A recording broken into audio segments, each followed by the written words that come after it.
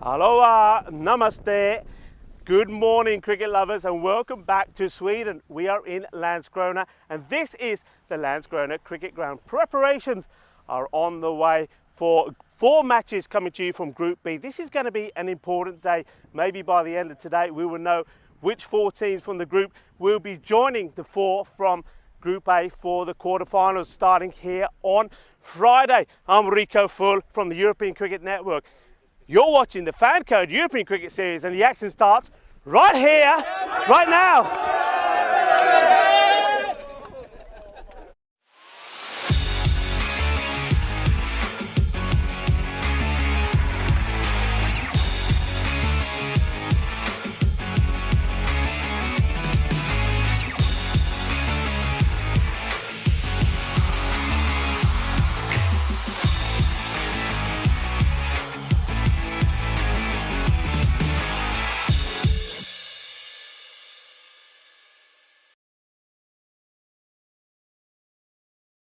The players of United and Loma enjoying themselves in the introduction. But now it's getting times to be serious in the middle because both these teams have got something to play for. Look, both teams have made their debut in this European Cricket Series, and they couldn't be in opposite ends of the spectrum. Loma, thanks to their captain mainly Najam, they're flying high.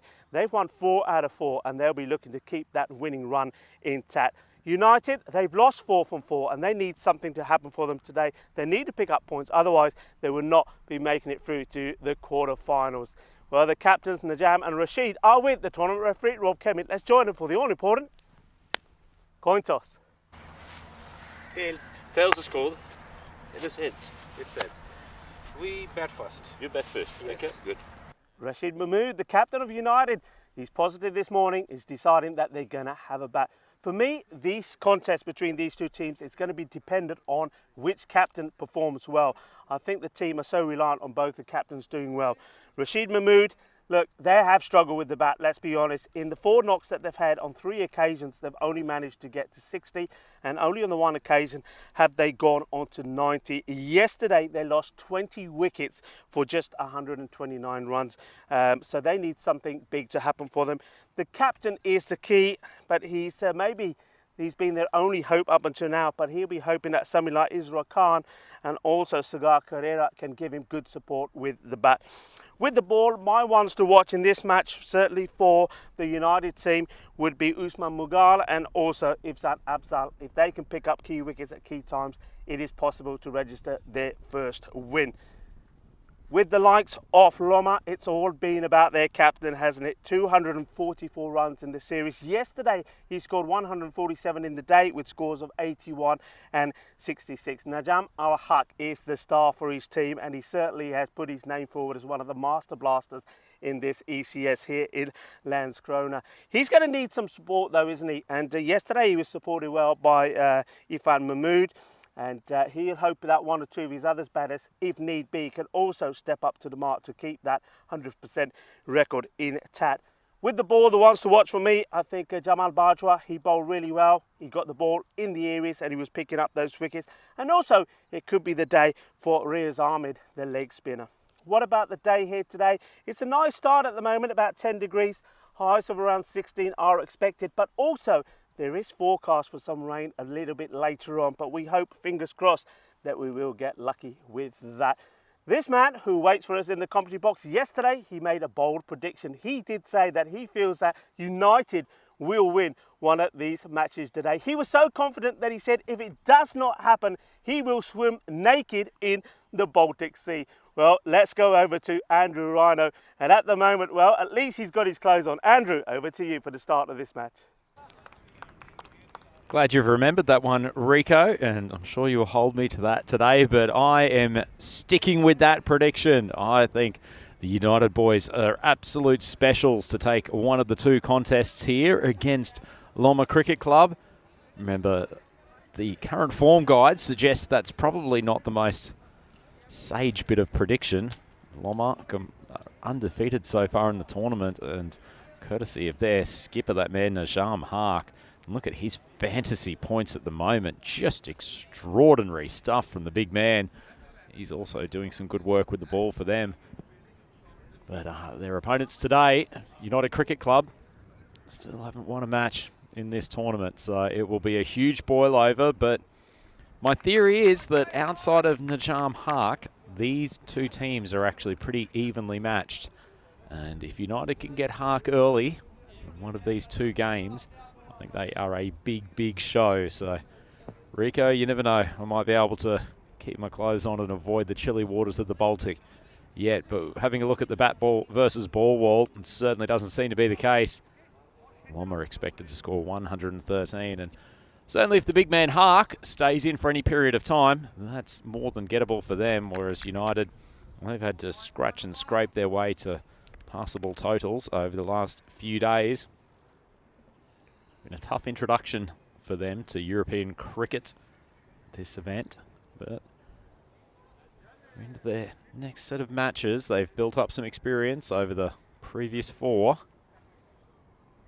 I think they'll be much better for that experience today.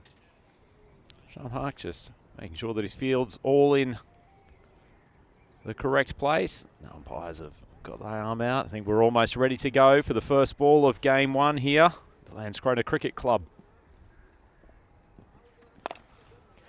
Oh, good start for United. Whoa, whoa, whoa. Haven't wasted any time in getting on top. First ball, the skipper, Najam Hark, just a little bit of a loosener outside off stump, and the captain, Rashid Mahmood. Rico talked about how important the battle between the two skippers are. Probably the two most individually influential players for their teams in the tournament. Mahmood, he started on top. Good comeback from Hark, just slows it down a touch. That one just held up off the pitch. Comes up with a dot ball. Mahmood, after that first ball six, knows that he doesn't have to push the pace in the rest of this over. He'll certainly face easier bowlers than Hark throughout the rest of this innings. Ball outside off stump. Mahmood plays it nicely. Just to the point fielder. And they scamper through for a single. Izra Khan is his batting partner. I think it's strategically a good move to go for the right and left combination. Chosen today to put Sagir Karir down the order a touch. He showed some good signs in the previous game. I mentioned him in the preview at the start of this week that he's a highly rated batsman. I think there's more to come for him over these remaining games that United have in the tournament.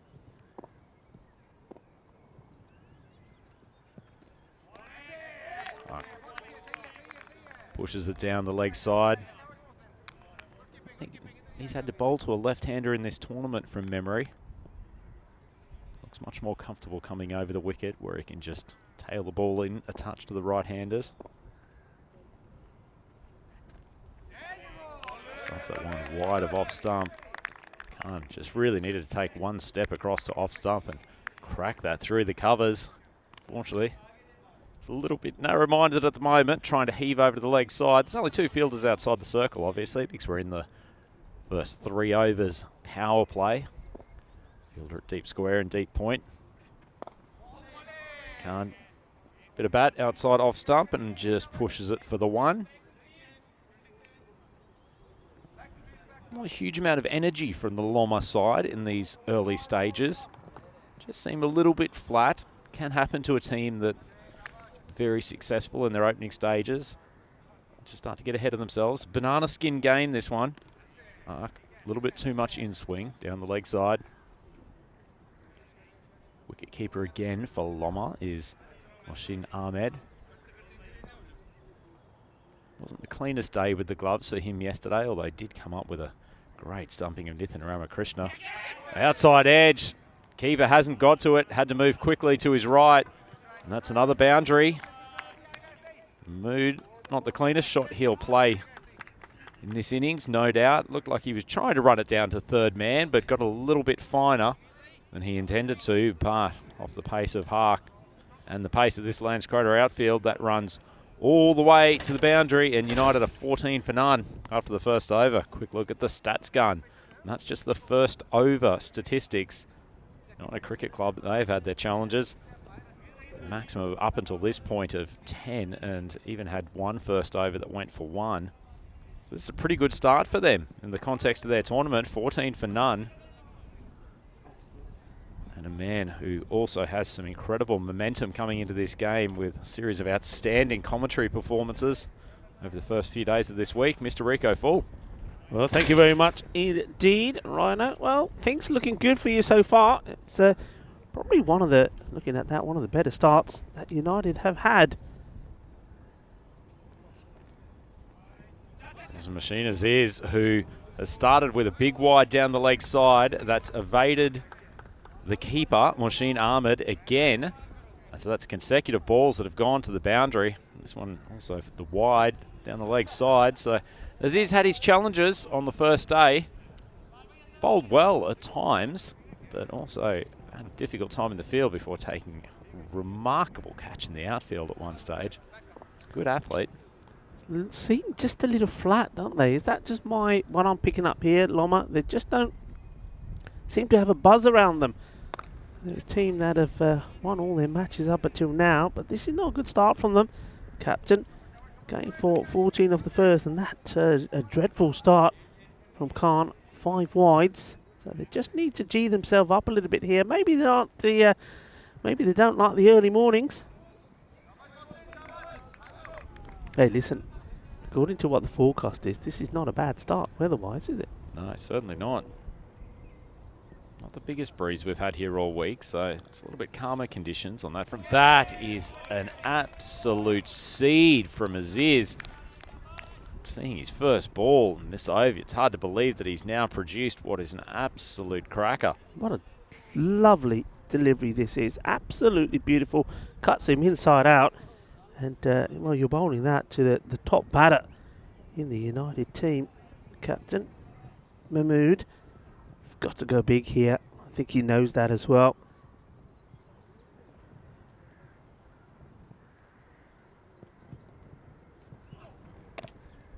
A decent length ball from Aziz. Mahmood enjoys the extra width on that one and just cuts it behind point. I'm going to go for an alternative view on this, Rico. I think that United need to look at this as of just building what is a sensible score, probably 90, 95. If Park stays in for any period of time, it doesn't really matter whether they score 115 or 90.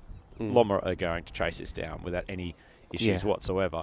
Whereas if they can build up a sensible score and get Hark early, 90 or 95 is going to look a long way away for the rest of this Loma batting lineup. Aziz gets heaved over the leg side. That's in between the man backward of square and at square leg. Khan gets his innings underway with a boundary. Yeah, it's a nice shot. Made room for himself. He was just a little bit too short from the bowler, Mohsin Aziz. And he hits that away firmly to the boundary. Nice shot from the left hand. I'm liking, as you know I do, I like the left and right hand combinations. I agree, Rico. I think it's a good selection from the skipper Mahmood. These two have been the most productive batters for United Cricket Club in the tournament to date as well.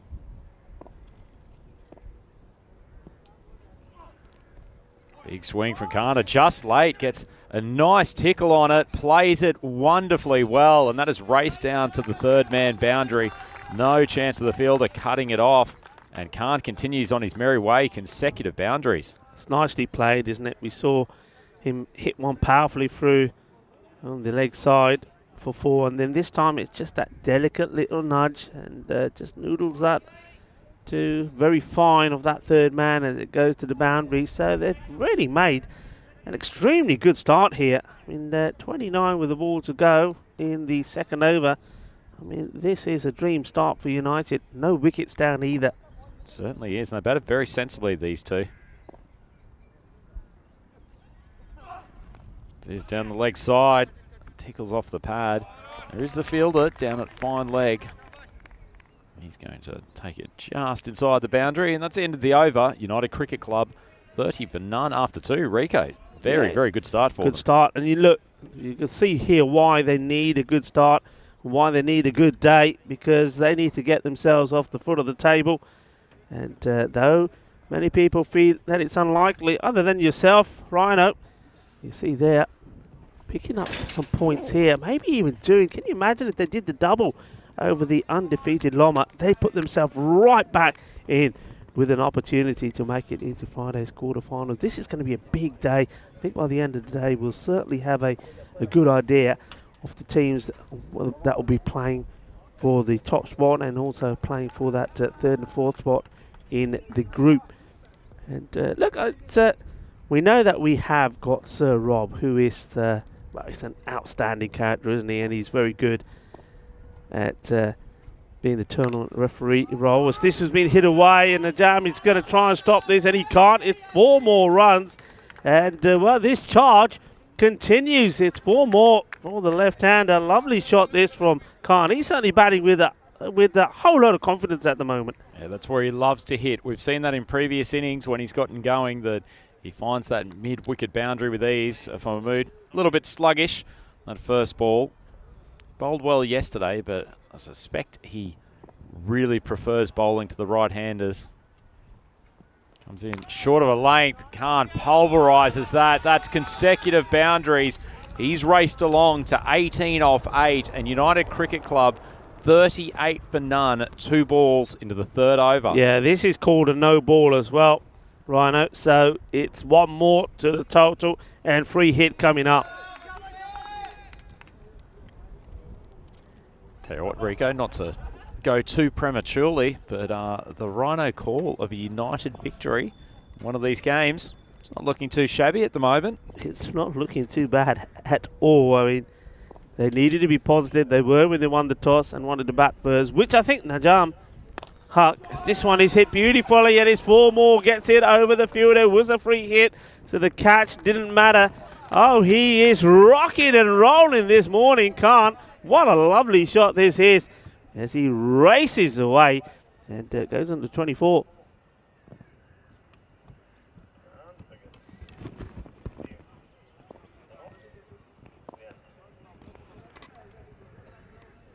Mahmood under some level of pressure. Khan, he's batting brilliantly at the moment. 22 off 9. Floats that outside off stump. He waits for it. He hits it behind point, and he finds the boundary yet again. This is tremendous batting. United 47 for none. Still balls to go in the power play, and Mahmood is getting spanked to all parts of the ground. This is just an awesome start. I mean, not is it just this bowler, that Mahmood, that's finding the brunt of Khan this morning, but all the bowlers have had difficulty. 14 off the first, and then it was 30 the score after 2, and now we're absolutely rocking it away. And there's something on that win prediction I've just seen that is going to make the man to the right of me smile, and that shot's going to make him smile even more, because that's 4 more runs. They brought the 50 up already inside the third over. This is incredible. Well, Isra Khan, he is making hay while the sun shines on the Landskrona Cricket Club ground. That's just wonderful placement. Got the full toss from Mahmood, a little bit of room outside off stump. Hasn't tried to hit it too hard, just stroked it through the covers. And the partnership is now 51 off 17 balls, and he has stroked multiple boundaries in succession this over. Big swing again across outside of stump. Nice comeback from Mahmood. Yeah, and the body language for me says it all this morning. Loma just, for some reason, they've just not been up for it. They have been very quiet out there from the moment the very first ball, the first over from Najam Huq was bowled, and they haven't been able to get themselves in it. And, well, United have taken full advantage of it. Playing with fire, Mahmood drops onto leg side, short of a length. I think Khan will be slightly disappointed despite his efforts in this over that he hasn't put that ball away. That is the end of the power play, Rico. United Cricket Club, this is no mistake, 52 for none after 3 against the undefeated Loma Cricket Club. Yeah, what a start. I mean, we may have a look sometimes here at the power plays that teams have had. As we have a look at that win probability, well, it just changed there dramatically. One moment, Loma were well ahead, and a couple of balls later, boom. But look, have a look at that. I mean, you can see that Loma, they have done pretty well, averaging about 32. United, The best that they've had was 20. Well, they've certainly said, right, tear that up because we're going at it again. 52. And just remind you, yesterday, team scores, they managed, and they were all out yesterday for these scores, 67 and 62 against Malmöhus. So the improvement here is vast. The only one thing you can put this down to, only one thing. They woke up early, they got the ut out, they boiled the potatoes, and they made themselves some aloo parantas because nothing else can explain this start for United. Absolute garbage, Rico. It's my inspirational words pre-game which have given them this boost. As Khan goes big again, swings across the line. He finds backward of square. He finds the boundary again. What a start for United. What a start indeed. And they turn to Bajwa, the one man that has bowled well for his captain. And even his first ball goes to the boundary. Isra Khan, he just cannot be stopped. He's on a boundary barrage. Bajwa, standing at the top of his mark, gets greeted first ball by a big swing across the line. Full ball on leg stump. Appeal's never going to be given, but probably should have been able to scamper through for a single. But to be honest, while Khan's feeling in the zone, perhaps better for him to retain the strike. Yeah, better length delivery though, isn't it, this one from Bajwa. They've just been bowling a tad short to Khan, and he's been putting it away, whether it's wide outside the off stump or down the middle of the track on his legs. Got to pitch up, and that's the first one that really sort of been in the right spot. Nice full ball outside off stump. Manages to keep Khan to a single as he drives that straight down to mid-off position. Very important though, isn't it, that these two, they value their wicket a little bit here because of the start they made is brilliant. They can afford to be a little bit more cautious to one or two good overs, maybe this one from Bajwa, and still go after the other bowlers. Losing both of these batters here quickly could really make a massive change to the way this innings finishes up. There's another LBW appeal there. But once again, the umpire not interested. Umpire's out there. It's Adnan Gill. He's the man at the bowler's end at the moment. And Sagar Hanif, our man in black, not interested in that. Certainly pitched in line, but jagged away off the deck. A fairly easy decision for the umpires, who have been very, very good across this tournament. Bajwa's come back well after that first ball boundary. Floats it outside off stump. Mahmood finds the gap next to between the fielder's hand and his leg. Poor Aziz, he continues to struggle in the outfield, and Mahmood feels like an eternity since he's faced a couple of balls, but he finds the boundary, and United continue to race along here. Yeah, Aziz there, the fielder, he's overcommitted. He's almost gone, well, he's gone past it, then tries to draw it back in. 4 runs. That's an error from the fielder Aziz. Yeah, good ball from Bajwa. Found his length in the latter stages of that over despite the boundary from Mahmood.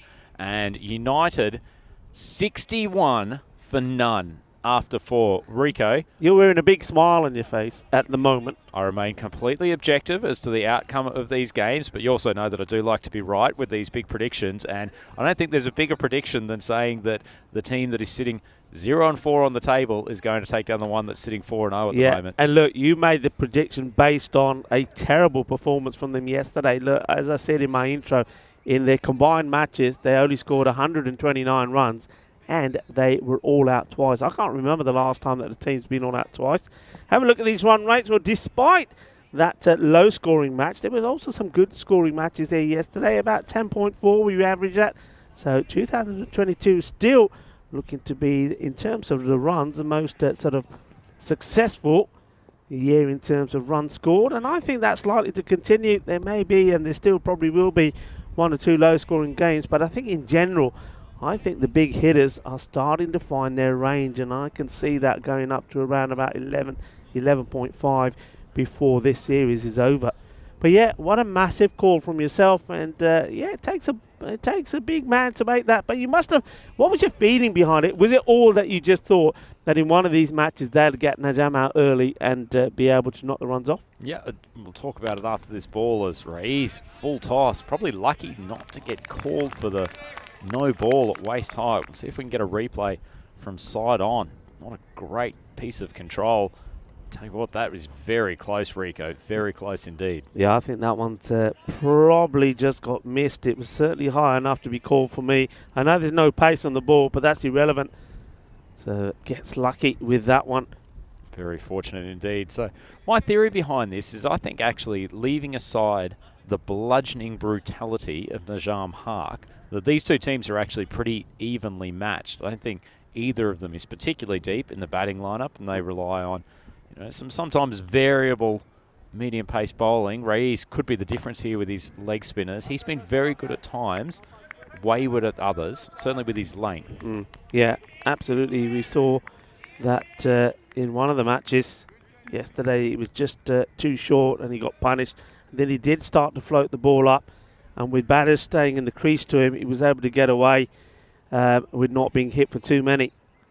And now this will be interesting. Bowling to Khan, the left-hander, who's just playing aggressively, no matter who the bowler. He's swung across the line. Fielder out there at deep mid wickets had to make a late adjustment. Ball might have spun off the surface.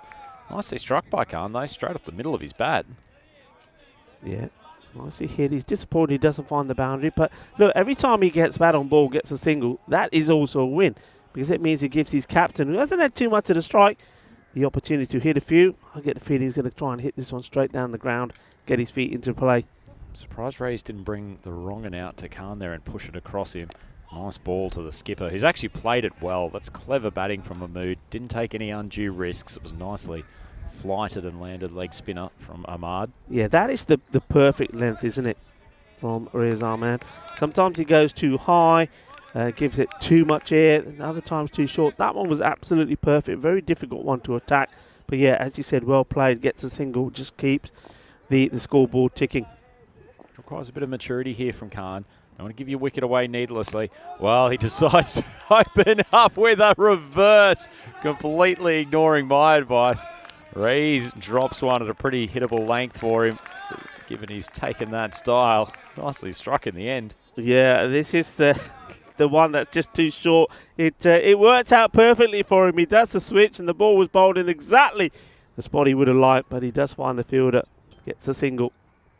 The outside off stump, nicely bowled from Reyes. The keeper takes it after 3 grabs. It's a nice over from the leg spinner. He only goes for 5. United up to 66 for none of 5 overs. Still at a very good run rate. I'm not sure if there was one piece of play that exemplified the incredible turnaround in confidence from the United Cricket Club than the fact that the team that's been bowled out in the 60s the last 2 games now have one of their batters doing reverses to the primary leg spinner in the competition. It's a game that's all about confidence, and there was a confidence there. Look, I started talking about quite a while ago about Rob Kemming and his coin tosses, and we'd be referring to him as probably the best man that we've ever seen that tosses a coin. He got one wrong here today. Unfortunately, we didn't catch it on camera, which is such a shame. It certainly would have been, when you have those blooper reels at the end of the day when you're watching a movie or something, it would have been an absolute classic. But unfortunately, Karina just wasn't able to get it. That is such a shame. Bargewell coming on for his second over. We might talk through Rob's tossing in a moment after this ball. Not a bad delivery from Bargewell, but they've left mid-wicket open for Khan. That is complete insanity from the skipper. A lot of time for Najam Hark, the captain of Loma, but Khan hits almost every single ball out to that part of the park. Why have they not got protection out there? That's the most craziest bit of field position that we've seen so far, and there's been some crazy ones. I mean, he's bowling to the left-hander, and there's nobody there in place. I think they've just totally messed the field up, and now they've sort of overpacked it, if you like. They've got a wideish mid-wicket and one at mid-wicket on the boundaries. Khan gets it off the bottom of the bat. Fortunate that he hasn't quite timed it because it's dropped about 5 metres in front of his ears, who's coming in from a wideish long off position, and he scampers through for a single. There's a right-hander now on strike, and that field is, well, finally now the Dam is making some change to the field, but it's not right, is it? I'm not quite sure what he's doing here. We've got Fair bit of protection going through the cover region, plus straight long off. Mahmood senses that, swings it away to the leg side, although there's a defensive fielder backward of square on the fence, and it's only one. Yeah, I think they need to have a look at that again. I mean, that shot being played to that fielder, he waits for the ball to come to him slowly and then reluctantly gets the ball back. I think next time it goes in that area, you certainly want to be pushing for 2. Especially for Jamal Bajwa. He does bowl stump to stump. He's quite an accurate bowler, but for the left-hander, you've got to give him protection on that leg. So Khan creates room, just gets it off the toe end of the bat, but it beats the fielder out there backward of point. That was Sajid Ahmed, who I thought might have had a play on the ball, couldn't stop it. And another boundary for Khan.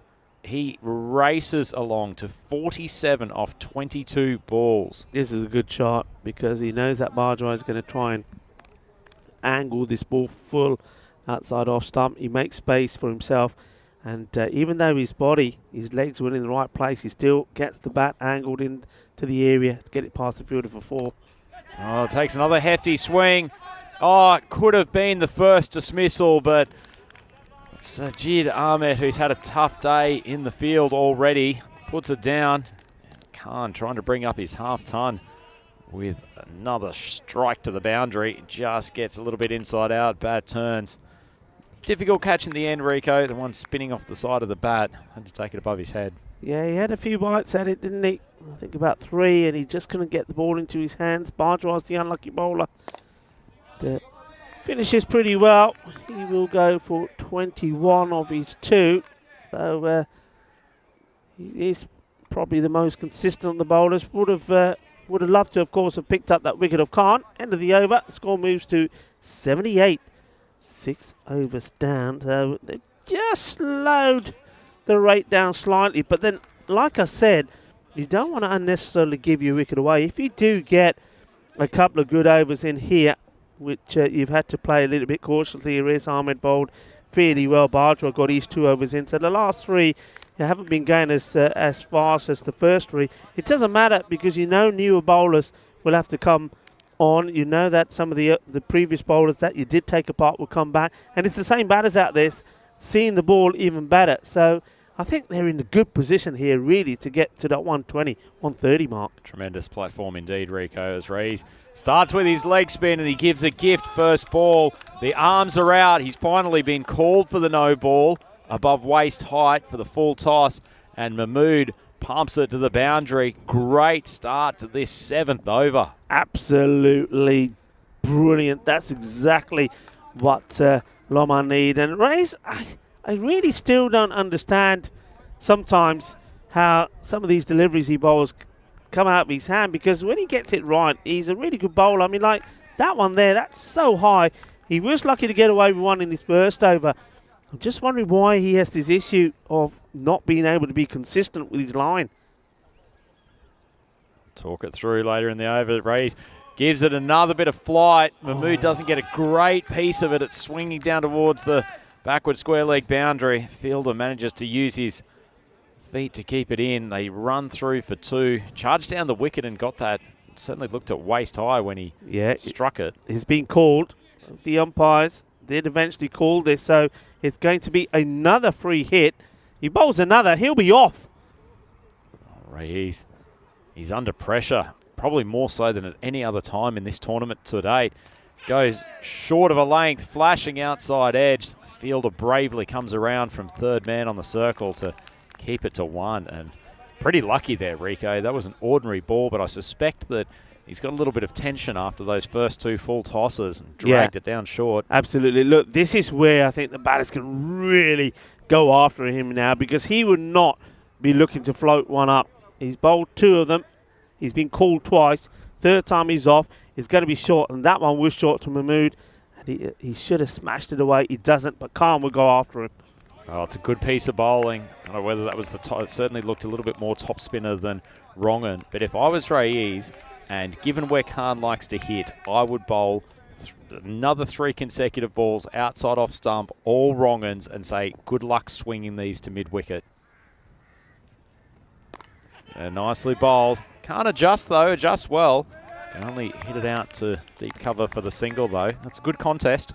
Yeah, good contest. And thing is, though, with Khan, you see Khan being able to play that shot, it just tells you that the length from the spinner Ahmed still isn't right. He just needs to get that ball a bit fuller, and well, he's reluctant to do so now. That's the better length, but has been played well nicely, and the fielder does really well here. We know that this pitch is very hard. I mean, even with some of the rain that we had overnight, it doesn't seem to have affected it at all. So he is looking to finish his over well. Started disastrously. Good cricket all round on that last ball, Rico. Mahmood sat back after a good length ball from Reyes and great fielding. Nicely bowled, getting it outside off stump. Khan tried to take him to mid-wicket to bring up the half-ton. He's got one more ball to get through in this over. Ahmed, despite his struggles with the full tosses, his figures actually in the context of this game aren't too bad. Floats it outside off. Khan takes on the outfielders. Lucky again that he slightly mistimed it, and Hark patrols that long on area and keeps it to a single. It's just the one, and United 90 for none after 7 overs. Yeah, just the one. And before we have a look at this, let's congratulate Israel Khan for a superb half century. He's brought up in 27 deliveries. Well bowled indeed. Well batted indeed, but well bowled also. Rez Ahmed, because he was under pressure, finishes his 2 overs for just 17. Bowled Badaya Israel Khan, no apni half century Benali. And this is where we are. Group A, we know that Evergreen, John Shopping, Seaside, and the Hussenberg Stars are waiting to see which 4 teams from Group B will join them in the quarterfinals starting on Friday. So we've got group matches today and tomorrow. And this is all about United. This is all about if United can get some wins under their belt and get points on the board for them. Because if they do, they open this group wide open. Certainly do. Sajid Ahmed. Skipper's turned to him to bowl. First time in this tournament. Talk about some pressure on the young man. 90 for none after 7. Drops onto the leg stump. Big appeal. Umpire not interested. Good start for him though. Put a few revolutions on it and got it to turn away from Khan. See this again, and well, that certainly does hit something. Now whether it's the bat or just takes the top of the pad, I'm not sure. I suspect that's taken the upper thigh area rather than the bat. I think it's a good decision from the umpire. Yeah, Mohsin Hamid though needs to be up to the stumps, because he could have had the stump in as well. This ends up being a full toss, but it's played out to the man at deep square. He'll get the single. He won't mind that at the moment, certainly, Mahmood. As this partnership, well, isn't it flourished? 91 it's worth here now. Mahmood, 28, the captain. A man that's been outstanding has been Khan. He's been superb. It's Mahmood on strike now. Sitting very deep in his crease. Gets the ball onto the back foot, swings it across the line. Should only be 1 if they field cleanly. They're going to push through for 2. Good running, heads up play from Rashid Mahmood. He's a really, really industrious cricketer. Yeah, good cricket. They showed their intent by running the first one hard, put the pressure on the fielder that had an easy ball to pick up and throw, but that was the pressure. He makes a fumble, they get the 2. Decent ball, but Mahmood strikes it beautifully down the ground, taking a leaf out of Najam Hark's book. Beautiful shot. Wasn't a bad ball at all. Yeah, this is a good shot. And this is worrying times now, particularly for Loma, because all of a sudden, I think we're seeing the captain, Rashid Mahmood, start to find his range. He just played a supporting role up until now. Now he's looking to really put the foot down on the accelerator. Drives it straight again. Hark comes around, gets the body behind it, keeps it to 1. Takes him up to 98. And the partnership, of course, at 98 as well. This has been a turn up for the books, Rico. A 100-run partnership. This is sensational. And I'll be interested to know what people on the chat are thinking about this. Good morning to everybody on the YouTube chat, because I think they're probably just as stunned as what a lot of people around the ground are. And I think a lot of people watching wherever you are around the world, first of all, a very warm welcome to you. And how about this? A team that, well, the highest score they've scored so far was 95 in all the other 3 knocks. Other than that 95, they've struggled to get past 60, and yet here they are. They got to the 60 in the 4th over. I think there's been a no ball called here, Rico, and I suspect it's for an extra player outside the circle. Only allowed 5 fielders outside the 30-metre circle. So some questions coming up. I think that Sajid Ahmed's going to have to come on and re-bowl that final ball. Oh, well, so if that's the no ball has been called, so the 100 then goes up. So 100 on the board. And we've still got a ball to go to complete this 8th. This has just been an amazing turnaround. But I have to say, the lack of urgency in Loma and positiveness has been really strange for me. I mean, when I saw them this morning, you saw them all involved in the intro. They were pretty breezy and pretty happy. But they haven't taken it onto the field of play. And, well, the only man that gets more pressured by this is Najam, the captain. Well, it was almost a wicket off the last ball, but heads-up play from Isra Khan. Keeper's put down the catch, and he's scampered through for a single, got Mahmood back on the strike. Plenty happening on that last ball, and congratulations to these two for bringing up the 100-run partnership. What a magnificent performance from a team under pressure and absolutely desperate for their first win of the tournament. Tremendous stuff from Mahmood and Khan. Yeah, huge congratulations to both these two batters, Rashid Mahmood and Isra Khan. They've brought up their 100 partnership, and well, they're looking to continue. And they've got 12 deliveries, or 12 legal deliveries, I should say, because there's been quite a few extras as well, which doesn't help. 12 extras, 7 wides, 2 no balls in that as well as those the byes. Certainly nothing that we haven't seen from Loma's bowling attack in previous games, though.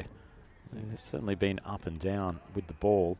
Just turning, you mentioned about the YouTube chat before, Rico. Yeah. Great to have all of our fans joining on there this morning, and hope you're enjoying the coverage here today. I'm sure plenty of you have been enjoying the coverage over on the other stream of the Malta T20 Valletta Cup as well, but we're really pleased that you've chosen to join us here in Landskrona, Sweden. And we'll turn to a couple of questions in a moment that have come in through the YouTube chat as he's coming on for his second over.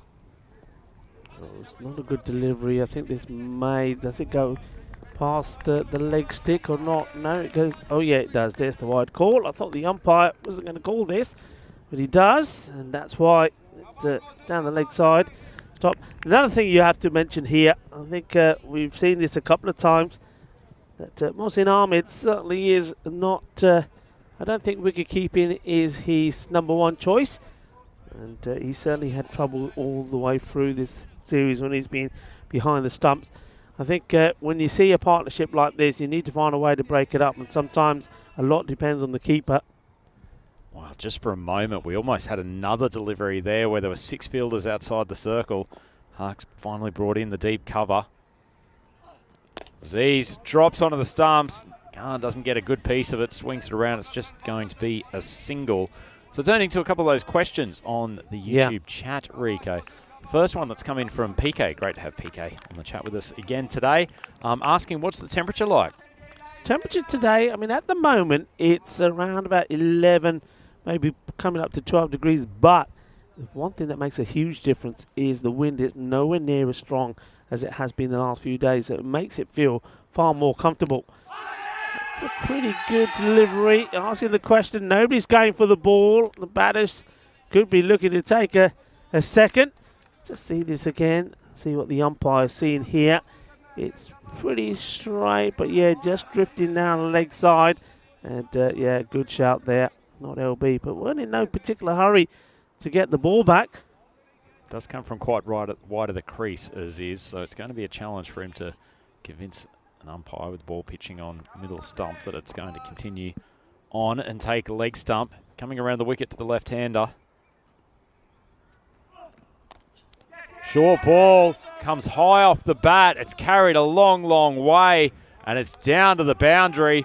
It's only going to be a 4, I suspect, but still, that's the first boundary for a little while. Nicely struck from Isra Khan, and he continues on his merry way. He's up to 57 off 32 balls.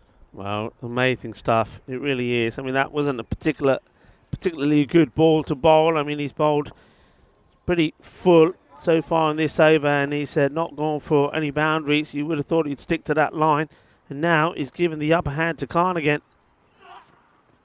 Good ball, wide of off stump, but well bowled. Intelligent stuff from the young man.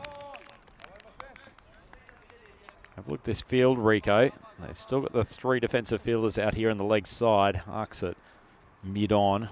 It's a very, very wide mid-wicket. And another fielder that's almost a deep square leg. Wideish long on up here, and also the fielder down at third man for the flashing outside edge. Decent strike from Khan, but he's hit it straight to the mid-wicket fielder, who takes it cleanly, and they'll keep it to a 1. There's Adnan Khan out there at deep mid-wicket. Just managed to stem the boundaries enough in the last couple of overs, Rico, that this total is certainly not out of the reach of Loma Cricket Club by any stretch, and certainly so long as the skipper Hark is in there, but hasn't quite reached the lofty heights of 130 or 140 that we've seen a couple of times at this ground. Oh, we've got a retirement coming. This is a turn up for the books. Yes, this is very strange. Yeah, deep into the 9th over, and it looks as though yeah, this is very, very strange indeed. And I suppose this is all about them deciding, okay, I've done my bit, and maybe he's saying, yeah, I quite like what I've done here so far. But, I'll just take that and give somebody else an opportunity. Nicely bowled from Aziz. Moods taking it around his pads just for the single. It's the end of the over. 1-1-1 for none, although with an enforced retirement from the opener. So that's the end of the 9th. Riga, it's an interesting call. I actually suspect that Khan might have picked up a little niggle while he's out there and maybe had a chat to Mahmood so that I can't run between the wickets with the gusto that we need in this final over. And if Mahmood can actually take most of the strike, then actually having the quickest runner out there possible is probably not the worst thing. Yeah, I mean, that's the only thing, like you say, that I can think about that's happened there. And probably does make sense, I suppose, coming into the last over. We'll obviously give you some more updates on that, but what we can tell you is that it's going to be the captain, Najam, Huck to bowl. He's second, and he went for 14 off his first, and I don't think he was expecting this score to be anywhere near this at the start of the day. Gives Mahmood some room, as he is not the least bit interested in the catch. Just keeps it to 1. So they'll be happy to have Mahmood off strike. United move along to 112. Final 5 balls coming up. Pretty good first up delivery from Najam, wide of off stump. Just outside off. Nicely struck. Pushed through to cover. Mahmood runs the first one quickly. So he's got no qualms about getting Korea back on strike. He's a good batsman in his own right, although he'll only have a bit part to play here in this final over.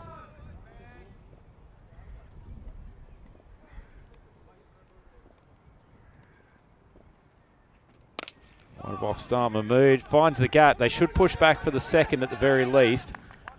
He takes a very, very wide turning circle, but tough job from Aziz. Oh my, well, getting Korea back on strike, pushing hard. Mahmood showing what a good athlete he is too, deep into the 9th over, and he's still pushing for the extra. Yeah, I mean, look, this is maybe why it got somebody out there who's fitter and faster. They run the 3. Look, all the time the fielders had to come in to bat this up. Nobody comes in, and you can see that Najam does his best to try and stop it, and when he turns around, he can't believe that nobody has bat this up. And he reluctantly goes to get the ball and gives his team an evil look. This one will probably just drop safe. It will. Just a single. Not a bad result. At the very least, gets Mahmood back on strike. 2 balls to go in this over. United up to 117 for 1. Love a boundary off one of these last 2 balls.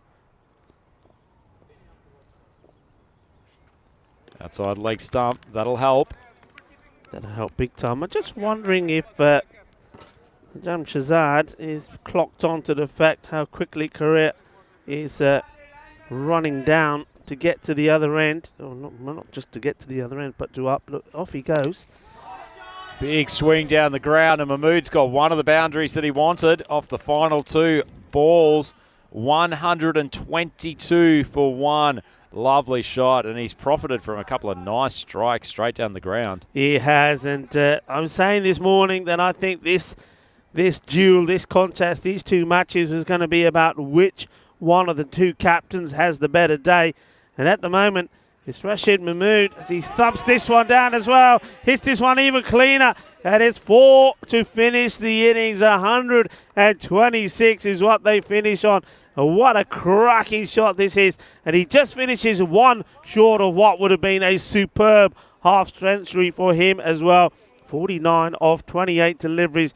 Well, and Ryan, maybe we won't see you get your gear off and go into the Baltic Sea, because what United have done here, they've put the runs on the board. We know that Loma are a strong batting side, but it's all to do with their captain, Najam. I think here, if Najam doesn't get to a score around 70 or 80, that this could be the first victory for United. Yeah, that's an outstanding performance from the United batters, and huge congratulations to the Mahmood coming up with a couple of beautifully struck boundaries to bring a conclusion to this innings. 126 for one, and that solitary wicket, a retirement of Isra Khan, but it was just a boundary buffet for the majority of that innings, and it was happening from both batters. Mahmood got them started nicely, played some intelligent shots before Isra Khan took up the attack, and he was really the more aggressive player throughout the early and middle stage of those overs. Swung it to mid-wicket with a reckless abandon throughout the most part, but showed he's not just a mid-wicket slogger as well. Struck some nice shots throughout the covers, really judged the ball to hit far better today than he has in the last couple of innings. Picked his spots, made sure he swung confidently, and that was an outstanding half-century for him. Who knows what was going through the skipper from Aloma's head when they left that mid-wicket region open. They could have sent him back to the pavilion, but Sajid Ahmed spilled a tough chance for the leg spinner. Raiz gifted a couple of no balls with full tosses above waist height. Even when he wasn't timing the ball perfectly, Isra was still finding the boundary, and his skipper stepped up to the plate in the last couple of overs. A couple of beautiful drives straight down the ground. Isra Khan, he was happy with his work in this innings before he stepped out to retire in the final over, and it certainly paid dividends in terms of Saga Korea joining Mahmood at the batting crease, hustling between deliveries and creating runs that might not have existed otherwise. Great stuff from him in a small little cameo, and it was all smiles and happy faces for United Cricket Club as they walk off the pitch with 126 runs on the board. That is going to be a very, very difficult chase for Loma Cricket Club to keep up their undefeated record, and they will need a big contribution again from the skipper, Najam Haque. If United can get him early, then they will think they are in with a big, big show of picking up their first win in this tournament today. Have a quick look at that batting card, and it's a very attractive one for fans of United Cricket Club. Rashid Mahmood desperately unlucky not to end up with a half century, but hey, he batted superbly throughout the innings, judged the balls well, took singles when they were on offer, and also found the boundary when he had the opportunity. He ended up 49 of 28. That man, Isra Khan. The other part of the century partnership, he scored 58 off 34 before retiring out, and then Sagar Korea came in at the end. Couple of runs for him, but it was more so his running between the wickets that was his major contribution during this innings. So bowling figures of Loma completely empty in the wicket category. Even the reliable skipper, Haque, he's gone for 29 runs off his 2 overs. Irfan Mahmood, he bowled impressively yesterday, but went for 21 off his solitary appearance at the bowling crease. Even Reyes Ahmed, who ended up with probably better figures in some ways than he deserved after a couple of full tosses. He bowled 2 overs for 17. It's a sorry-looking bowling card for Loma Cricket Club, and unless they can chase this target down, largely courtesy of their captain, I suspect, they will come back to earth with a thud. So the win probability still The analysis is saying Loma are favourites. I suspect that very much depends on how much they get out of Park with the bat. This is going to be a compelling chase. Please join us back here on the European Cricket Network in a few minutes for the second innings of this Match 33 contest between United Cricket Club and Loma.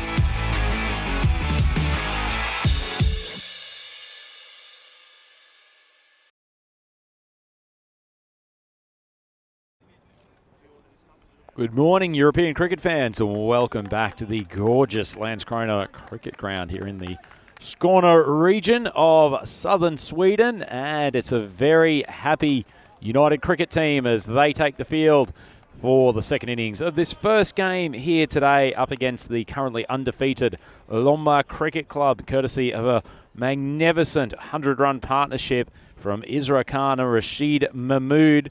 United have put 126 runs on the board in their 10-over stint in the first innings, and so Lomma Cricket Club will have to chase down 127 if they're to maintain their perfect record in this game.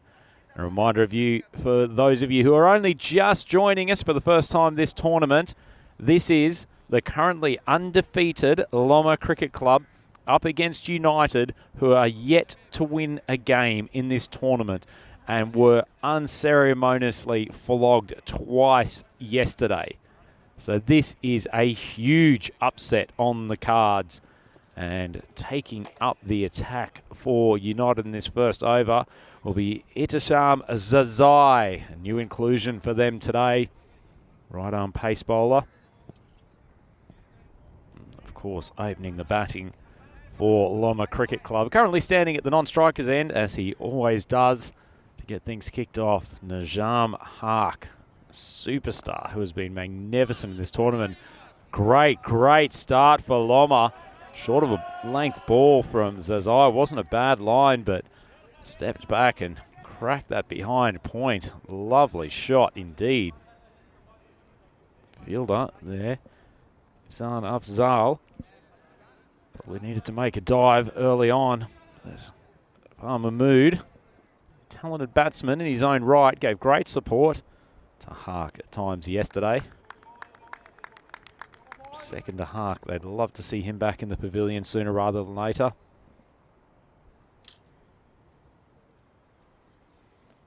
Zai drops a little bit short. The ball actually came off the top edge, and for a moment thought there might have been an opportunity for the fielder, Latif Salheri, coming in from backward of square leg, but it just drops a few metres in front of him, and they'll squeeze through for a single and bring on a man who is in imperious form to the batting crease, Najam Hark. He was incredible across both games for Lomma Cricket Club yesterday as they took down Hisingans. Zai, good length ball. Hark swings across the line. Disappointing effort from Amir Janjua. Not only has he allowed 2 runs through, but he's allowed the captain to just waltz back onto strike. Must be infuriating for the bowler, keeping Hark to a 1 and then just gifting him an opportunity for the second. And a man who never gifted anything to a batsman in his entire career. Welcome back to the microphone, Rico Full. Thank you very much. And, well, you know, when you see things like this is a big moment, massive moment, and, oh, it's put down. Oh, my word. Well, for a moment there, I thought Janjua was going to take all the credit for what would have been a massive wicket, that off the captain, Najam Hark, because it's thanks to him that he goes back on strike. And then, well, we've seen 2 bits of bad fielding on the trot. Rico, if they lose this game, I'm going to be having serious words to that man standing there at backward square. Nice bowling from Zazai. We haven't really seen Hark tested with the short ball at this tournament to date. Another nice delivery just outside off stump. But that could be the moment. The way Hark is batting, he is not giving away too many chances. And that was a gift in the first over. Wow. Well, the bowler is still smiling. He can afford to smile. And I think that is because Najam Hark is probably saying to him, unlucky, buddy. And he's saying, well, what can I do? A little bit short of a length outside off stump. Mood scampers through for the single. I don't think United's going to be particularly disappointed about that because it brings him back on strike for the start of the second over. Lomma 9 for none after the first. Well. That is a big moment first up. Calm down. I know you got images of the cold Baltic Sea in front of your eyes, haven't you? Because until that man, Najam Hark, has not been removed from being out there. You're going to keep feeling it, and well, I feel for you because they've done. Look, first of all, let's just talk about the amazing thing that United have done. I still can't believe that I'm looking at the bottom of that score, 9-0, and then it's his target, 127 for 1. And really, it wasn't that 1, it was the retirement of Khan. It was an awesome, awesome display. Surely they're not going to let themselves down with their bowling and their fielding. Well, now with the bowling responsibility, it's Ifsan Afzal. He starts out with a wide outside of off stump. It's a good target on the board, but it will be meaningless if Hark stays there for the entire innings. There's not much that he can't chase down. It's a better ball, forces Irfan to just play defensively on the offside. Run out opportunity as Hark wasn't hustling through as sharply as he might. Nice bit of fielding. Very tight indeed. In fact, if that had been a direct hit, I suspect Hark would have been on his way back to the pavilion. Yeah, but not really in position to take it cleanly either. Yeah, if that hits, he would have been out. The two umpires just having a little conversation about something there. Not sure what it's about. But, I think it may be one of the fielders, probably the man that dropped the catch. He's probably saying he has a bit of an injury to the umpire square. We don't know. We'll see. This will be called a wide.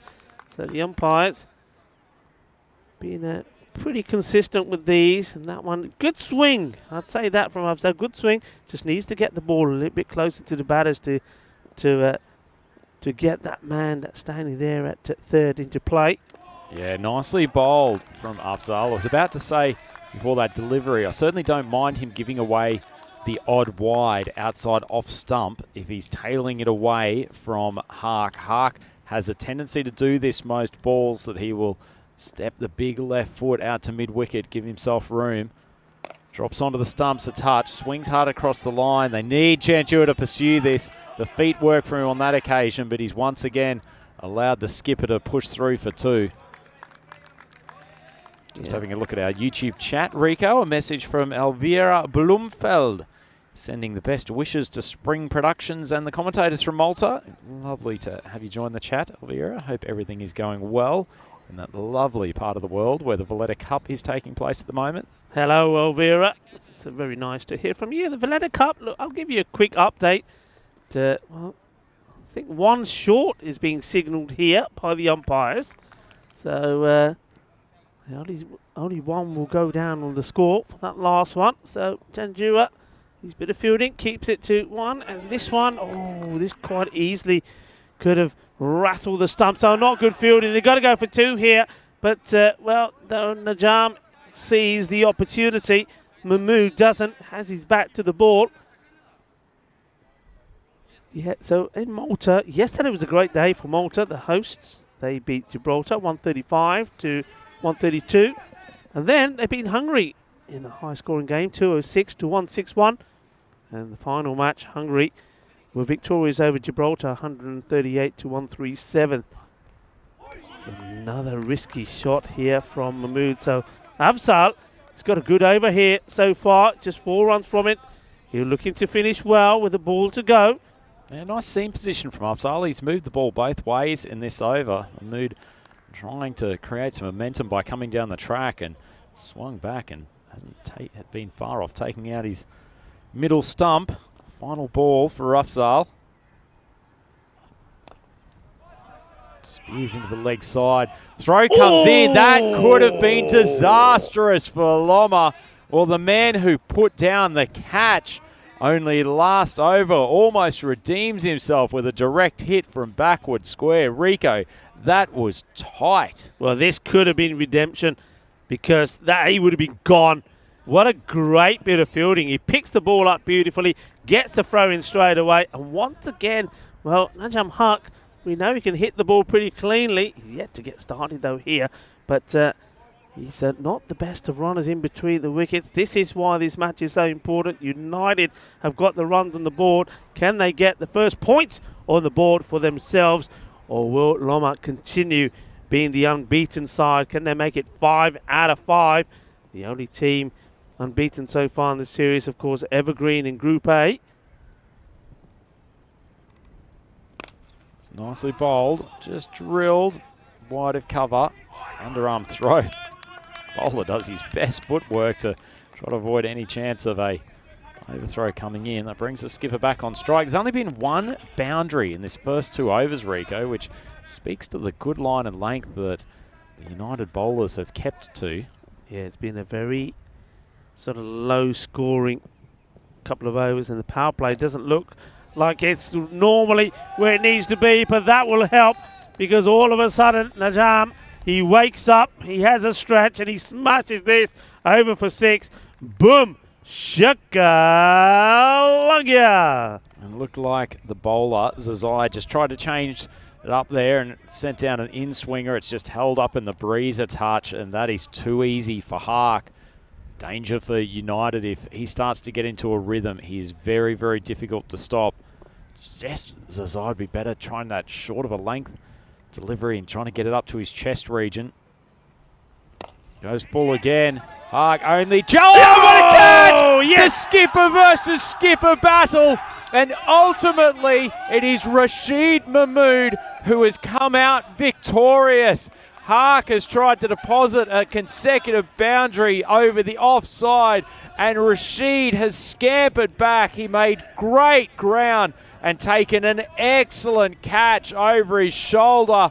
What a moment and what a performance from a man who is trying to will his team to victory. Oh, it's the battle of the 2 captains. And, well, right on cue, as I was saying, it's all going to be about which of the 2 captains is going to be on fire here today. And it looks like it's going to be Rashid Mahmood after his 49 or 28 deliveries, not out, helping his team to put on a big score, 126 on the board. He then takes the crucial catch. He's got lucky earlier, didn't he, when he was dropped, but not by the captain Mahmood, who's got a safe pair of hands. We saw him take 3 catches in that zone yesterday, but none are going to be as important as that one. Certainly not, Rico Fall. When Najam Hark first struck that ball, I didn't think Mahmood was going to be quick enough to make the ground, but he sprinted off from his fielding position and has judged it perfectly. That's a technically outstanding catch and a huge moment in this game. For the first time, the pressure is on the Loma middle order, and they do not have Hark there to carry them to what is already an imposing total. Rico, United have to be favourites from here. Yep, without fail, that catch for me, that's won them a match. I can't see them coming back from this because really nobody else has performed in Loma, not to the extent of what they need here now, a big score from an individual. It just hasn't happened. It's all been about Hark. He goes for 10 of 7 deliveries. And, well, Zazia coming into the side has taken probably the biggest wicket that you could think of. And what an introduction for him in this FanCode European Cricket Series. Wide of off stump to the left-hander. Called wide. I thought that looked pretty good, actually, Rico. We might see it on the replay. Certainly started outside off stump. And I think probably the angle might have deceived the umpire a bit. I think that's a pretty decent ball from Zazai. The umpire thought long and hard about it before he spread his wings. Bajwa, who's joined Mahmood at the crease, just tickles that around to fine leg. He's provided some useful moments with the bat so far, Bajwa, but a big task ahead for these two with Hark back in the pavilion. Looking to the YouTube chat, Rico, Graham Holmes asking, how have United done this? They have looked horrendous for matches, and now they're going to take down the table toppers. Well, this is a huge, huge moment. I mean, it's not over yet, of course, but when you look at the way things are, 14 required from here on in per over. The big man, Najam, is gone, and you can see the difference that makes. It's going to be a lot of swinging and missing. The dot balls are creeping in. And Zazia, one thing I'll say, you know me, Andrew, I wish like see a player that enjoys being out there. And even when he went through that period of the misfield, the drop catch, he was always smiling. And those smiles have now turned into joyful smiles because he has taken a huge wicket. And That's the end of his spell. He goes for 19, but he has picked up the prize wicket of Huck. 25 for 1 at the end of the power play. Yeah, very nice bowling from Zazai, and credit to the captain Mahmood for giving him the second over. Could have held him back to the end, but thought, here's my best paceman. I'm going to try to get Hark's wicket while I have the opportunity, while the ball's new and hard. Excellent bowling, backing up the captain's decision. Yeah, it certainly was. And now this is all about them just now keeping composed. And they don't want to start thinking that they've won this match, by no means. They've got still 7 overs to get through, but they've got to take their chances. And just bowl a good line. That's what the bowlers need to be thinking here. Just bowl a good line. And this man, Usman Mughal, you heard me mention him. I think he's been the pick of the bowlers for United. And, very particular about where he wants his field. All good bowlers are. And they'll be hoping to pick up a few wickets here today. Just shifting Zazai back out to point and bringing the fielder in. Who was it? Backward of point. Mughal starts that one wide of off stump.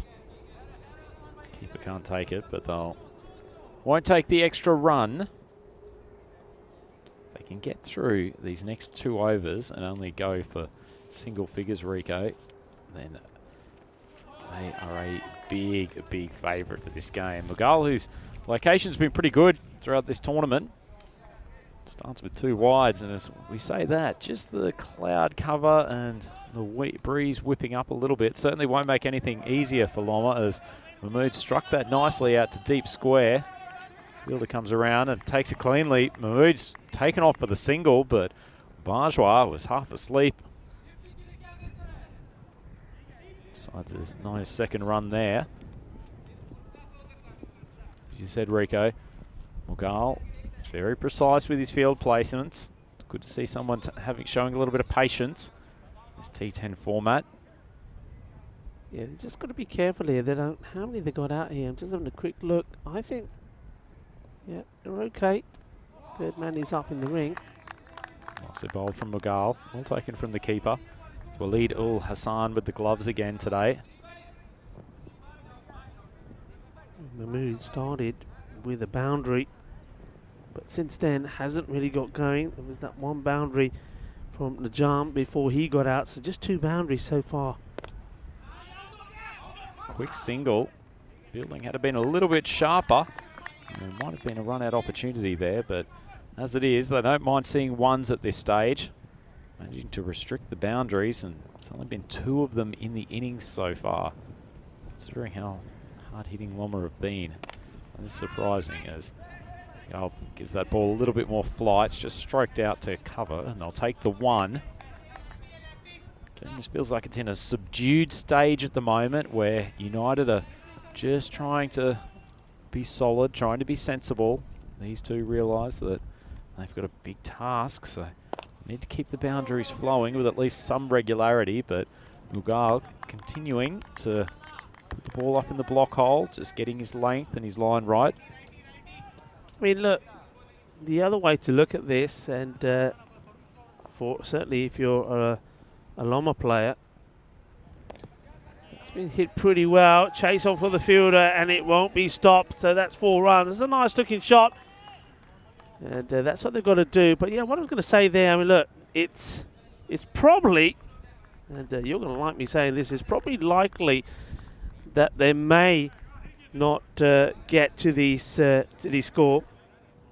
So one thing they've got to be thinking about is that maybe, okay, we haven't got Najam Huq, who's been scoring all the runs. This is an opportunity for them to put a score together without him. This could do their confidence a world of good. They're already in the quarterfinals, right? And that's a fact for Loma. They're already there, but they've been led by the captain.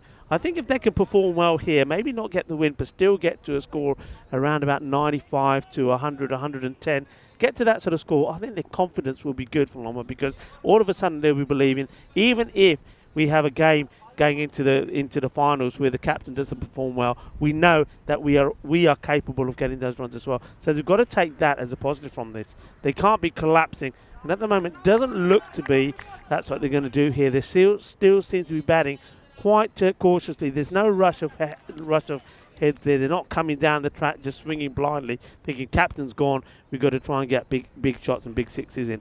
No, you're completely right, Rico, as that one is swung away by the left-hander. Barjois just going to be a single, wide off the first ball. As Ezra Khan coming in, his left armers. Unusual sideways action, very reminiscent of the protractor from Hungary. One of the favourites of ECN cricket watchers. Batted magnificently earlier today, Khan. Really drove their total in the middle stages. Short ball, it's uppish from Mahmood, but it clears the fielder. And it's a Maximo and a much needed one at that for Loma. They're up to 43 for 1. Well, this is a bit more like it. Boom, shaka lugya. This is a nice looking shot. He gets the full momentum of the body into this one, and it goes a pretty long way. And that's our man there, Latif Saluri, that has to do the fielding. There is life yet in this contest, Rico. Mahmood is a quality batter. Yeah, isn't Saluri a happy man at the moment? That one's just tickled the outside pad, I think. It might be a run-out opportunity. Barjois was slow, and I think that's out. He's gone. I think he's gone here. It's called a leg by. Well, this is what you don't want to be doing. I mean, it's running blind maybe. Here's the throw, and... oh, he goes round the stumps, but I still think he may. Let's have a look. See if we can slow this down here. He misses them first time. And let's have a look here. He's got him. He's got him. He gets lucky, misses the stumps the first time, but on the way back, knocks them over. It's pretty close. Well, there's the bat. The bat has come out of the hands. I think this is another bat plug. At some point, it slides off the pitch before it gets plugged. Here we go. There goes the bat plugging. Well, look at that. That's a triple somersault from the bat. But it's not going to help the batter. He's going to be given his marching orders, I'm pretty sure. And he does. Off he goes. What a horrible way to get out. Because well, these two just started to get a bit of partnership again. Just hit a lovely shot for 6. And then that happens. Well, I think Rico, they were probably a little bit surprised at how fine that third man is. And so he scooted in really, really quickly. Only had to take 5 or 6 steps to his left. Did really well and collected the ball cleanly. The keeper here has almost messed it up as that ball's been swung out to the offside for a single. The keeper's almost messed it up by taking an air swing originally, but actually adjusted pretty well to take the stumps on his second effort. Barjois back in the pavilion. This also means that they've got 2 right-handers coming in because Mohsin Ahmed has joined Mahmood at the crease. Just swings that long on for a single. But a lot of people are saying this bowler looks a bit like the protector. Well, he's in Malta at the moment because Hungary are playing there. What I can tell you is the match between Malta and Romania has started. That's the first match there today. Up in the air. This will go all the way. Balle, balle, balle. Landskrona. Well, Mohsin Ahmed is decided, well, I'm going to go out here and have some fun. That's a lovely clean strike of the ball. Well, we saw him do that yesterday once. Rico clearly enjoys hitting that in that particular region. Disappointing finish to the over from Khan. He goes for 14, and Loma just staying close enough. They're 51 for 2 after 5 overs. Win predictor well in favour of United Cricket Club. Still got the skipper, Rashid Mahmood, who is not bowled, so he'll have his 2 overs for this final 5, 1 from Magal. So they've still got some quality bowling to come. But Loma, close enough if they're good enough. They're going to have to accelerate in this second half of the innings, but they have given themselves a platform. Magal coming on for his second. And Mahmood lofts that ball high and handsome over the boundary. That's consecutive Maximos. And Loma have some momentum all of a sudden. Well, this is a nice shot as well. It's just that nice length, isn't it? If you want to put your foot down the track and get a big swing in. And Mughal is just going to get this ball a bit fuller. Nicely struck down the ground. A lot of work for the fielder to do. Dives and dives very well. That's a tremendous effort. A round of applause for Rico for the cigar career. stops a boundary. That's an excellent momentum killer. If there was a third boundary in a row, Rico, that would have been a huge moment for Loma. That's the way to do it. Well, he's not going to be able to do much about this from the offside, but as it is, Mahmood doesn't get a full piece of it, and it drops safely inside the boundary. Mohammed Samir does the fielding. Yeah, I just want to go back to the ball before. What a stop that is. I mean, Sagar Correa comes in, sliding, gets his body right behind it, takes a tumble, but he keeps the ball in play. That is superb. Up in the air, opportunity. Somebody's got to take this. Oh, it goes down. It's another catch that goes down, I think. There was a danger of the two running into each other. One thing I always say in this match, you cannot hide anyone, and that's Janjua again trying to take the catch, and gets his fingertips to it, but it goes down. Well, I got full sympathy for Janjua here. It was like he was taking a punt in the NFL and a defensive back was flying through on special teams to take him out. Absolutely unnecessary from Magal to be charging at that ball.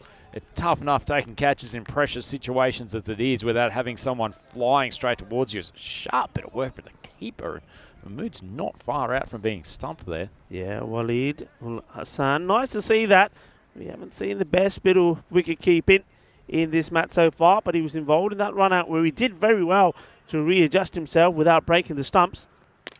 And then there, takes that one cleanly. It's played out onto the onside. They will come back for two. The fielder gets the hand on the ball to stop it going over the boundary. But that requires or allows the two batters to make two. Just keeping themselves in this, aren't they? I mean, that rate is climbing. It's climbed up to 16 here now, which is not going to be easy. But both these batters are starting to find their range. And more importantly, I think they've had a life as well. Certainly have. Jeez, tell you, if I was the captain, Rashid Mahmood, I would very much consider bringing myself on at this stage. 4 overs to go. Loma still needs 64, 24 balls. So United certainly the favourites, but I'd love to just extract one of these 2 wickets. The man who did the fielding down at D backward square there, Afsana Afzal, is being given the 7th over. Just feel a bit of tension grow around this ground, Rico, as Afzal charges in. Swings it in, and Machine tries to give himself some room out to the leg side. It's a nice piece of bowling. Dot ball is gold dust. A nice start there from Afzal. Just welcome Maya to the chat, who says, come on, Lom. Afzal, another good ball, just tailing in a touch. Machine swings across the line. It's well fielded out there. That is Isra Khan, left-hander, firing in the ball. So keep it to 1. Maya, hello Maya. Obviously wanting Loma to do well here. Oh, this is an almighty swing. And once again, this one thing I've noticed, not just in this match particularly, Andrew, but maybe in this series, wicket keepers are preferring not to stand up. I don't quite understand why. It's not the sort of pitch where the ball is, the bounce is unpredictable. And you've seen a couple of opportunities there.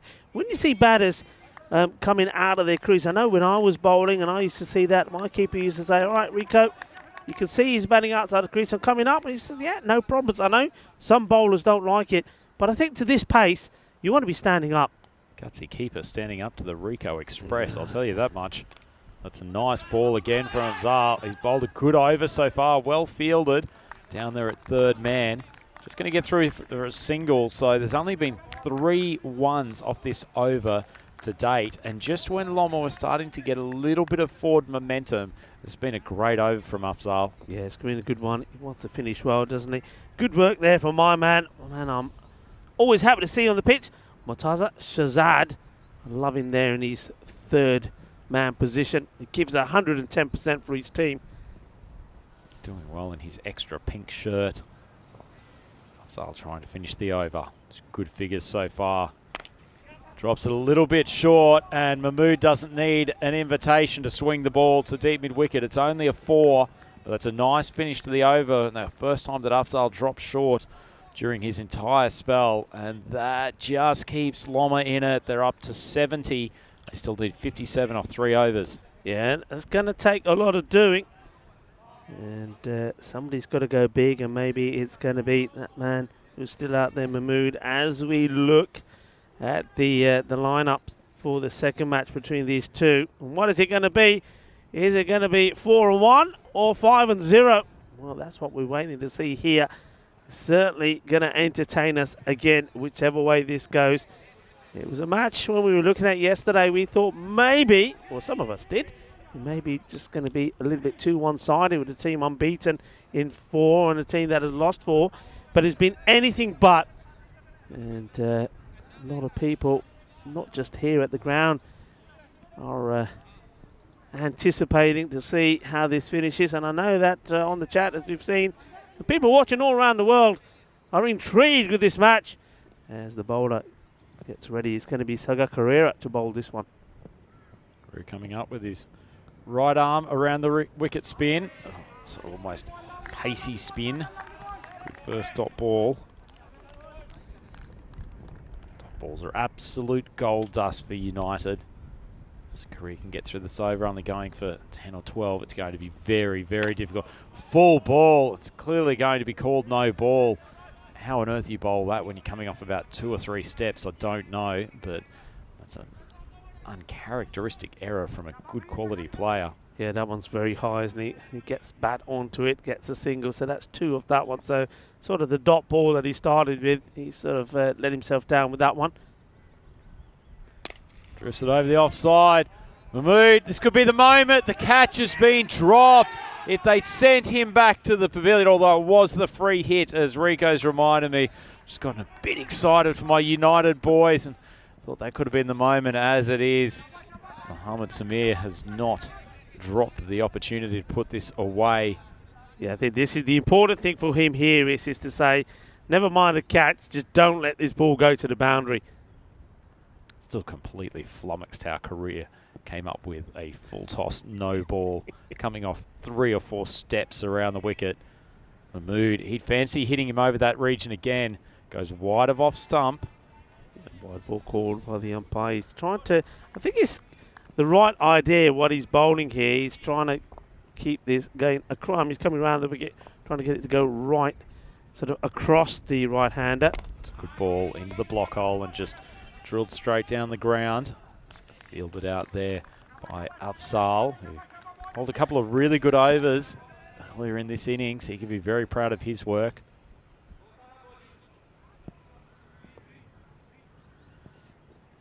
Korea still has been hit to the boundary. They need at least 2 boundaries in these later stages.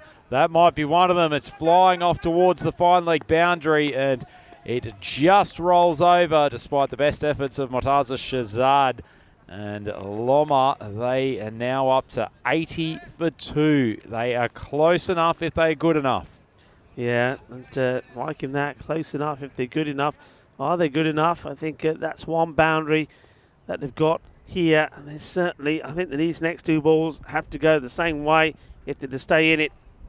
And it's gone the same way, but this time, good captaining from the skipper, Rashid. He's made sure that Shahzad goes a bit finer, and he's able to stop it this time. Yeah, he's been good in that position. Your man, Shahzad. One more ball for Korea to get through here. 46 off 13. Well, it's in his hitting zone. He swung it deep to the leg side. It's a good catch. And that man, Mohammad Samir, he had a bit of practice early in the over. Got squeezed out to deep square leg, and he's taken the grab. And that might be the end of things for Loma. Irfan Mahmood, he'd played very, very well for his 42 off 27. But ultimately, that wicket may signal celebration starting from the United Cricket Club faithful. Yeah, that was massive. That's the one they needed. Mahmood was the one who was looked like if anybody was going to hit boundaries to try and give them the victory here, it was going to be him. Hits it pretty well, but straight to Samir. Samir takes the catch. And a good knock from Mahmood, 42-27. So that is a highlight, of course, for Loma. It just means that there is another batter out there that can perform when the captain doesn't. But it does look like United are going to register their first points, and they're going to save your bacon. I'm going to start to get a bit smug here, Rico. 0-4 team who have been obliterated in most of their contests so far up against Loma, who were previously undefeated. I called them for a win. I said they were specials. Is this the greatest call in European Cricket Series history? Oh, well, I mean, this is played.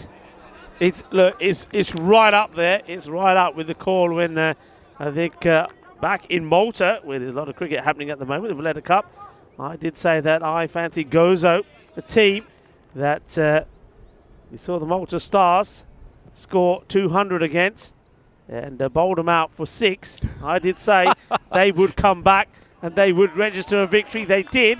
So, look, it's right up there, mate. It's right up there. To be fair, you might have trumped that. Getting bowled out for 6, chasing 200. Yeah, it's right up there as one of the stats as a game that had many records in it. But to know this call from you, I have to say it's a brave call. That's gone up the air. We'll drop safe. But the thing about it is that we didn't really see any positives yesterday from United for you to actually come up and make the call. That's what amazed me about it.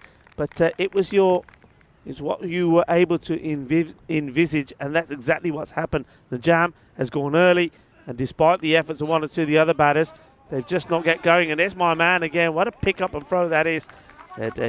He's owned that territory. That is my area, he says. Nothing gets past me. Yeah, he's been inspirational down at that 5 and 3rd man position. Shazad, many contributors across this entire lineup.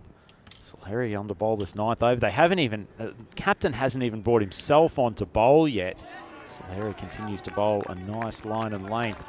He fully deserves to come on in the 10th and finish this game. Doesn't he? Absolutely. Solari, look, you've got to say, is a very relieved man, because I think it was Solari that put Najam down early. I think really Najam was probably only on 2 or 3.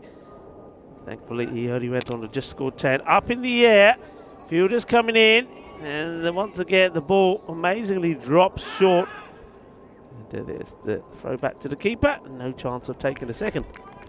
Nice bowling from Solari though. It's good over from him. Loma end up 84 for 3 after the completion of the 9th over. That leaves them requiring 43 off this final over. So save for an unfathomable miracle, United will win this game and rack up their first victory of ECS Landskrona.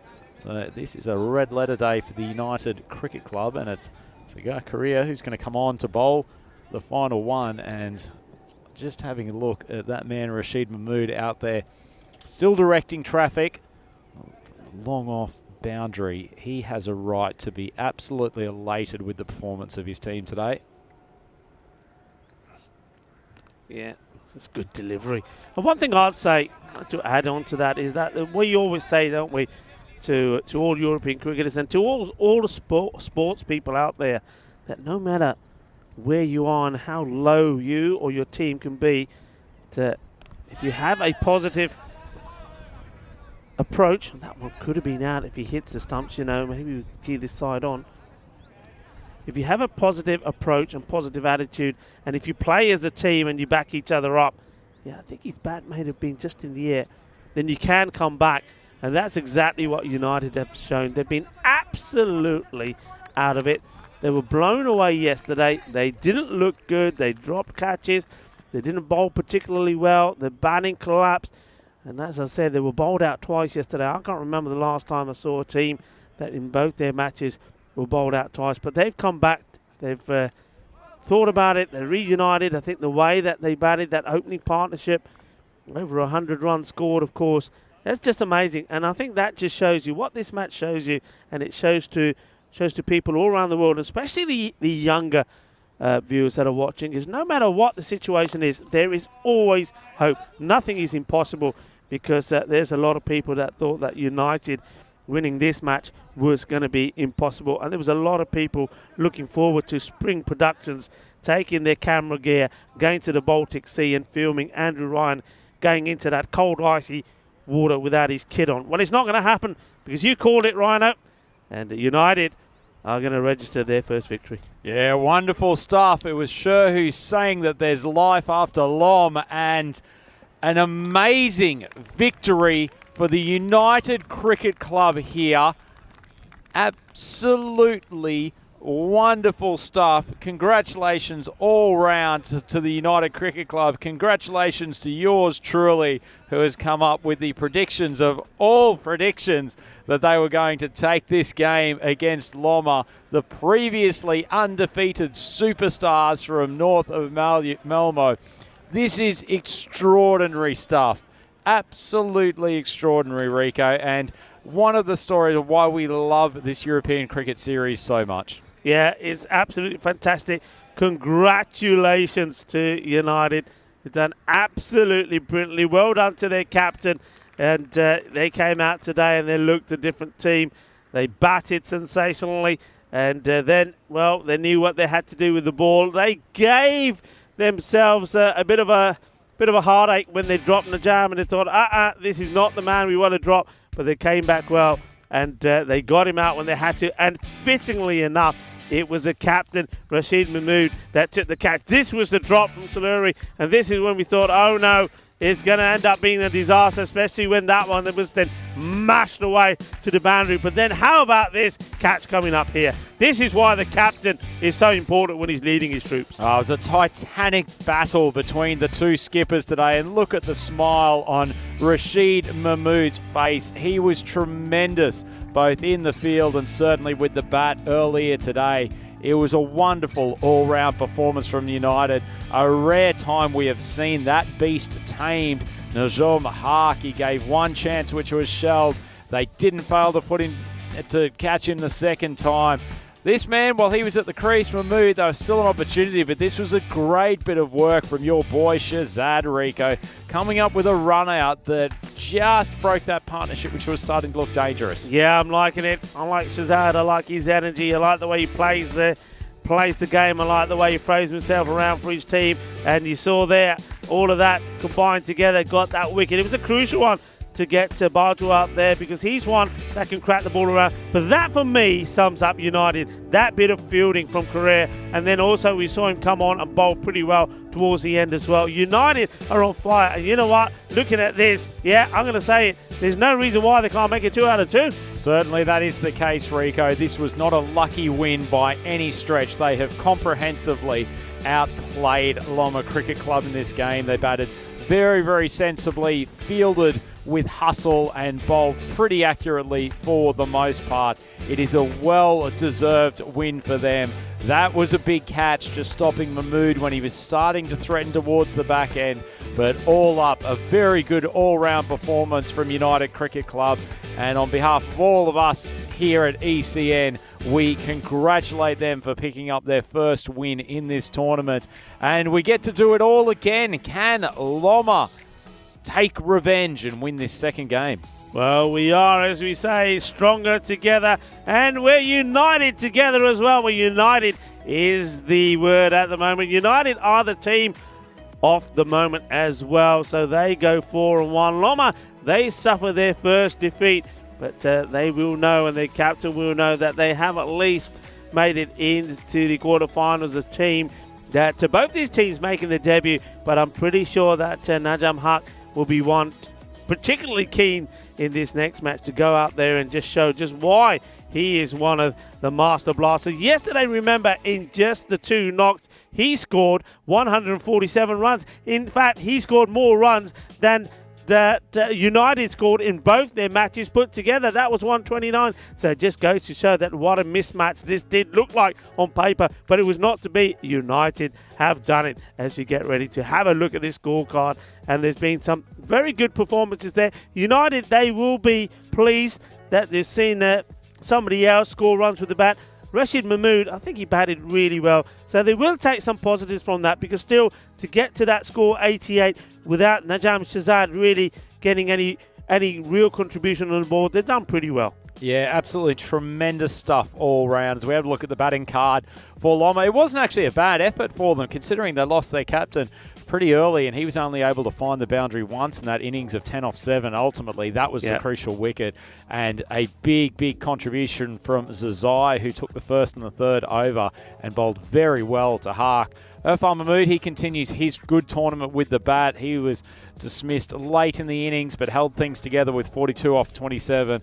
Moshin Ahmed, he was pretty good again, 19 off 18. And Sajid Ahmed coming in there with 4 off 4 at the end.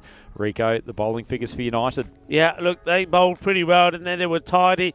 And you see there's 6 bowlers used. And Latif Solari, he normally opens up. They kept him back this time, and he just bowled that one over for 3 runs. But look, the crucial one, of course, was from Zazia. His inclusion into the team worked perfectly. He got the key wicket. I liked his attitude as well. He's another player that even when the chips are down, he's always smiling.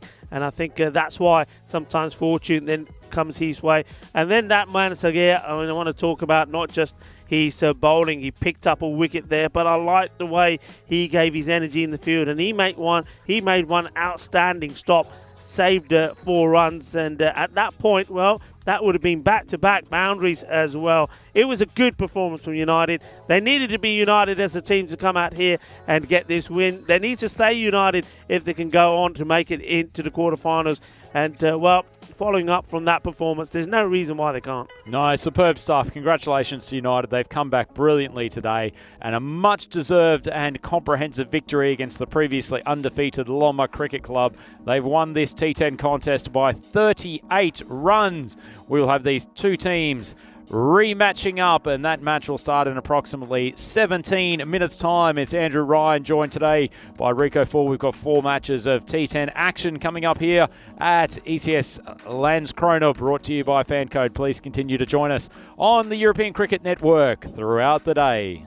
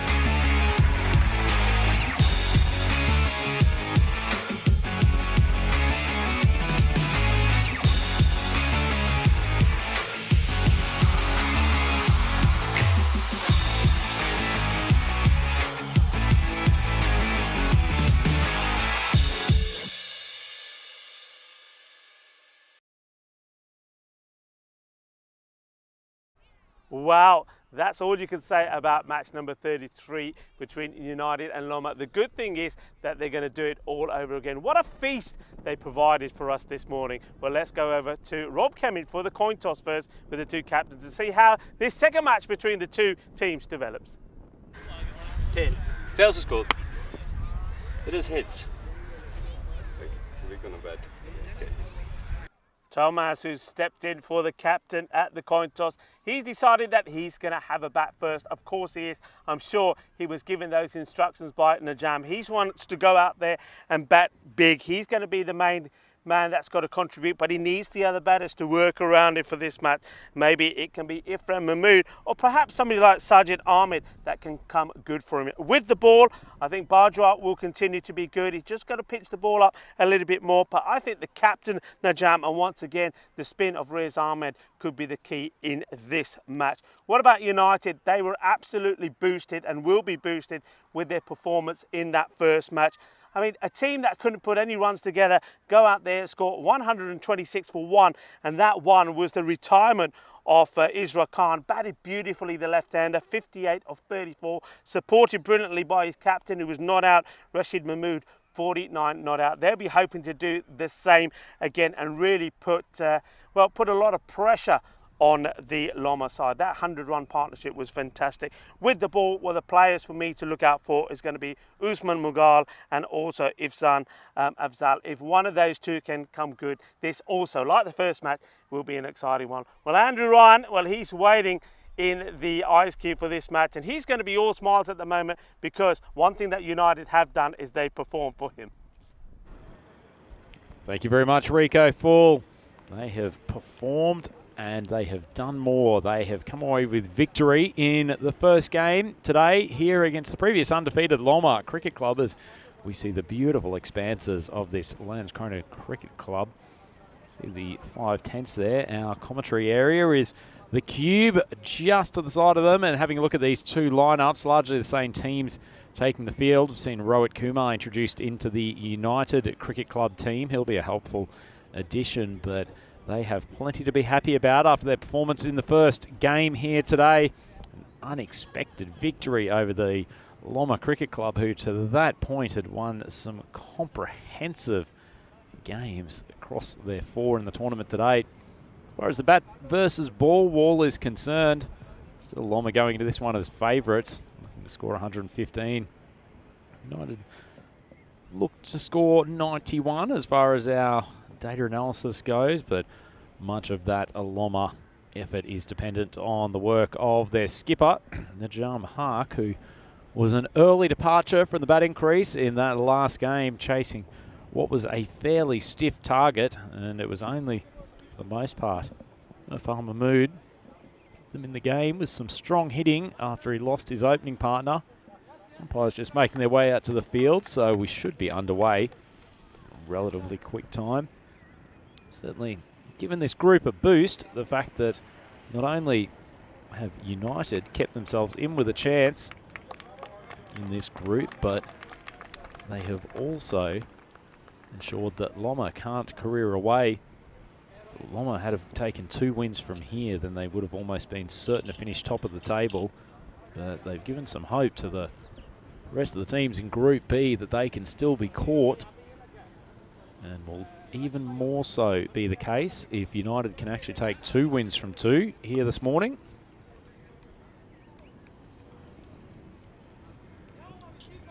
Still a quite nice day here at the Landskrona Cricket Club. A little bit of cloud overhead. It's started to cool down a touch. We are expecting some rain this afternoon, but at the moment, still enough sunlight. Still a little bit of a cross breeze, and it's a little bit straighter today than it was yesterday.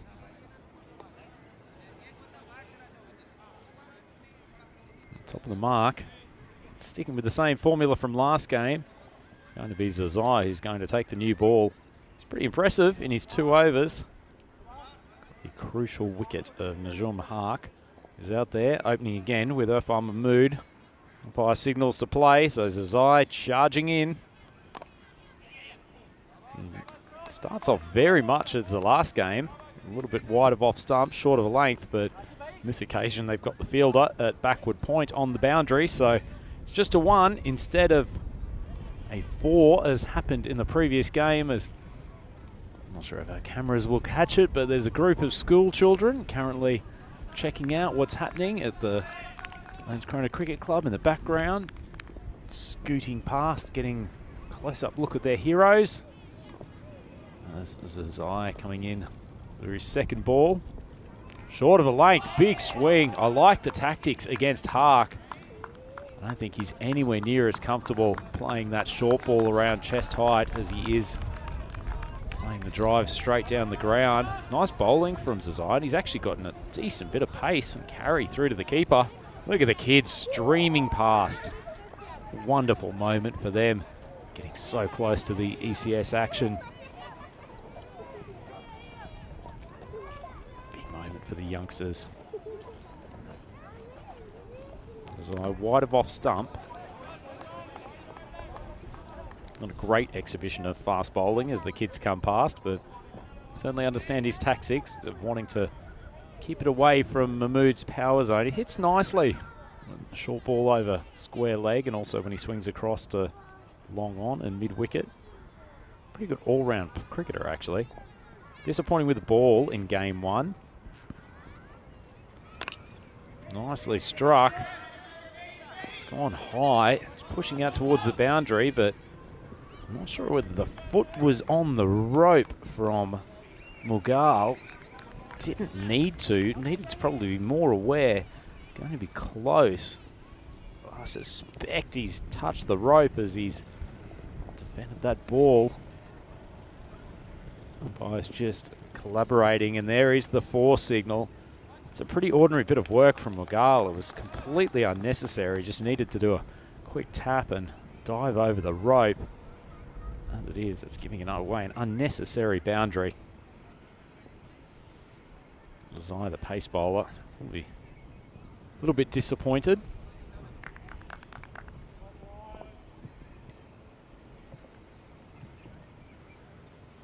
Nice ball. He's gotten straight through Mahmood, who has tried to tuck that to the leg side, played all around it. And Zai has picked up a wicket in this first over. Second best batsman from the Loma team now walking back to the pavilion. That's a lovely piece of bowling, and they're 7 for 1. Just tailed back in late. It's a lovely delivery. Mahmood didn't really commit forward. Nice piece of bowling, just decked back. That's a great seed from Zai, and hasn't he impressed? First appearance in ECS Landskrona today. Great addition to their bowling lineup earlier. So they got the crucial wicket of Hark. Wouldn't mind him actually bowling a few more balls to Hark over the next over. I suspect he'll come on for the 3rd as well.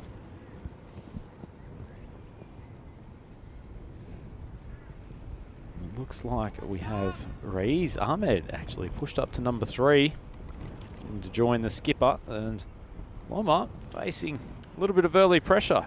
Wide of off stump. Lovely delivery from Zai to a new batter. 1 ball to go. They've asked for a much better start than this United, carrying on their momentum from game 1.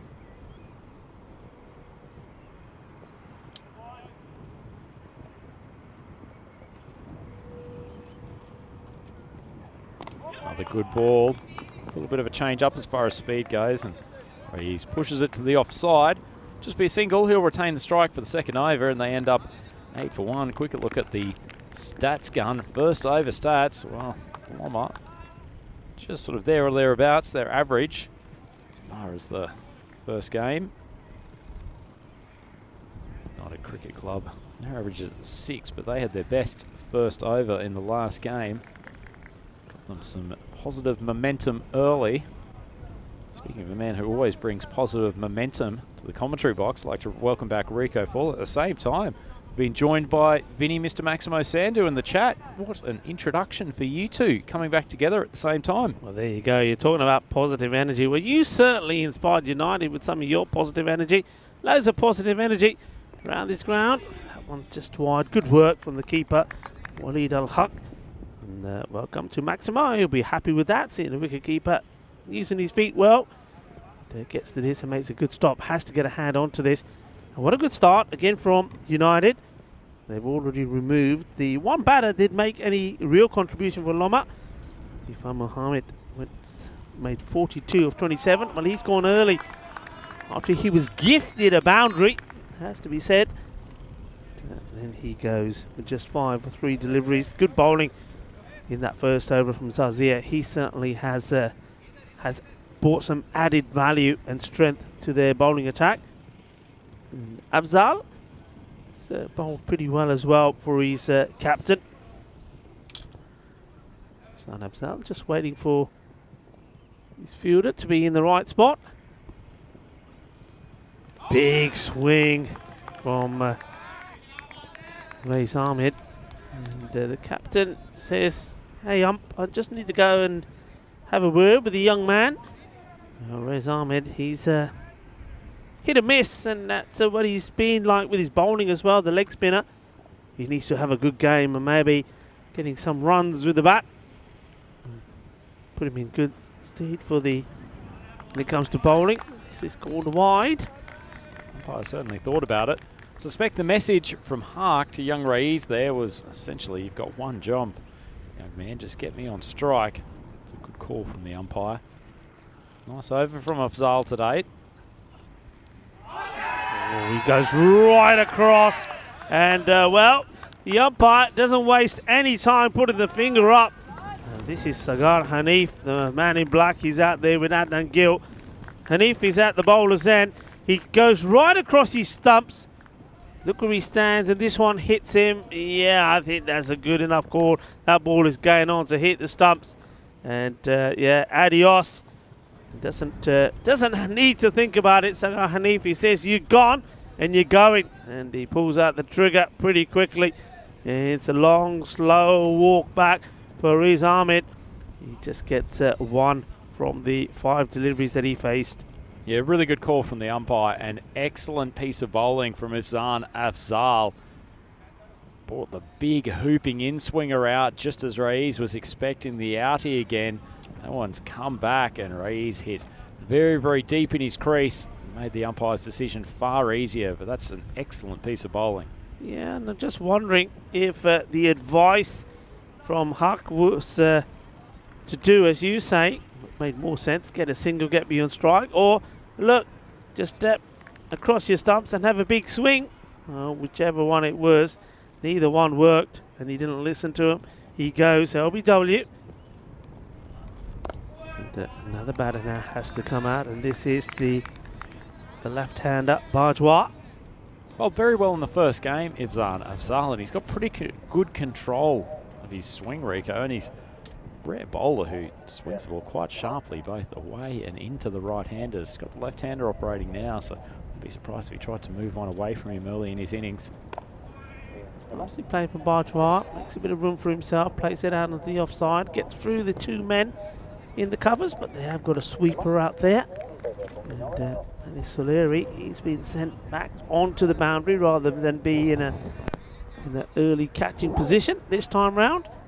And this is the big moment. A couple of deliveries to go in the over. It's been a good one so far from Afzal. Just 2 runs coming off it. Huck, how does he go about proceedings here? Not off the mark as yet. Firmly struck and looking to dissect the field, and he goes to the opposition captain, Rashid Mahmood, and he's the man that took his catch last time round. That in fact is the end of the over, and it's a low-key start so far. What a great over that was.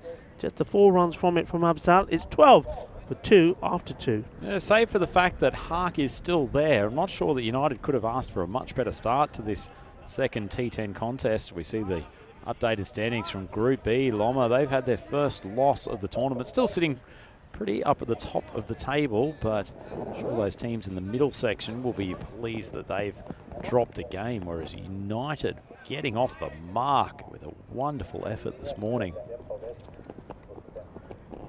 This is a big contest, this one, Rico. Zai caused some troubles to Hark in the last game. Ultimately took his wicket with a great catch from Mahmood going back from the cover position. This is a big contest early in the game. Zazai. It's up in the air, but not to the field, a little bit wider. Certainly noticed today as well as this one has been thrown in with a great deal of power. And once again, Huck is not the quickest. And I think he would have been. If this is direct hit, he's gone for me. You see there, it's not just even in the pictures. The ball gets past the wicketkeeper. Not a good runner. See why he wanted to push the 2 to get back on strike. You're right, Rico. It feels like there's a big chance every time he does push the second. Oh, he backed himself to go for the big hit. And Zazai gets through him. And taken cleanly behind the stumps there by Waleed Al-Haq.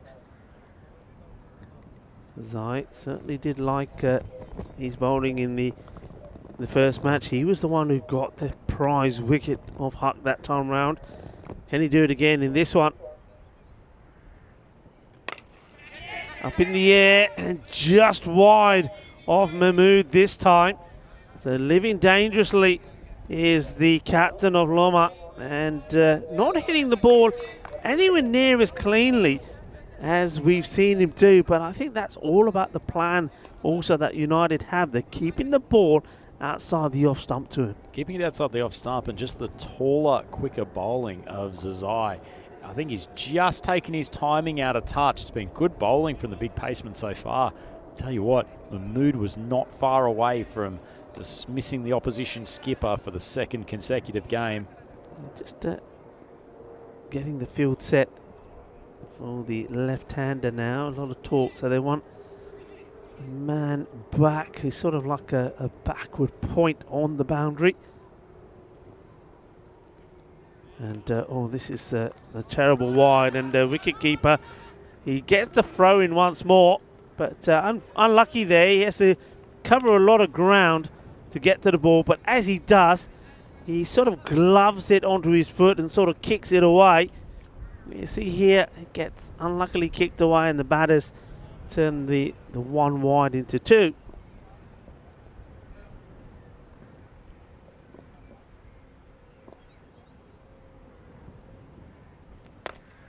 Again, it's that good length of that Huck can't get onto. He went for 10 in the first match, and here he's struggling. He's not keeping up with run a ball at the moment.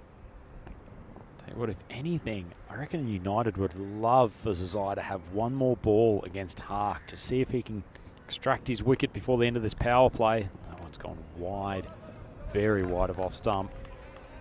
Yeah, he's got the plan though, isn't he, to the left-hander. That's why he's pushed.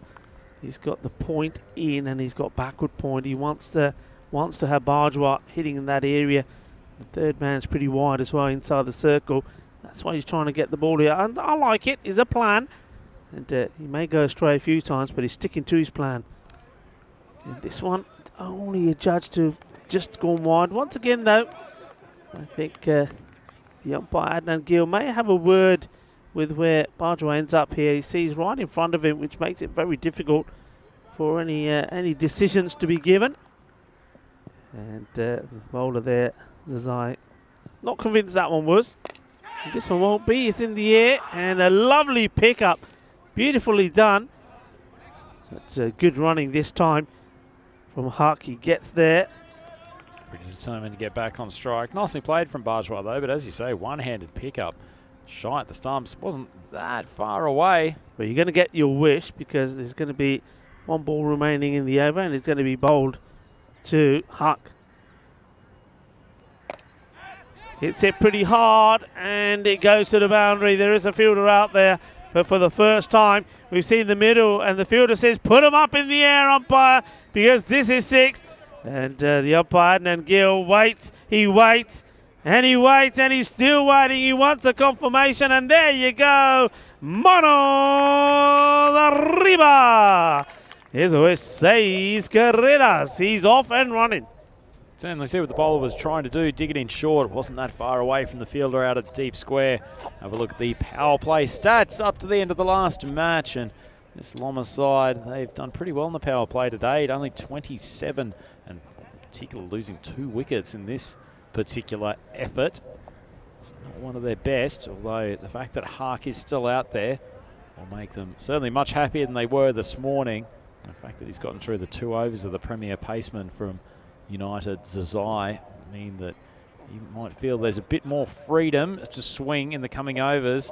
Ifsan Afzal is being brought on for his second over. I think that's pretty canny captaincy from Mahmood. He bowled a very good first over and probably the next best option in terms of extracting Hark. Nicely bowled again. He certainly asks the questions off the batters, doesn't he? And he occasionally does go a little bit too wide, Afzal, but like we say, we don't mind that because there's a plan in place, and you'll see that again here. He certainly won't be wanting to bowl it into the arc of Huck. He'll be trying to get it as wide as possible without being called by the umpire. Hit in the air. Has he got enough on this? Oh, he hasn't. That's a great catch. And it's our man again. Correa takes the catch. We know he's a superb fielder. What a huge wicket it is. And this time Huck, he gets to 11 before he loses his wicket. That is absolutely fantastic. Sagar Correa takes a superb catch. Yeah, they have blunted the bludgeoning beast from Loma this morning. I suspect this catch is going to be confirmed, probably a good inch or two separating Correa's foot from the boundary line. He's judged it magnificently. The bowler Zal has come up with a huge dismissal. Hark back to the pavilion, and once again his middle order is being asked to do work that they have not responded to so far in this tournament. Huge wicket, and Loma lose their third with the score on 28. Yeah, and it's the big man again that falls. So he's only managed 21 runs today in his 2 knocks. Yesterday it was 147. That happened right in front of us here. There was no way that foot was anywhere near that rope, and it's always good to check. But I can tell you from here, that was a super catch.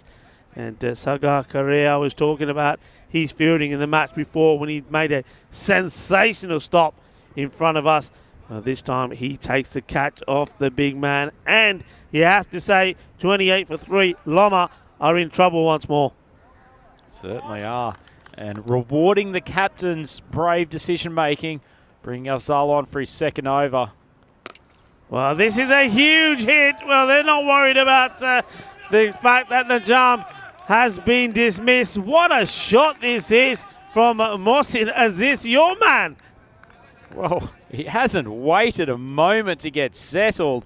Not much footwork, but just swings freely. It wasn't actually that bad a ball from Aziz. Didn't swing much though, and he's deposited for a Maximo. Well, that is a huge strike. And he's trying to send a message out to somebody. Here's the next delivery. And he goes again, but it's chucked the foot style. And it is the bowler, Afzal, that has the last laugh.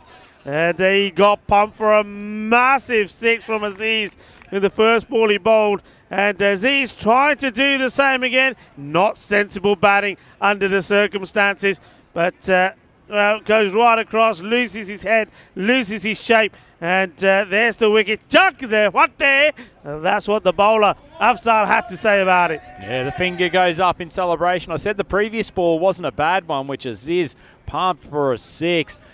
Afzal bravely goes into a similar spot. This one swings late. A wonderful piece of bowling. And Aziz is the 4th man down. Loma only 34 runs on the ball. Wonderful bowling from Afzal. He's been very good again for them today. Oh, he's been top quality, hasn't he? And once more, like you said, and fair play to the skipper and Rashid Mahmood. He knows that he wanted his top bowlers still to be on because he wanted to remove those danger batters, and the bowler Afzal has rewarded him well. And this one is right up there as well. He waits for this late and gets bat onto it, takes a single. This is a really, really tough position for Loma now. Starting to get into the lower stretches of the middle order. Sajid Ahmed, who opened for them on the first couple of games, So final ball down the leg side, and Bourgeois doesn't make contact, so he's got to re-bowl it, but it's been an excellent spell from him. 3 for 12. Yeah, amazing figures. Still got a ball to go, and I'm pretty sure that he will still be trying to get this Yorker delivery into Bourgeois. Gets this one cut into the left-hander. He just plays it out and takes a single. What a start this is, and 4 overs down, 37 on the board. At 4 wickets down. Excellent bowling from both the openers. As we have a look at some of the action there in Malta, with Charlie Hunt is in the comms box, and you see Malta needing 29 of 19. They'd look to be in good position there. It looks like 2 new batters in there, but we know that Varun Prasad is out there at the moment. He's a very good batter indeed, the left-hander, chasing 166. So the Malta put on the board. Big hello to all of the team we've got out there. Yeah, sorry, Malta. Romania put on the board. Sorry, Andrew. Malta, Romania putting 166 on the board. Never apologise for a few more words of the dulcet tones of Rico Fall, as that ball from Magul, who's starting his first over. It's just been fumbled by the keeper. They'll scoot through for the second. Looks like another gorgeous day out there in Malta, and some high quality cricket being played out there for the T20 Valletta Cup.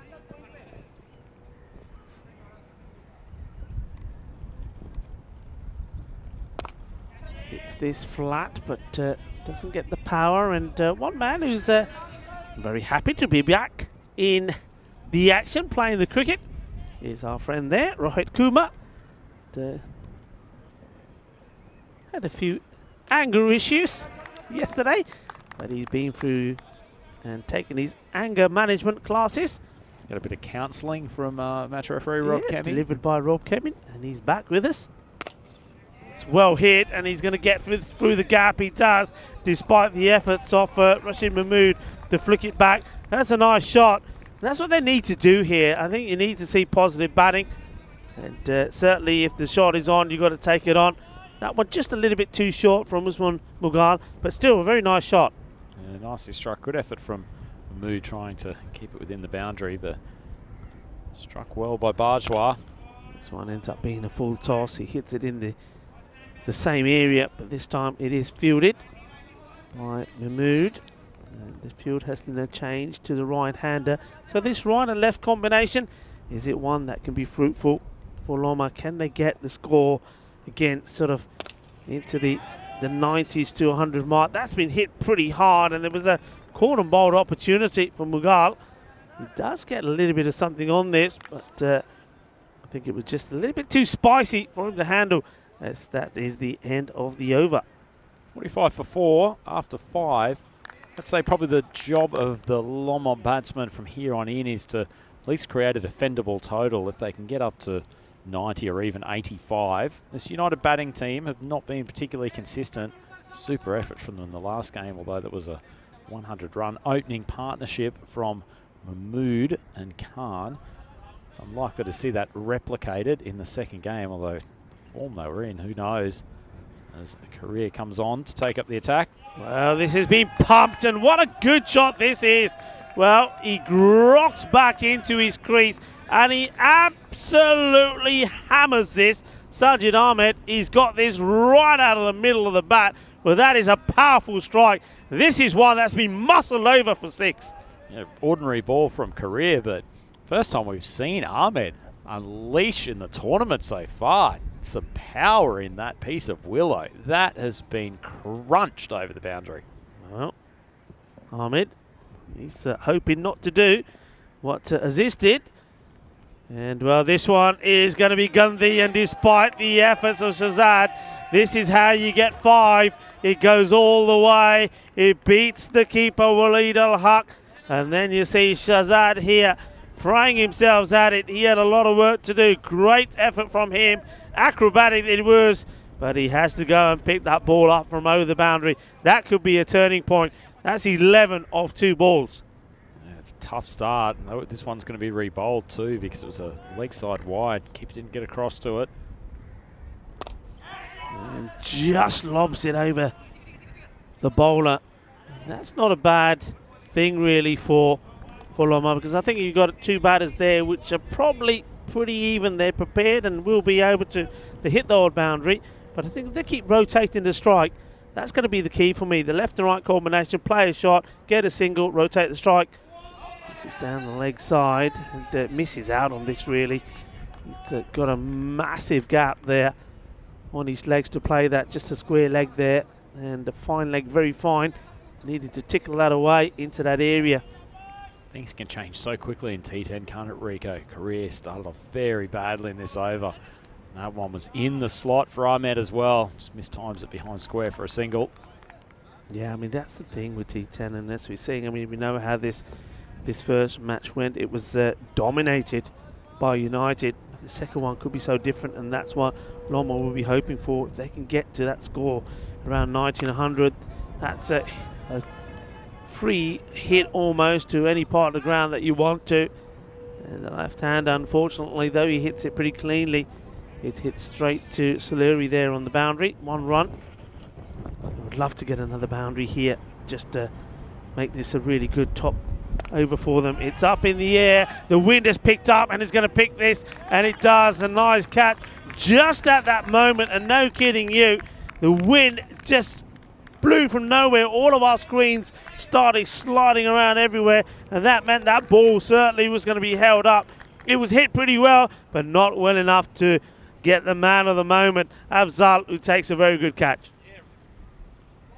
Really good catch, Rico. Afzal made good ground in, thought that ball was going to hold up, as you say.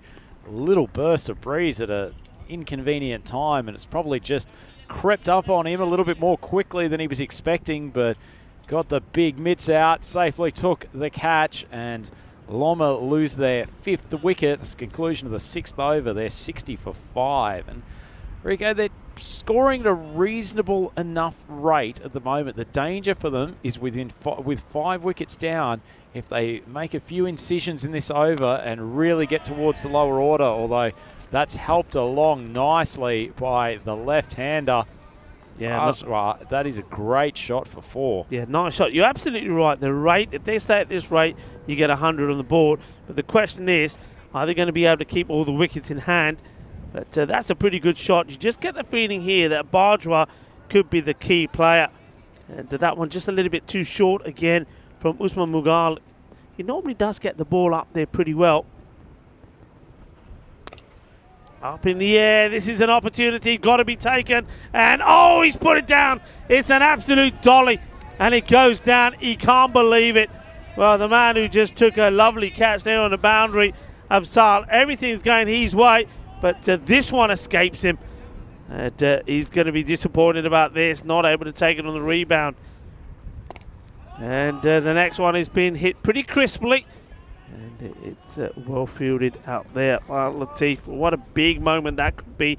Bajwa being dropped on 14. He's the last recognised batsman, so that could be a huge drop. Daud Khan has come and joined him at the crease. Just continuing to creep up. That's been pulled behind square. Too much work for Zazai to do, and that's 2 boundaries in this over.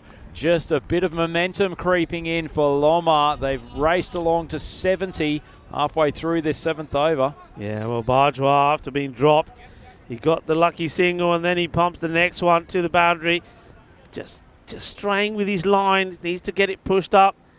Tries. That's a better length. And he's been called there by Khan, who says, get a move on Jaja. Itekyo kara. And, well, Bajwa does in the end. They get another run there.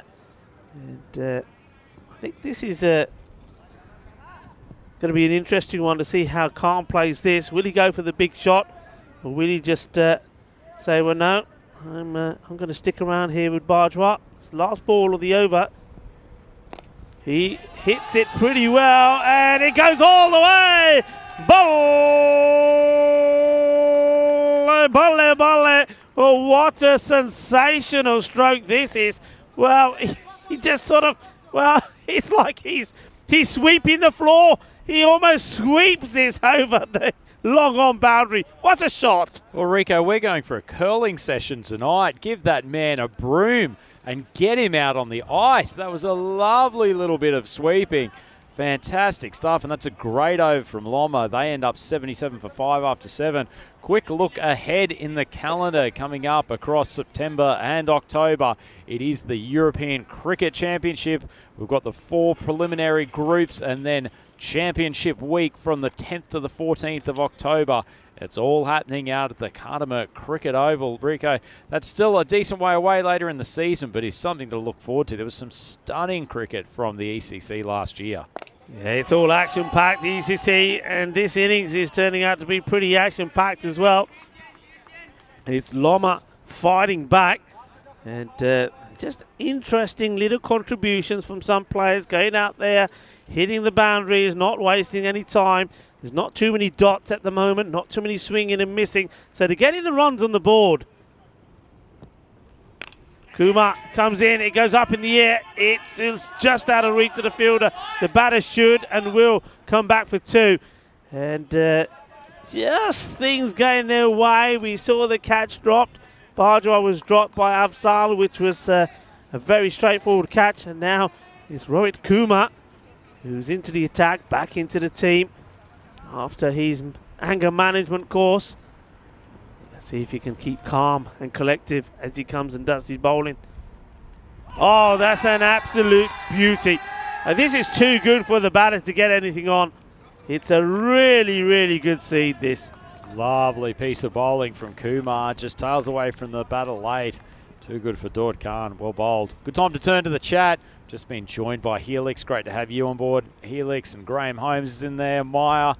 All the crew joining us here on the European Cricket Network on YouTube as Khan steps across, and after that last play and miss, he has spanked Rohit Kumar to the leg side boundary. We'll have a check in terms of whether it's a 4 or a Maximo, but he is playing an industrious innings, and that has probably just crept inside the boundary. I didn't see the umpire's signal, Rico, but that is a nice piece of batting from Daud Khan. Yeah, lovely bit of timing. I think the umpires are still having a look at that. You saw the fielder there, Saleri, saying, that's 4. Really nice shot it was. So, just after bowling a peach, just bowled one a little bit too short. And, well, Daud Khan, he's certainly pulling off some sensational shots. This one will be just a single as the fielder charges in.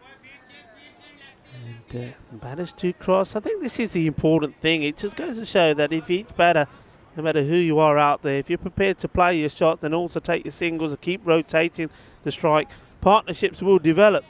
And if you get a partnership going, your score will look pretty healthy as well. And they're looking here to press on, maybe even go past that 100. At one point, it looked very unlikely that they were going to get into the 90s. Oh, he's got him. Well bowled. And Bajwa, he does have to go. He was dropped on 14 earlier, but he's not able to add too much more there. And that's Rohit Kumar saying, stay cool, stay cool. No real celebrations from him. He just knocks him over. Just has a little cheeky look back at the Loma bench and saying, well, there you go. That'll quieten you up a little bit. That's a good delivery. Yeah, well bowled from Rohit Kumar. He's come back into the side for this game. Loma lose their 6th wicket with 85 on the board. Still 2 overs to go. That partnership came together at the start of the 7th, Rico. After they'd lost a wicket on the last of the 6th, they took 17 off the 7th over and then 8 off Rohit Kumar's over just then. So a valuable 25-run partnership from that pair. Just goes to show that the lower order, if they can scrap together occasional boundaries, you can keep up that 10 and over rate without too much difficulty. Yeah, I mean, this for me, you get 100 on the board, so that's they're searching to get 15 off 12 deliveries. Get 100 on the board, and this game comes to life. Certainly going to be a reasonable chase. In fact, with 85 on the board, and the United batting lineup having been hit and miss somewhat across the tournament, it's already a reasonable score. They should be looking to press ahead to 105, even 110 if they possibly can. It will take some good bowling from the United Cricket Club lineup to prevent them from reaching 3 figures. Yeah, so Leary is going to bowl his one and only over. So he's the man that they turn to a lot in the top part of the attack before, but now he seems to be coming lower down. Now this is the all-important over for me, the 9th. You know what I say? It all happens in the 9th. And this is the 9th, and let's see what's going to happen in this one. It will be Dowd that goes on strike. And he certainly hit the ball pretty well at the moment. 14 of just 6 deliveries. You certainly need to get the ball outside the off stump to him. I think anything that's on the stumps, and particularly on the legs, he's gonna put it away. That seems to be his real one shot. Taking guard almost right outside off stump at the moment, so he's desperate to get the ball on leg. Saleri just tried to keep it away from him, but goes too wide. That's the extra that they don't want to give. These are all runs, remember, that they're going to have to go and try and get themselves when they're out there. Extras has gone up to 18 now, 14 wide. The other thing is, I mean, is time going to be an issue here? Taking a while to get through these overs. Yeah, Saleri has to do it himself, gets under it, and no mistakes from him. Not off my own bowling, he says, as he takes that catch. And quite an exciting and extravagant innings from Khan comes to an end. He goes for 14 of his 7 deliveries. Yeah, really handy one though. Huge contribution from Dowd Khan down the lower order. Kept the score moving forward at a time when it really could have staggered. So it was a great little innings from him. So here he bowls a nice stump-to-stump line and generally hits the pitch and gets a bit of bounce. So these lower order batters, he's quite an uncomfortable bowler to face. Still got 14 balls to go. I should say 10 balls to go in this innings. I'll even correct that again. 11 balls. 11 given we had a was wide off the wide, first yeah. ball.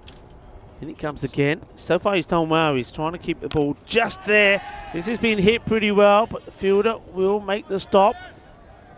They get a single there. And, Afzal in the action once more. Seem to have a few of our followers on YouTube crisscrossing between this game and the T20 contest out in Malta. I see you're enjoying all the action on European Cricket Network. This is just slide down. I can't believe they're not taking a run here. Crazy. Ali's saying that. He said, I'm better than this. I can hit the ball big. I'm not going to take a run for this one. You've got to go for this. I mean, you're trying to get yourself to the 100. Non-striker putting his hand up to say no. Mohsin Ahmed, the wicket keeper. Another one who's got a straight. You can see where he wants it, but Saleri certainly is not going to put it in that zone. Oh, wow. This one just, it almost kisses the off stump, but doesn't knock the bail off. That's how close this is. Oh, look at that. He has no idea. Beautifully bowled from Saleri, just tailing back in just at stump length. Consistent with his line and length. He's asking a lot from these tail enders. He's a good man to have bowling in the latter stages. Surprising he's only getting the 1 over. Yeah, I'm surprised he went to play the defensive shot there. You've got to have a big swing here. Well, he does at this one, and that's well bowled from Saleri. That's what he does really well. And he's a good reader of the batter. For example, we knew that earlier on to Dowd Khan. He was not wanting to put the ball into that swing zone. He didn't. He got his wicket by him reaching for it. And he's done the same here. Now, can he finish this well? Looking to keep this score to under 100.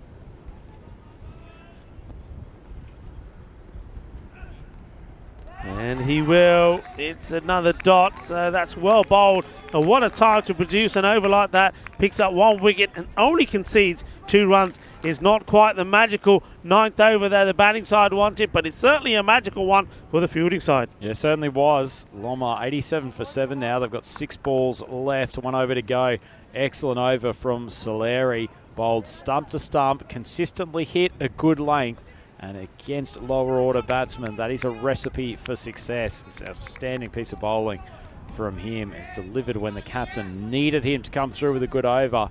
And if Rohit Kumar can hit the same sort of length here, might be able to keep them under 3 figures. Nice in-swinger.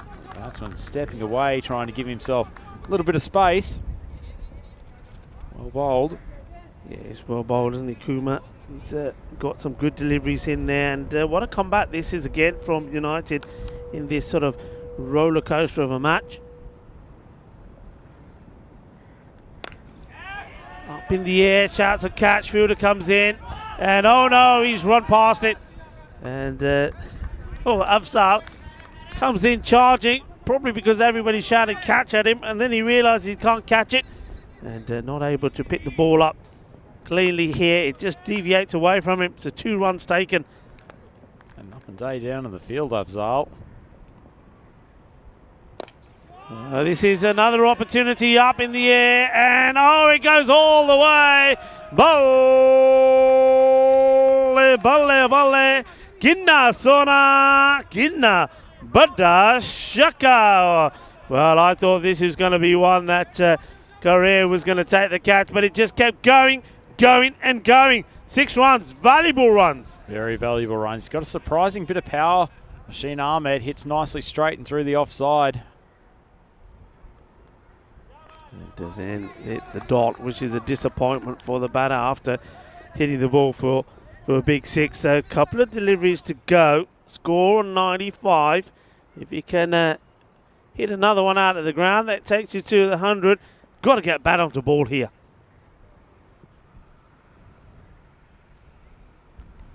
Well, he does, and this could be a good result. It's flying away to the boundary. Nobody there in the far leg area. 4 more runs. The score moves on to 99. And surely whatever happens this next delivery, they are going to run, rabbit, run. Yeah, it's the danger of that short of a length ball to, man, swinging hard towards the tail end of the innings. Top edges can go flying. That's a much needed boundary for Loma. Looks like they're going to crack 3 figures unless they lose a wicket on this last ball. Good scrappy effort from them. Well, it's no running at all from the batters, so they won't get to the 100, but 100 is going to be the magical number, because 100 is what's going to be required if United can pull off another upset here and win 2 on the spin against the team Loma that started today as the unbeaten side. They've beaten them once. Can they do it again? Well, if they are, they need to get 100, and once again they'll be relying quite heavily, I would imagine, on the batting of Isra Khan and their captain Rashid Mahmood. Yeah, certainly was a pretty good bowling effort from United, but I think they'll be disappointed in the final score. Saw Magal, bit of nifty footwork on the boundary, but fortunately he gifted them a 4. Lovely in-swinger from Sazai taking out Mahmood. That was a super bit of bowling, just tail back, hit the top of the stumps. Great length from him, and he's been a huge inclusion for them with the ball today. Mahmood trudges off the field, shaking his head, saying, "I got a good one, boys." And then Afzal came up with a wonderful in-swinger after Raiz took a bit of a step to the offside and expected to thrash one through mid-wicket. He was a dejected figure going off the ground, and from that point on, it only got worse. Park unleashed one powerful swing out to the leg side. It went a long way. Couldn't get enough power on that one to get over the head of Sagia Kinnear, though. He's taken an excellent catch on the boundary line, and that was a huge scalp. Park coming up with what was his 2nd failure today. And without him, there were some question marks whether Loma could put a competitive total on the board, but actually at one stage they were 37 for 4 after the 4th over when Ahmed was dismissed. So they will be very happy about putting an extra 65 runs from that point on. 62 runs from that point on. It was a really, really gutsy effort from some of the middle order and the lower order. They took a few gifts in the form of wides, and certainly the start of that over from Kinnear was not a helpful one for them. Afzal, he took a great catch out in the boundary, but then followed it up by shelling an absolute sitter. His head went down. The heads went down a few times from United, just as men like Daud Khan came out and gave the innings enough of an acceleration. That was a nice bit of bowling from Kumar to take down Jamal Bajwa. Then Sulheri bowled an excellent over in the 9th, and from that point on you wondered whether or not Loma could get anywhere near 100, but Rohit Kumar came on to bowl the last over, and he was spanked for a 6 down the ground. Seger couldn't connect on the catch like he did when Hark tried to find the boundary earlier in the innings, and then that top edge of the bat of Machine Khan meant that they raced along to a pretty competitive score of 99 for the loss of 7 wickets off their 10 overs. We'll have a look at the batting card. Big guns at the top, both dismissed pretty early. Fun Mood bowled by Zazai, 5 off 3, and then Hark also. He was a victim of Ifzan Afzal with a lovely bit of bowling. Caught on the boundary by Sagar Korea. Excellent catch. Afzal came on and took out Raiz with a glorious in-swinger. Innings was paced by Jamal Bajwa in the middle, 20 off 17 before he was the victim of Kumar, and some useful contributions down the bottom from Dawud Khan, 14 off 7, and then Machine Ahmed, 13 off 7 for the total of 99 off their 10. Look at the bowling analysis, and Zazai and Afzal were the pick of the bowlers, 1 for 22. He actually bowled better than that. And then 3 for 14 for Afzal, who is swinging the ball both ways. He is a handful when the ball is moving. Korea took 1 for 14, but a little bit expensive, and he's at 1 over. And then Soleri, he probably needs to get 2 overs an innings. He's been very consistent, taking 1 for 2 in the 9th. Pretty good effort all round from United. They'll certainly feel that this is a chaseable target against the Loma bowling lineup, but it is going to be a tight second contest here. So United chasing 100 to record their second victory of today. The win probability chart shows just how close this match is likely to be. We'll be back here for the second innings at Landskrona Cricket Club in a few moments. It's Andrew Ryan, joined by Rico Full for the European Cricket Network. Please come and join us for the second part of this match.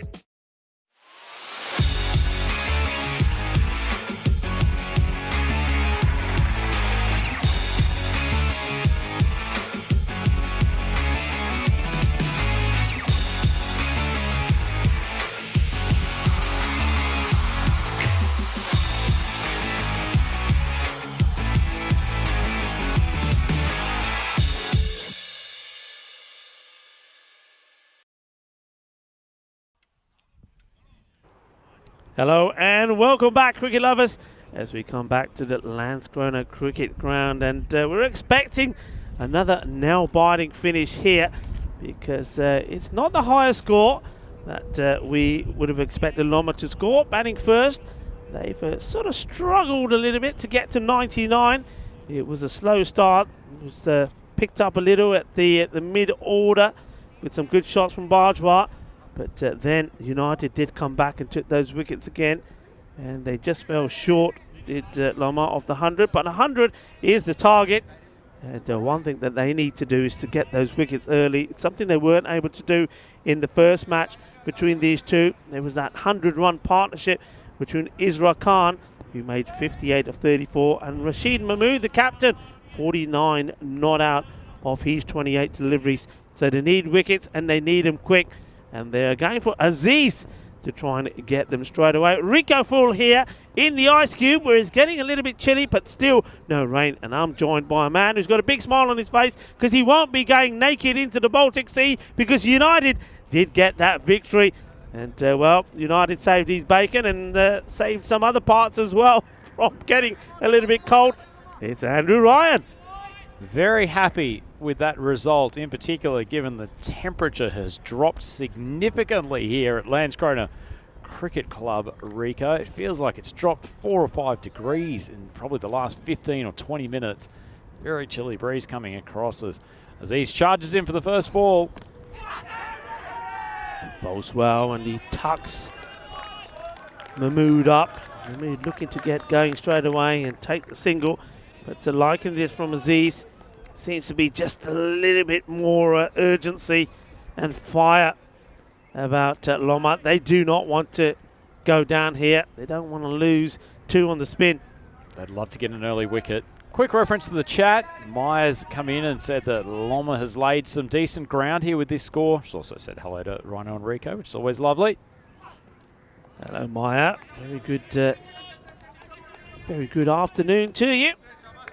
And I'm sure that you're enjoying the cricket here. And we certainly are. We've been surprised with the fantastic display from United in the first match. They've certainly come together, United as a team. And now they're looking to try and make it 2 from 2. This is up in the air. Opportunity. Najam Shazad thinks about going for the catch, and just sees this dropping probably about a metre short from him. And what a turn up that would have been if well, Shazad could have caught these opposition captain out, because that's the way it started in the clash between these two teams, just dropping short of him. Would have returned the favour. Interesting approach from Mahmood. They were so disciplined in the early overs, both of these two batters in game 1.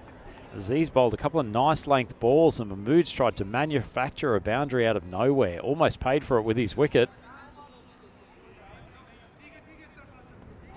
Just want to get this field sorted. Remember, they did have a few lapses in the first match, where they gave a few, I think on a couple of occasions, some no balls because of too many men outside the ring. They want to be making that mistake. This one is a wild delivery from Aziz. He does very well, though. It wasn't a good delivery, but he was very alert to the fact that he had to go behind the stumps as the wicketkeeper was in search for that wayward delivery. And I think the wicketkeeper's worn this one on his ear. He's certainly giving it a rub.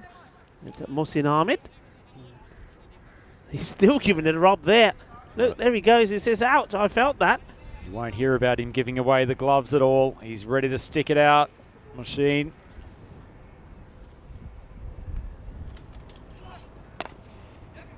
Slightly slower delivery, well pitched up, and it's certainly taken on the fielders.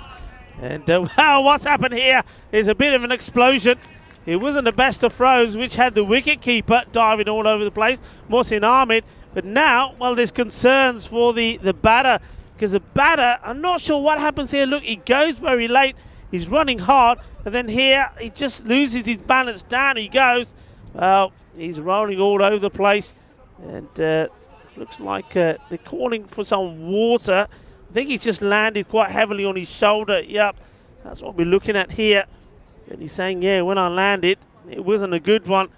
Well, this wasn't a Bizaway safe landing. This was a bit of a crash landing. He just lost his balance, didn't he? Couldn't get his footing right, and down he went.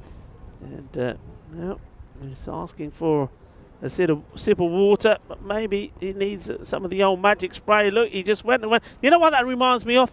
It reminds me of my younger days when after a game of cricket we used to do a bit of stump running, and that's a classic stump running fail. Certainly was a fail. Landed heavily on that shoulder, which is his bowling arm as well. Just taking a drink. Hopefully he's okay to continue. Mahmood wanted the single immediately, and his partner Khan was a little bit more tentative, had to push through, and if it had been a better throw, he would have been on his way back to the pavilion. Yeah. In fact, should have been on his way back to the pavilion. So survives. Just a little bit of a panicky start here from United Cricket Club.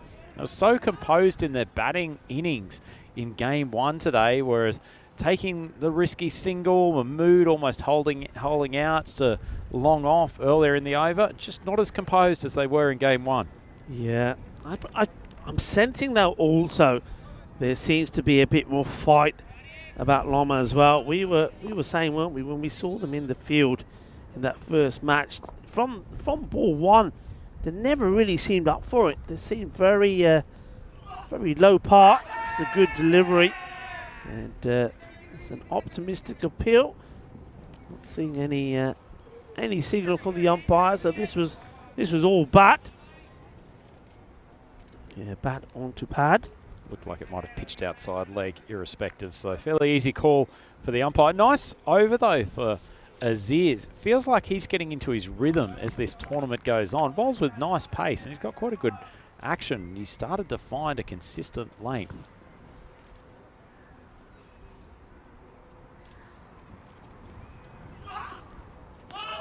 Well bowled, and just not getting his foot to the ball there. Yeah, that's better. Rashid Mahmood then decides, okay, this is how I did play it.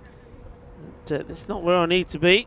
That foot needs to be a little bit further. And we saw him just move and plant it there. Nice ball from Aziz, just tailing away from the right-hander late. Good delivery from him. It's been a promising over.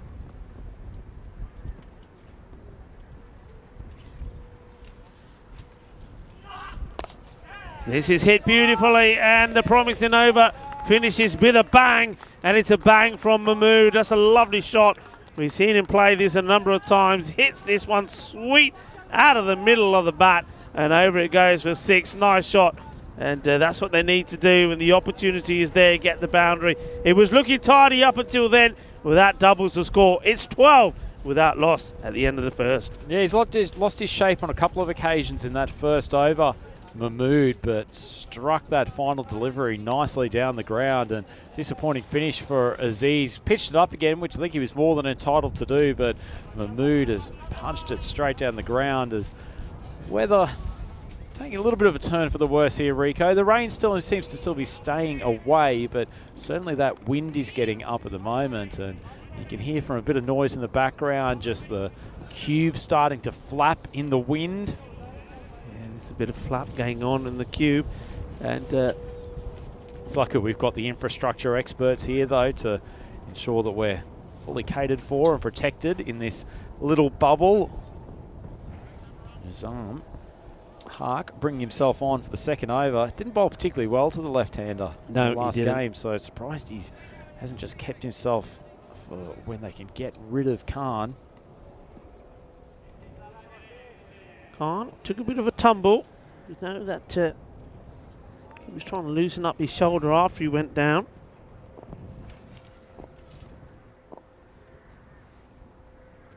Oh, this time, well, he's taken a tumble and he's landed heavily on his shoulder. This time, the ball, I think, flicks up and catches him on the lid. I'm sure there was a bit of lid here. It did sound like it. Top edge. Good length ball from Hark, and as he has a tendency to do, tries to pull it across to the leg side. Fair bit of open space out there. Well, he's been in the walls, isn't he? That's for sure. This one has been lifted. It wasn't a bad delivery, but what a shot that is from Rashid Mahmood. That is class. That is big. Well, has been hit big, hard and long. 6 carreras. Yeah, lovely timing from Mahmood after a shaky start in the first over. He's nailed 2 boundaries on consecutive balls. Just waiting for this ball to be returned. We'll have a look at the chat. Ricky Adams has just joined us as a Sono Bangla. Hello to you both, and lovely to have your company here today. Great to have so many people on the YouTube chat. Jam wouldn't have liked to be hit for a big 6 like that, so he goes a bit wider. He's up in the air, but it's safe, and they will take 2 as this is thrown in. It's a bit of a wild throw. It needs to be dealt with. Mood gets a little bit lucky. He's chanced his arm in this innings. He's swinging hard. Hark trying to push it across him.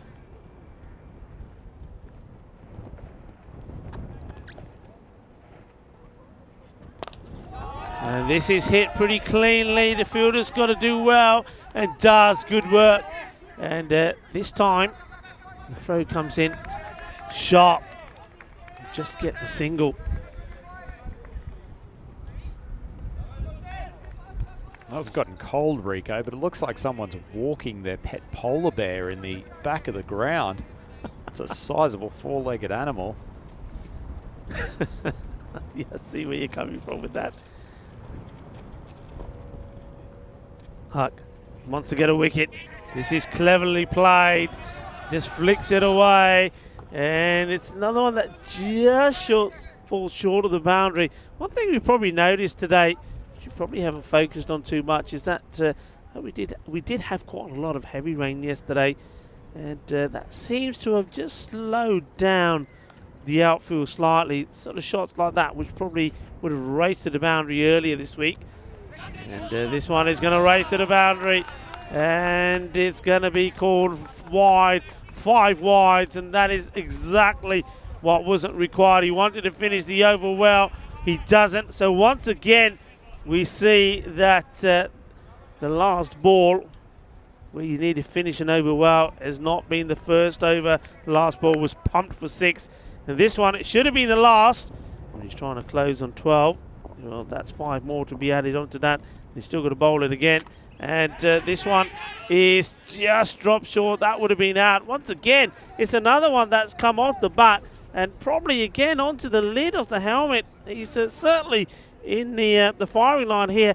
Look, I mean, the only thing I'd say here to the United batter there, Isran Khan, if you're in that much discomfort, it's probably, he did retire himself, didn't he, in the first match? Once he got to 50, 58 and he retired out, well, this time he may need to retire hurt. Maybe so. He's taken some physical punishment, but the most important thing is that he is still there. And United moving along after what feels like it's been a very lengthy 2 overs. They've got their score up to 30, so these two continuing their good form, opening the innings. Mahmood doing most of the damage so far. He's 17 off 8. Khan 5 off 4. Hasn't really found the middle of the bat to date. And Jamal Bajwa being brought on for the 3rd over. Bajwa, yeah, he's if he can get his line right, get that ball pitched right up there, he's got a chance of picking up a few wickets. He does go full and gets it past the left-hander Khan. Nice line from Bajwa. So in the first game, he bowls stump to stump. He's pretty consistent, always asking questions of the batter. He's a reliable bowling option in a team that somewhat inconsistent with the ball, I think it's fair to say.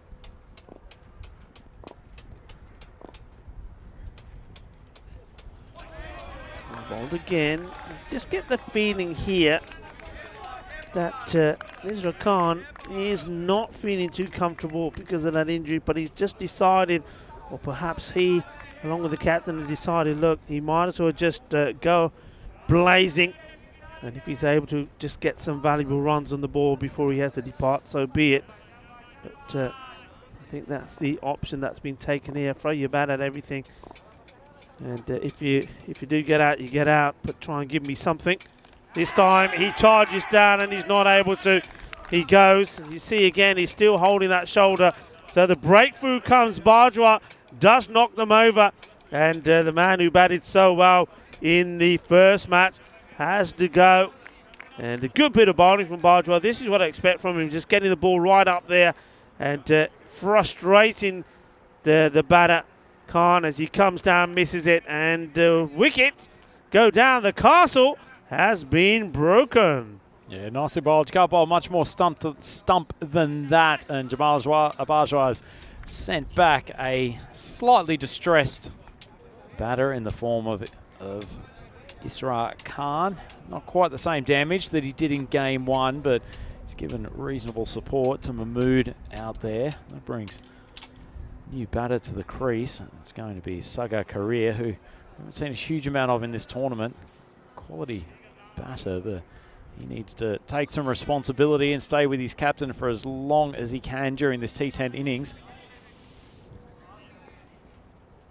Just a question from Ricky Adams, just inquiring as to how the table sits at the moment. We might be able to put that up for you in the coming overs, Ricky, but as it is, the victory this morning from United has certainly helped them. They're still sitting on the base of the table, but if they can get a second win here, then they'll put themselves in, at least with a decent shout of making the quarterfinals, and certainly for the teams that were sitting in the middle of the table, who saw Loma potentially running away if they had have taken 2 victories today, they will be pulled back to the field if they lose this second consecutive game. Into the pads and chase on for the fielder. The ball there, once again, just starting to die a little with because of courtesy of that rain that we had, and of course a lot of the people around the ground are speaking to Adnan. He said it's not just the rain. He said Rico, he said we haven't had a lot of rain here, and you will find the grass will grow pretty quickly, and that also will play a part in this ball just slowing down a little. Bajwa, it's been a good over from him so far. Goes for that fuller delivery once more. It's cautiously played by the captain, Mahmood. That's what I like to see from Mahmood, though. Last over and a half, he's shown a little bit more judgment as to which balls to go after. Nice delivery in the block hole from Bajwa. He's continued to be impressive, but it's just pushed it along for a single. Certainly don't want to lose him at this stage.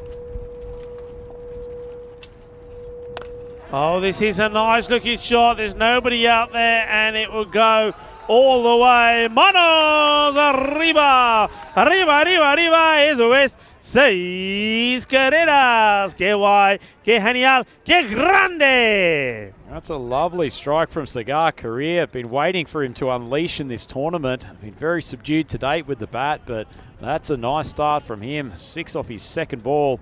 United, they're 38 for 1 after 3. Okay, the wind is continuing to pick up here at this Landskrona cricket oval. It's very, very cold wind. Yeah, I think it's safe to say at the moment, not the greatest conditions for the game of cricket, and probably not the greatest conditions for commentating on the game of cricket either. But it feels like the rain is certainly going to hold off for the moment. Those clouds aren't particularly dark and heavy, so I suspect we'll be okay as far as continuing on with play for some time yet. Yeah, I mean, sometimes, as they say, that if you've got the wind, it can keep the rain clouds away. Well, let's just hope that that is the one positive here. I mean, that rain was scheduled around about midday, so between 12 and 1 o'clock. And so far, we don't see any signs of it, which is good, though the wind has certainly made it a lot colder. This one's been pumped out there again, trying to get it past the 2 players, and he does. And this time it's Mahmood's turn to play the big shot. So this is a dangerous moment in this match for Loma. They need to try to find a breakthrough here pretty quickly and try to send the Capitan back. Otherwise, well, he could single-handedly take this match away from them. Yeah, they're just scoring enough boundaries in each over that they're well up with the rate at the moment. This is a lovely shot from Mahmood. Picked the gap between the 2 outfielders, and nicely flighted leg break from Ahmad. So it's a good shot. And this one hit straight down the ground, and The bowler for a moment was screaming catch. I think this was ever going to be catchable for the man that's out there. He's from a mood, but he does at least make the stop. This very, very important part of the match. This has been absolutely creamed. What a beautiful shot this is. It's all about getting your foot put in the right place and then getting plenty of swing in. And well, it's that man's turn again, Correa, who just says thank you very much. And he's certainly feeling in the groove here now as well, as that's his second big six in that area. And you can see there the delight on the captain as well, saying, come here, let me give you a hug, because that shot was worthy of one. Couldn't buy a run earlier in the tournament career. He started 12 off 3. Lovely strike. Oh, that's hit him probably just outside the line of off stump. There was enough doubt. Got the foot just on off. Tough, tough call for the bowler though, Rico. Well, this one for me, so it's a tough one.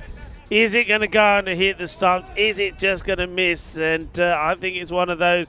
Very quickly, if I'm standing there, I'm going to say no. It's a good comeback. 2-dot deliveries. Yeah, I think there's enough doubt there for me to say not out.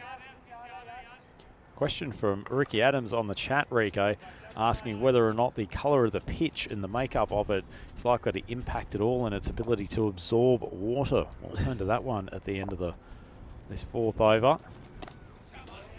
A nice looking shot, plays the single. You know, isn't it interesting, Andrew? That's the end of the over, and that also brings the 50 up.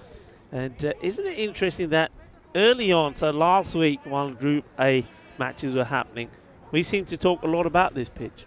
Absolutely. The colour, etc. It is blue and it is cool.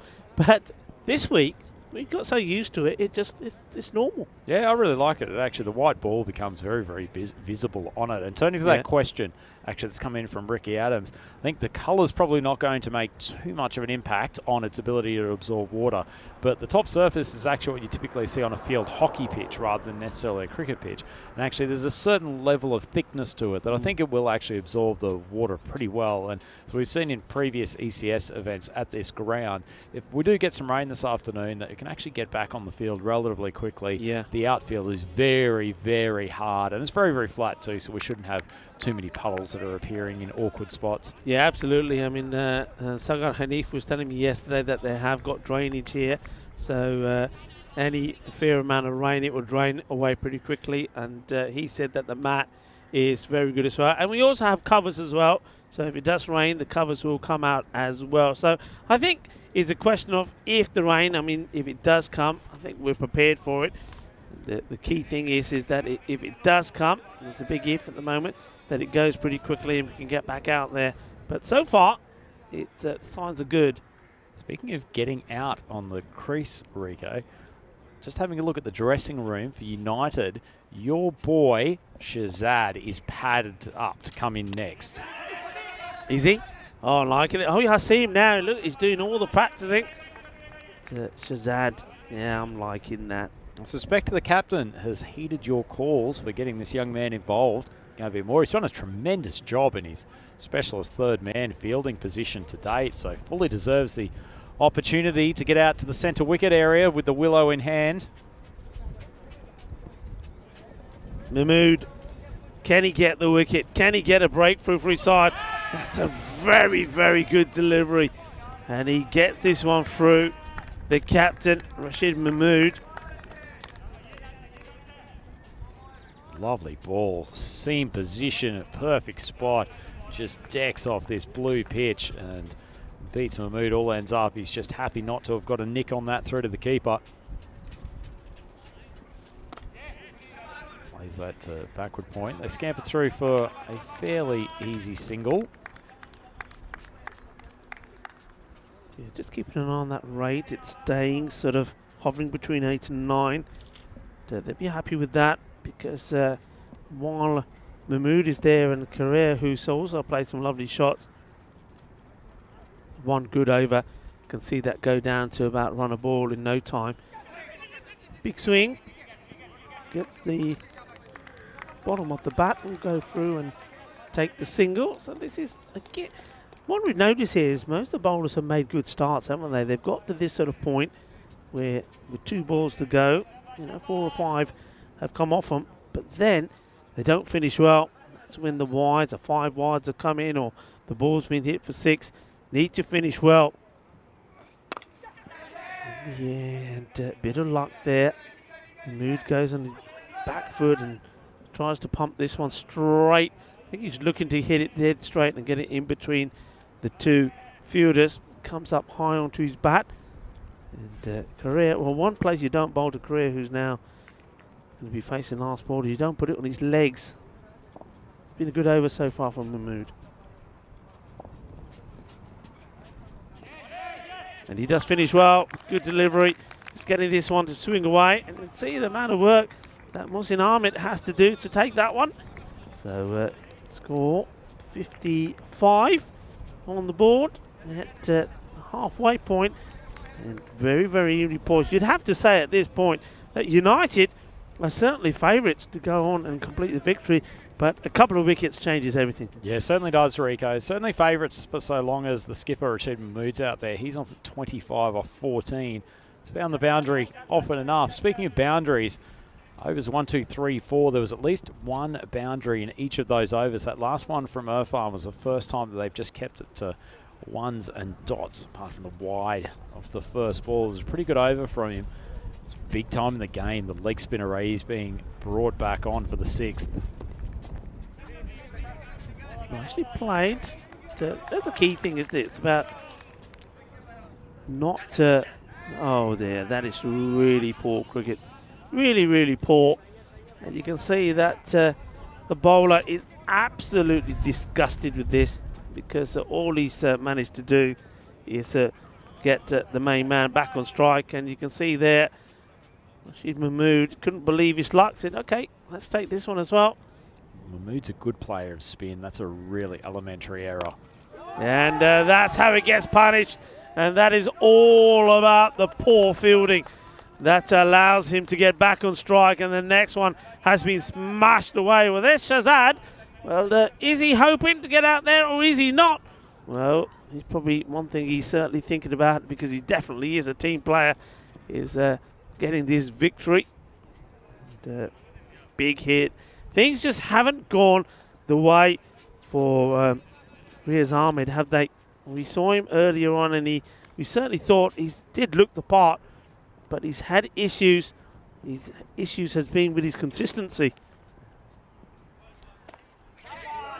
It's played, and well, the fielder who was involved with the poor bit of throwing back to the bowler has a chase after this and does get there. Gee, that's superb running from Career as well. He's pushed hard throughout each of those runs. Look at him just keeping an eye on where the ball's picked up by the fielder. Does the technically correct thing, switches the bat into the left hand so he gets a full view of it, and pushes hard through for the 3rd. Excellent running. He's excellent running, and but I won't comment on the fielding. As we go back to this delivery, it's well bowled. It's well played as well. That is a good bit of cricket. Well, let's just hope the ball goes into the keeper's gloves. It does. Yeah, nice cricket there. Well bowled, well played as well. 12 runs on this over so far from Ahmad. After a good start to this tournament, particularly with Mahmood, who's been slapping his good length balls over that mid-wicket boundary. He's just starting to struggle to keep the runs in check. He's hit pretty firmly. He's got to get down. He does. The ball does spill out of his hands. They turn and go. And it's not going to be an easy one. And those fielders are a bit far away. They probably could have maybe chanced their arm and go for a 3rd. They don't. They don't have to. They don't have to take the risk. Because as I said, the way that they're going, a couple of good overs to decent overs will mean that that rate just continues to go down. And you can see that's exactly what's happening here. Ahmed looking to finish on a high. Goes for the shorter deliveries. Hit pretty firmly. It's well watched there by the fielder as it bobbles away. Get a single. End of his spell. He goes for 27 off his 2 overs. And the score moves on to a very comfortable 70 of the 6 overs for United. United looking good, looking to make it 2 out of 2. Yeah, they certainly are, needing 30 off 24 balls to take this second game today. That was a helpful over for Faiz Ahmed. No wickets, went for 15 after the previous one from Irfan Mahmood, which was very good. Had only gone for 5. They'll feel that they're back in control of the run rate now, and interestingly enough, the skipper, who normally holds himself back to the 10th over, looks like he's stepping forward to the bowling crease, so he's going to take the 7th. Big call here from Hark, and he needs a wicket. Yeah, he's going to try and see if he can get the captain out. So battle of the captains will commence here once more. He almost had Mahmood earlier. He's still got Aziz to come back and bowl, and I would imagine he'd go with him straight afterwards as well. He's got to try and get this wicket. And, well, that was an interesting way to try and stop the ball. Does get a bit of foot on this, but sometimes, see this is actually, he tries to trap it with his foot. If that goes onto the stumps there, that would have been interesting. I think we could have seen an unlucky run out for Korea. Small ball, gets the dot ball in. You can see he's just focusing and getting that ball outside the off, trying to get a good over in here, trying to get that rate just to get it back up into the 8/9. But really, until they get these wickets, I don't think that's really going to help them. That's a nice looking shot. There's a fielder out there. Watch Reese. Yeah, he does well. Stop for a moment. He's going to just step outside of the boundary rope there, but he keeps his eye on it pretty well. Tell you what, I think he had a play on a catch there, Rico. He's taken the ultra-conservative option. Time in the game when they need a wicket. I think he had to throw himself forward. Well, this has been hit straight to the fielder. It would have been a wide ball. They do take a single and rotate the strike. But that was one to just leave be. Even Mahmood liked the fact that there was only one fielder in the entire Point region. It's a fielder behind Point, which he managed to crack it straight to. Disappointed he didn't find the boundary.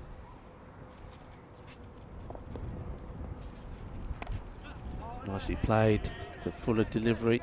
It's a bit more foot fielding, which nobody likes to see. They just keep it to the single. It's a bit of bad over from the skipper. Here, he'd love to send his opposite number back to the pavilion. They've just been doing it in one so far. Here's his opportunity. Final ball of the over. Well bowled. It's right up there again. But again, good cricket from Mahmood. He's in the 40s here now. Once again, remember, he made 49, apologies, not out, of 28 deliveries. And this is what we got coming up next. And this is certainly one match that I'm certainly excited about, because Haryana are coming back. They made a dominant start, then they against Mamahus, and then they lost those 2 matches to the team that's out there, Loma. And they're looking to bounce back well, and well, they've got their stars back. The Sultan has been called back to sort things out, and they're up against Hissingtons, who, you'll notice there, are without their captain in the lineup. He's going to be the 12th man, Gokul, because probably a few injury concerns, just wants to conserve himself for the quarterfinals. Could be an interesting match, but Haryana, they're looking to stamp their authority back in this group. Certainly are, and as Graham Holmes has noted in the YouTube chat, the Sultan is back. That is a huge inclusion for Haryana Cricket Club. They surprisingly dropped 2 games the other day when they took on Loma. A little bit of a delay here, just while the umpires are making a clarification. But that clash coming up next, Rico. 2 teams who have halved their games, 3 wins and 3 losses for Hissingtons, 2-2. As far as the boys from Haryana are concerned, it's going to be a big contest in terms of both of those teams probably making it through to the quarterfinals, but in terms of where they sit through and where they cross over against the Group A teams. Yeah, I mean, I was speaking to Gokul briefly yesterday, and he was, he came across more than happy with what the team have done. He said himself, look, bear in mind what we did before. We've won 50% of our matches, 3-3. And he was already saying yesterday, because he was limping around, he said we may make some changes. And we're seeing a change there. I think that's the 12th man is coming on. And that it's didn't Haroon. look like it was Haroon that came off. Certainly was. He made a dive for a ball, I think about an over a half ago, down there at that backward point area. May have just picked up an injury at that point, so change in the field. This man, Mahmood, he has been exquisite with the bat today. Yeah. Still undefeated across these 2 innings. 49 not out in the first. He's 42 not out off 22 here. United still need 25 off 18. This is a long way from settled. It's good over from the skipper Hark at the last one. It only went for 5. So Spectre Mahmood has decided that they're going to have easier bowlers to come. So they didn't want to press the pace against Hark. In the air. Is this the opportunity? Fielder, once again, it just dropped short. And then, well, he couldn't get or release a good throw in there either. These are the sort of ones, as you said, Rhino, that sometimes when they are big opportunities and big players, you got to try and get out. You just throw yourself to try and get there. And, well, he's just not able to get there quick enough. And then the throw allows them to get 2. Well bowled from Aziz. I certainly like the way he's attacked. He was unlucky, wasn't he? His first over, the first 5 balls for 6, and then there was that lovely shot from Mahmood straight down the ground, which doubled the score. He went for 12 with his first, but he's certainly shown a little bit of firepower. As we see umpire Adnan there, standing on one leg for a moment. He's doing imitating a flamingo. See, it's cold. He's keeping his hands in his pockets. As he's not out, going down leg side. Good delivery, though, to right in the block hole. That's what they need. They need a couple of overs like this. The question is, though, of course, as we said, the captain, Najam, he bowled himself the previous over to try and see if he could get a wicket. He's gone for Aziz here now. And the question is, who's going to bowl the last 2? They're going to be under pressure no matter what, but the job here for Loma is to try to stretch this game out as long as possible. United still needing 21 off 15. It's been quite some time since the last boundary. It's a good bit of work there, I think, when the keeper managed to get a bit of glove on this. It certainly takes the pace off it. Mohsin Ahmed, it means that it's a single. Things just going the way of United, though, aren't they? Just moments like this where it could easily have been an inside edge back onto the stumps as it is. They scamper through for the run. And make a note, this man was replaced into the game late in game 1. Career. Hasn't he made a difference with his running between the wickets, Rico? Yeah, certainly has. Good delivery, and that's a lovely shot. And the fielder will stop it. They will come back for 2. What a lovely shot that is. It's nice to see the batters using their feet well. And look, he gets right to the pitch of this. Doesn't try and hit it hard. An authentic shot. Top draw. Very much so. That was lovely timing. Probably indication there, Rico, as you mentioned earlier, that this outfield's not as quick as it was the last couple of days. Felt on previous days that probably would have made it for 4. And that's hit pretty well as well. Gets it past the infield. Oh, there's a mix-up here. Got to go the other end. The good throw is in trouble. Oh, he is in trouble. And, well, that was so close. He gets the throw in there, and good work.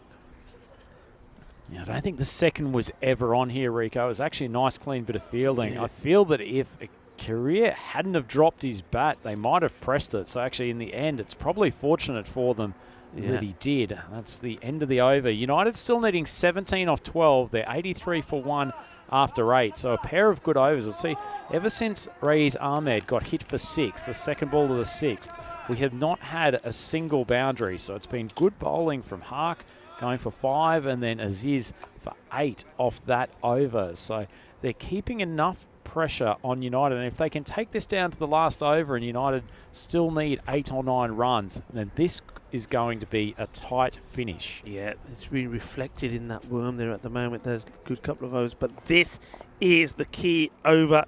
Now, I said this in the innings of Loma.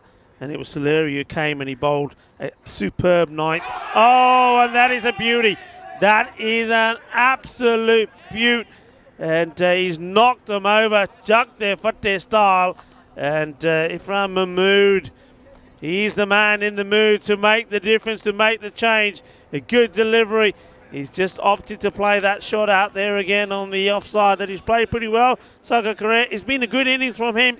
21 off these 17 deliveries. But that is a great delivery. And maybe, as we saw in the first innings, the over number 9 is not going to be magical for the batting side, but magical for the bowling. Yeah, super bit of bowling from Irfan Mahmood. Puts the ball just outside of off stump, seams back, and unfortunately the front foot from Correa didn't move all the way across, and he gets bowled between bat and pad. That's an excellent first up delivery, and you just get the feeling things are turning slightly in the favour of Aloma here. New batsman after a long partnership. Yeah, but they've got to put pressure on the new batter, haven't they? It's well bowled. But look, nobody in close on the leg side. I mean, here you've got to have, they've probably got it right, I think, on the offside. But the leg side, one of those men has to come in and put pressure on. You've got to have the mid-wicket in close. You don't want them to be getting a single. You want to keep Afzal on strike. Certainly, Afzal's got to get bat or pad onto this next delivery. You don't want the skipper stuck at the non-striker's end for a large chunk of this over. Good start from Mahmood. Oh, this one could be a no ball. It will be. And the thing is, also, they've got the thing. You see, that's exactly what I'm talking about. Sometimes you've got to read the game. You know what he's there to do. You see this one, he could have had a big swing at it, but he knows his job. He just wants to get a single. Just gets bat onto ball, goes into that area. And that's where I was calling for the mid-wicket to be. So free hit. And you don't want to be bowling free hits to Mahmood. He's on 46, and he'll be hoping that this one is going to fly over the boundary and bring up a 50 for him.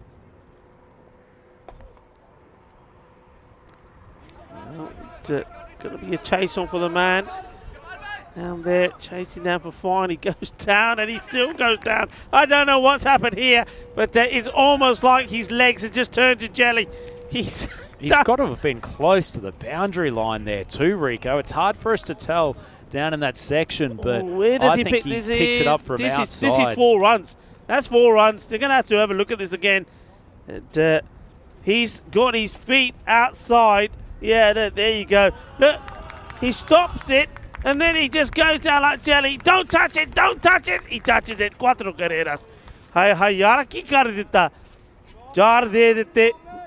And 2 turns into 4. Not the way we expected it, but it was a great result on the free hit as they managed to push a second.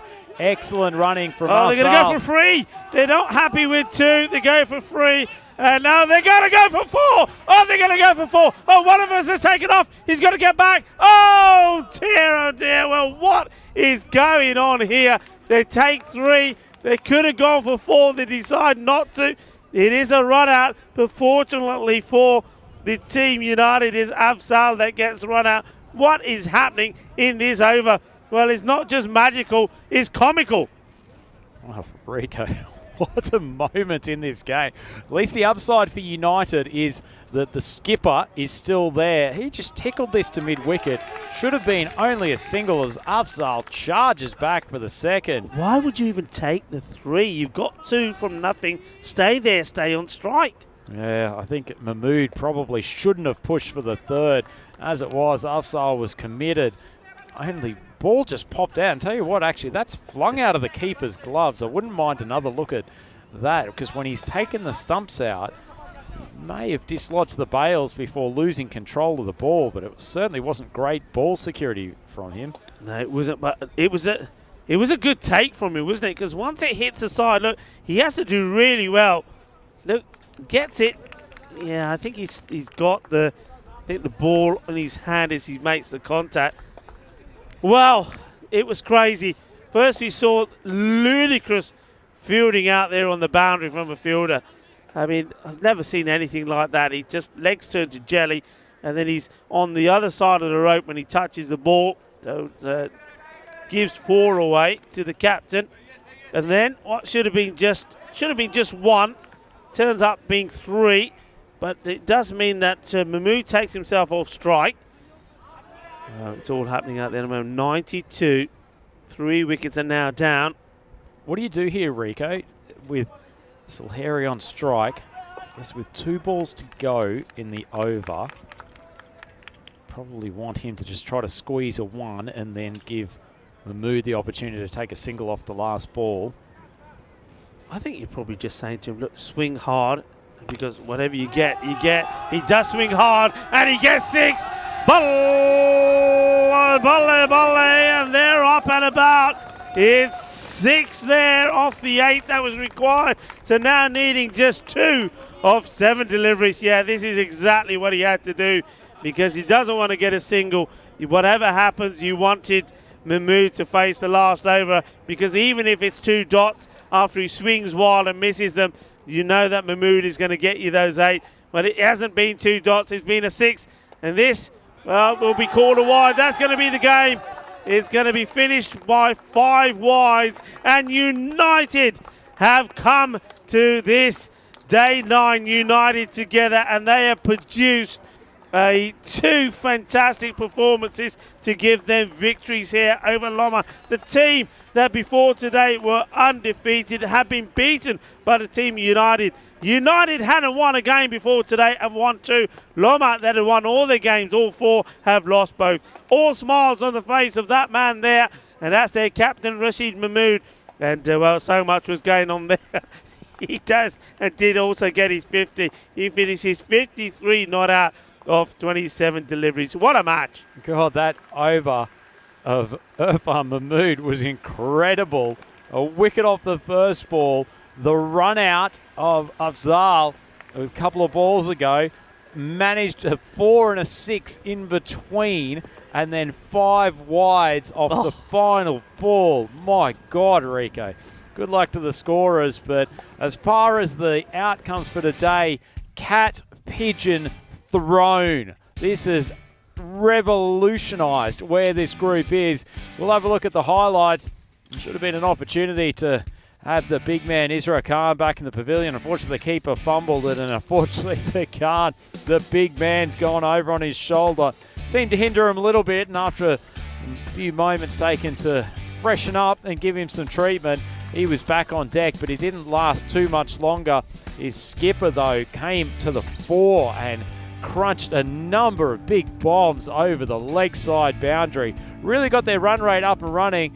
Fortunately, Khan, he didn't do too much running after his injury. That one was tickled off the pad for a 4 before he was clean bowled. Nice delivery.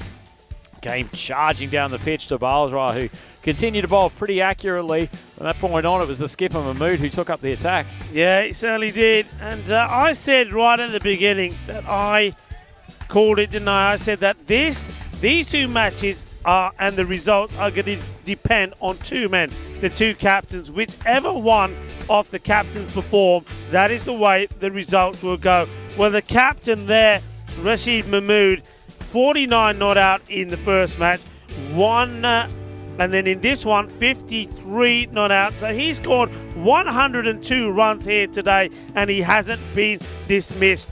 And the captain yesterday of Loma, he scored 147 in the day, but today he only scored 21, and that's what made the difference here. It's all about the 2 captains, and it was the captain, Rashid Mahmood, who led his team brilliantly as they won both these matches. Well, when Mahmood took out Korea with the first ball of the 9th over, I said the momentum was swinging back Loma's way, and they certainly had the opportunity to take control of the game. Comes back and tells the team what a super seed that was. This was probably the moment. Fielder chasing it down to the fine leg boundary, unfathomably decides to pick it up while outside of the ground. This was comical, but did end up in a run out. Comical is not the word. I mean, they go again and they take 3, and I'm thinking, what are you doing taking 3? I thought, well, okay, if you take 4, it could work better because it would get Mahmood back on strike. It doesn't do, and then you see the run out there. That means that last over That last over went for 20 runs. When you think the first ball was nothing, that 20 runs came off 5 deliveries. It was just all unbelievable. This was the one the new batter thought, I'm not hanging around. I'm just going to go big. That's what I thought he was going to do. And Soleri does. The one ball he faces, he smashes for a big 6. And look at that. I'm just loving this captain, Rashid Mohammed. Every time somebody performs and does somebody well, he just wants to go up to them and give them a big hug. And, well, the captain, everybody will be hugging him tonight because what they've done here today, United, has been almost nothing short of a miracle. It's been unbelievable. They came into this match when the chips were down. Something had to give. They lost all 4 of their matches. Both these teams are making a debut. But one, well, as I said in my intro, they were at opposite ends of the spectrum. And it was Loma that were the high flyers. They hadn't lost a single game. And United, they were down in the dumps, but they stayed united. They believed in themselves. They believed in their captain. And they won both the matches here. And that has put them right back in the group. We get a chance to look at that group and the way they stand at the beginning of this match that is coming up. Ariana, they're a team. They have finished 3rd and runners-up in this European Cricket Series in the past. They're looking to go all the way. Didn't have the best of times against Loma, the team that you see defeated there twice, because they lost to Loma twice after beating Malmahus in a dominant display in their first 2 matches. So they're looking to come back with a bang. Hissingen, they're 50% at the moment. They've won 3 and lost 3. They're going to be missing their captain, who's probably just nursing a bit of an injury. So that means that somebody like Nitin Ramakrishna, he's going to be key. Srikant as well. And somebody else in there has to produce some runs. Maybe it would be Vabab Joshi. He has also shown that he's able to hit the ball pretty well. On the other side of Ariana, with a salt on his back, well, we saw good performances there from Baba and also from Atif. So they're looking pretty well. They're looking pretty strong. And they certainly want to let everybody know that though they had that blip against Loma, they are back. And their intention is to go all the way, get into the quarterfinals. And maybe this is going to be their year. Or maybe Hissingen, a team that hadn't won in 2021 at all. Maybe they're going to be the ones that are causing upset. It's been a day of upsets. Are we going to see some more? Are Hissingen going to be able to turn over Ariana as we have a look at this scorecard? Rashid Mohammed, well batted, 53 of 27, gets a half century, 102 runs in the day, not out. That's right, not out. What a day it's been for him. Captain has to lead the way. Sagar Carrera, I think he batted beautifully. He played probably some of the best shots we've seen out on the offside, but he was done by Ifran Mahmood there in that last over, and we thought, well, maybe that was going to be the twist. But it does all happen in the 9th, and it did all happen in the 9th, because though he did get that wicket the very first ball, the next 5 balls went for 20 runs. It was quite incredible. And, well, actually, it wasn't the next 5 balls. The next 4 balls went for 20 runs because there was still a ball to go, because, of course, it all ended with the 5 wides. That'll be reflected in those bowling figures. So Mahmood, 20 of those runs coming off his last over. And when he picked up that wicket there of Carrera, we thought, well, maybe that was going to change everything. But all the other bowlers, they had troubles. Reyes Ahmed, I think he needs to go back and think about his plan. He's sort of spraying the ball all over the place. He went for 27.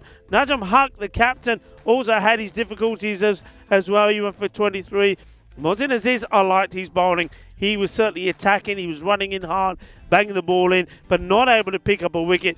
Again, only 3 wickets to fall. And one of those was the run-out as well. It's been a marvellous story.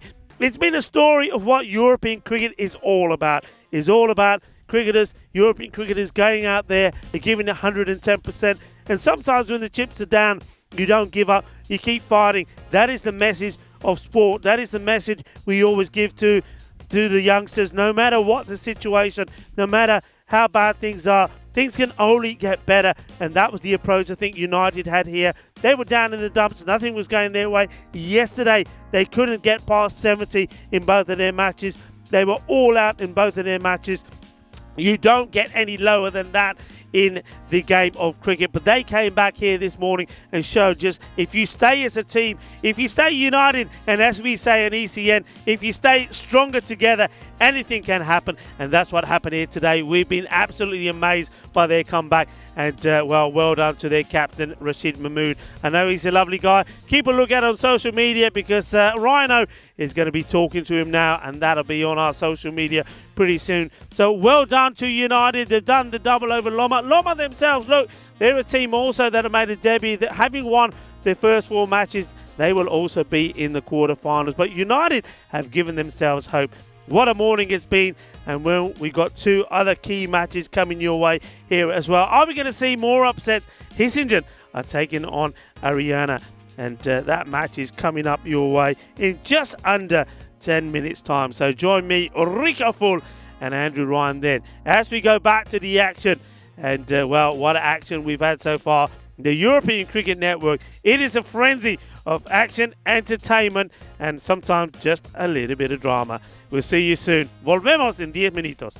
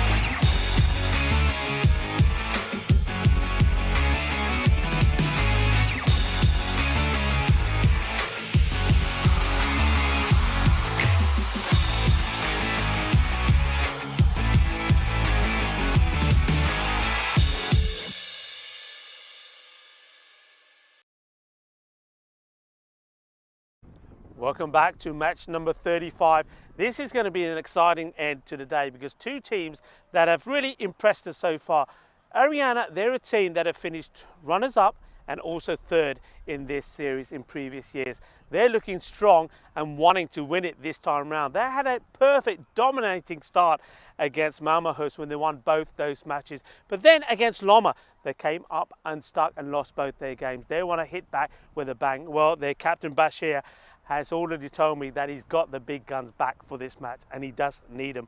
Hissingens, well, we all know about Hissingens and their story. Last year, they could not win a match. They lost all 8 of their matches. But this time round, they've got a 50% record and are looking good. They've got some injury concerns, but let's go over to Basha and Joshi, the captain of Hissingens, for the all-important coin toss with Ron Kademan. Heads is called. It is tails. We want a bet bust? Bashir Ahmed, he has won the toss for Ariana and he is going to have a bat. Of course he is. He's boosted and happy to have Nur Sultan back in the side and also Zazia. There was good knocks from the key batters that performed well for him in that first match against Lomma. Mahmoud Baba and Atif Mohammed were in good form. But I think having the Sultan out there creaming the ball to all parts of the ground, if he's in good form, is certainly going to help them get to a big score. And that is what he's going to be looking for here. With the ball for them, the ones that I would be looking at and have performed well so far in this series is Absar Khan and also Baz Ayubi. What about Hissingens? Well, the news from Hissingens is that their captain is the 12th man, and we heard that there from Joshi. So I think they're just playing it a little safe. I think they believe that they will make it into the quarterfinals and that it's a good idea to keep somebody like Gokul Srinivasan fit and healthy. But they still have Ramakrishna, 216 runs in the series so far, but he needs to find his form again. He looked a little bit rusty yesterday, and maybe he needs good support from somebody like Rakesh Srikant, who also batted well. With the ball, the players that I think we need to keep an eye on here, I think is the man that was there at the coin toss, Vibhav Joshi. He's bowled really well. He's made a knack of taking wickets at important times. And also Abhinav Kama. This is going to be an exciting match, and I know one man that's in the commentary box and he's very exciting himself. It's our man Rhino. He's waiting for the start of this one. Over to you, Andrew Ryan. Thank you very much for the game preview, Rico, for that's an excellent analysis of what we've got coming up in this third contest. Today we invite the Hissingens team back, and they are taking the field first against the mighty Ariana lineup, and they have got that man, the Sultan, back on deck, and he's a huge inclusion for their chances today. But plenty of other good players littered throughout these sides. None more so than Nithin Ramakrishna, who will also be taking the field for the Hissingens side as we have a look at the fantasy dashboard. And then the Sultan up the top, even at 9.5, he is good value. On the other side of the ledger, it is plenty of good quality players on both teams. Nithin Ramakrishna, he's 371 fantasy points throughout the course of the tournament. He's been very, very good.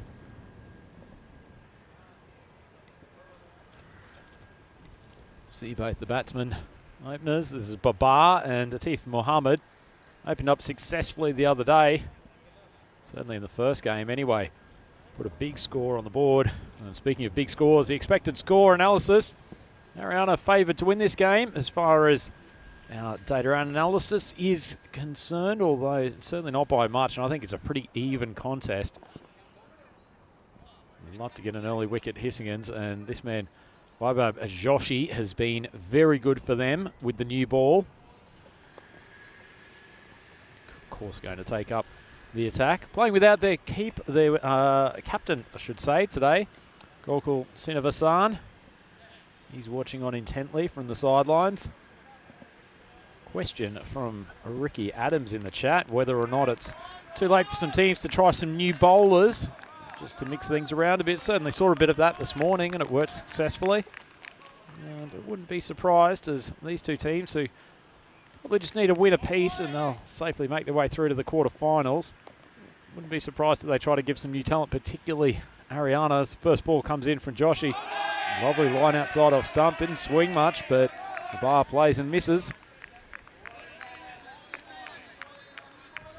very much the method that Joshy has employed throughout this tournament. He's a consistent line and length bowler. Doesn't usually drop short too often, so largely trying to induce batters to play on the front foot. A good ball, this one tailing back into Babar. Safely plays it out to backward square. And they'll tickle through for a single. As far as the weather goes, wind has died down a touch. It's certainly not quite as cold as it was for the latter stages of the previous game in Loma and United. Still cool for the players out there. Rain clouds still don't seem to be developing at the moment. Got a few thicker clouds that have rolled into view, but for the moment it's reasonably light and seems to be free of moisture, so keeping our fingers crossed that we'll get lucky and get these remaining 2 games in, as Joshy does drop short. Keeper's gone up. The rest of his team has joined in. I don't think there was a huge amount of excitement from the fast bowler. Nice pace though, and a little bit of jump off the deck. Mohammed, he might have actually got a glove onto that ball. Have a look at the replay again. Hard to tell from the front on angle, but certainly was worth a shout. Joshy steaming in. Good start from him. Mohammed swipes it across the line and hits to the vacant mid-wicket area. Excellent batting. It's a low risk run because as long as he gets it across there, there's no fielders in that part of the field, and he found the middle of the bat. Nice strike. Certainly with Joshy's line, they've very sensibly decided to go for fielders that cover and long off. Mohammed decided that it was worth trying to swing him to leg. Nice piece of batting. We give Joshy something to think about too if he can't settle into that nice line and length outside off stump. May have to mix it up, try to spear in the Yorker.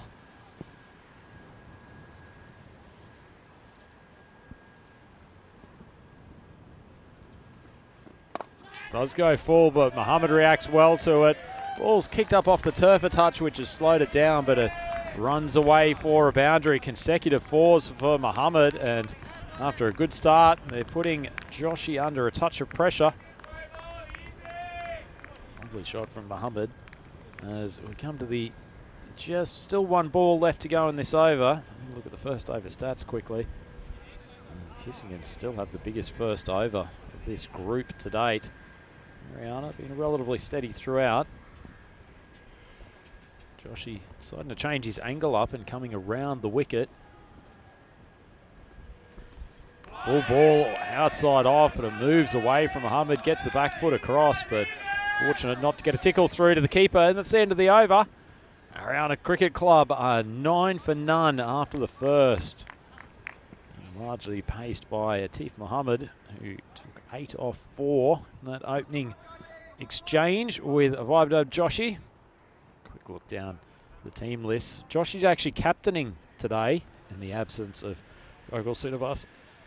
So a lot of responsibility sitting on his shoulders. Still a good lineup from Hissingens. Most of the players that have been their key contributors across this good start to the tournament. 3-3 at the moment, and remember this was the side that went through this tournament last year winless in their 8 games. So whatever happens, they've certainly drastically improved. Bowling change now for them. Looks like Sivanadam coming in, right arm over the wicket.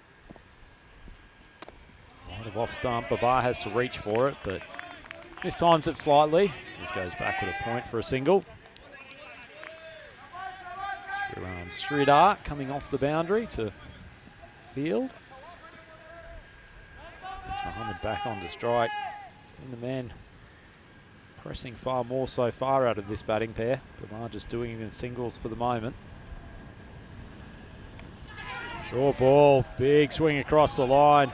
It's a good result for him though. The ball goes flying over the keeper's head. Another boundary for Mohammed. Too short from Sivanadam. Well, it wasn't a great ball despite the fact that Mohammed certainly didn't take it off the middle of the bat. Goes as a 4 in the scorebook though, nonetheless. Slightly concerned look on the face of Gokul Srinivasan. Only we could have Gokul Cam throughout the course of this innings. Fascinating to watch how he changes his look as his team's performance works up and down. Ahmed strides down the crease. It's just going to be a single. It's Kalari coming across well from mid-off to cut off the ball. It was once again mistimed. Nice bit of bowling, Sivanadham. Saw Mohammed charging down, just dug it into the pitch.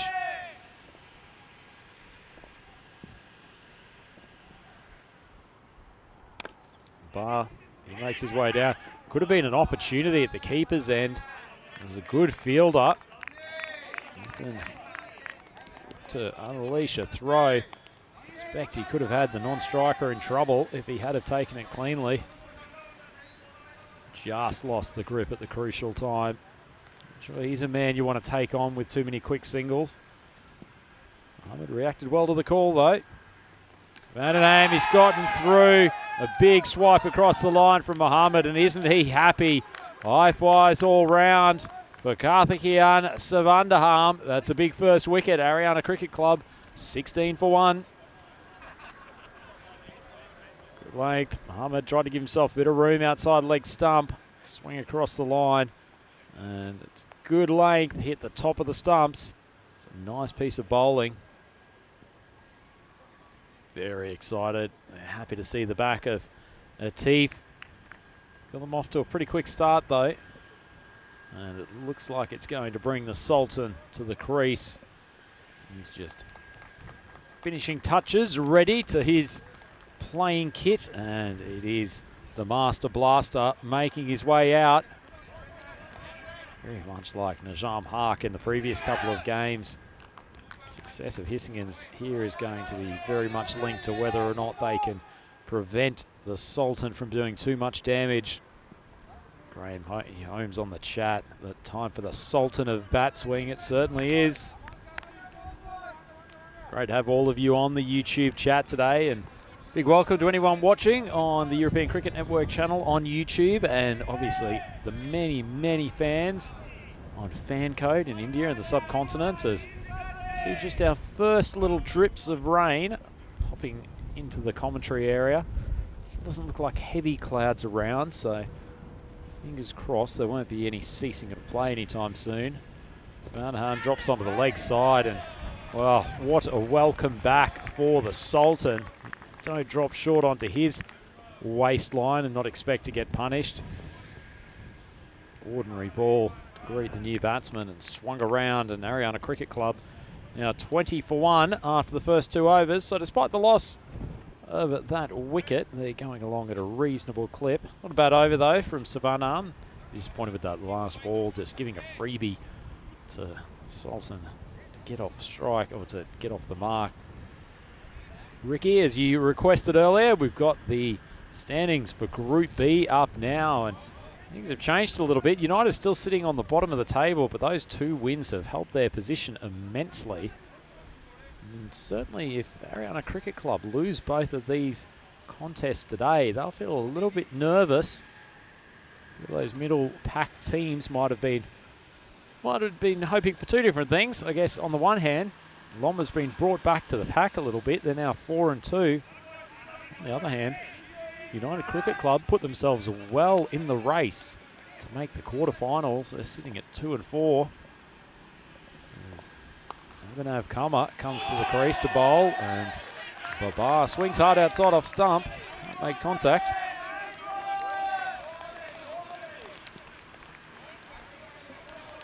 Good start from him.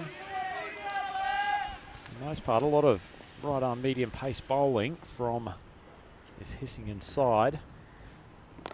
Babar swings hard to the leg side, and the opening overs, it's a good place to go.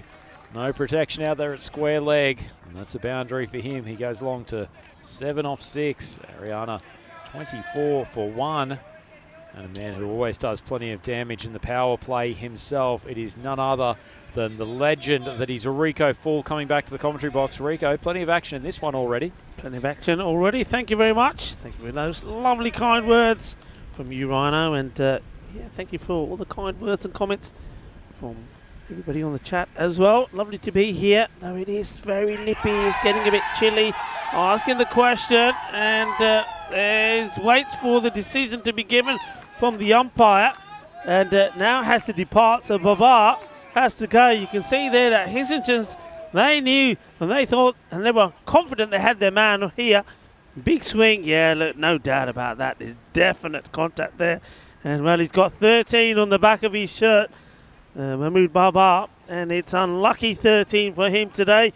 He goes for 7 of the 7 balls that he faced. So both the openers have been sent back. Both of those guys batted so well, didn't they, in that first match that they had against Loma. And it was Babar who made 46 and 24, and the man that's already gone back, Atif Mohammed, 35 of 12. But they're back in the shed, so to speak. The Sultan, he's still out there. And he knows already that it's a huge importance on his batting. They're throwing the bat at everything, but things just not going their way. And good catch taken there by Shankar.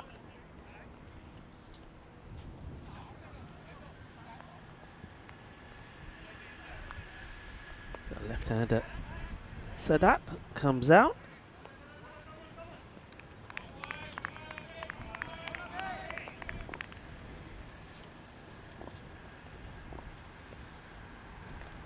Gets an edge, and this is going to race away to the boundary. So a lucky start for Kedar Sadat there. Hay poquito de suerte con de primera pelota que ya tengo 4 carreras. And Kama just can't believe that one has gone to the boundary. It's a good delivery to the left-hander. Just gets him reaching for it.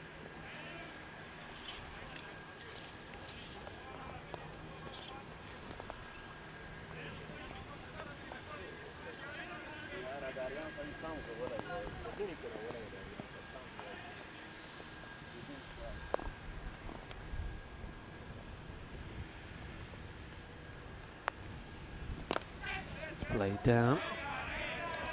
The ground is well fielded by the bowler himself.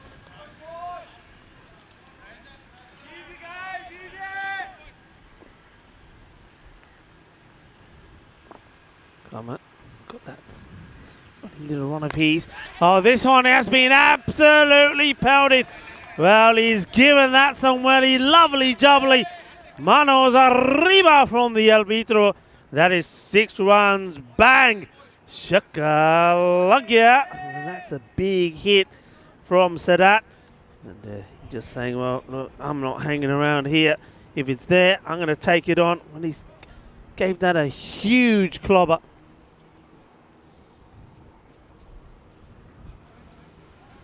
And just having a look at some of the power play stats here.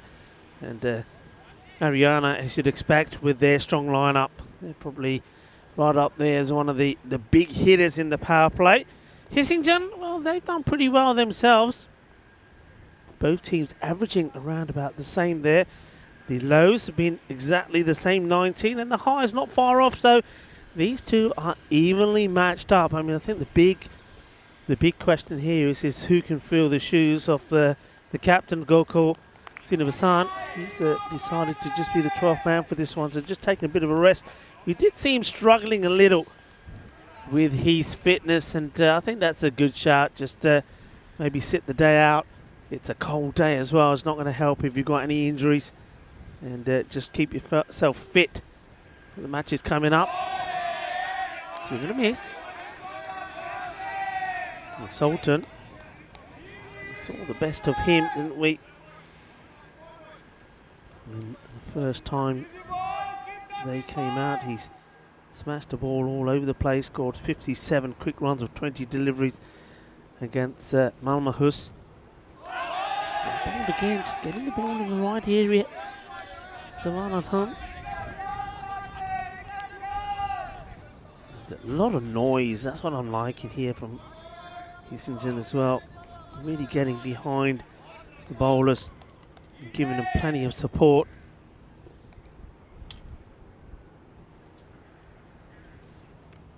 edge. Oh, and it just flies rapidly past the wicketkeeper. And, well, Budman couldn't do anything about this. It goes so quick.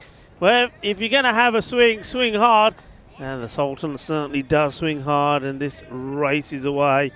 And Shankar can only encourage the bowler to keep going. Finds the edge of the big man. Look at the size of him. He's absolutely huge, isn't he? So broad. Gives himself some room, and he absolutely hammers this. What a shot this is. Just steps across and goes bang. Even the horses are going wild in the background. They're saying, oh, watch out. The Sultan is about. Well, they want to say, get us out of here. Get us out of the firing line. We know what's coming our way. Well, look at them there. They're just going crazy there at the top of your screen saying, that looks like the Sultan to me. Yes, it is. And be wary, be warned, because when he's in flow, he can beat and hit the ball big. And he's going in that direction again, just slightly too short. And he negotiates this one to behind square. Powerful hit. Moves so quickly, he sort of invites the bowler to go at the stumps and then just, well, dispatches it. Lovely shot.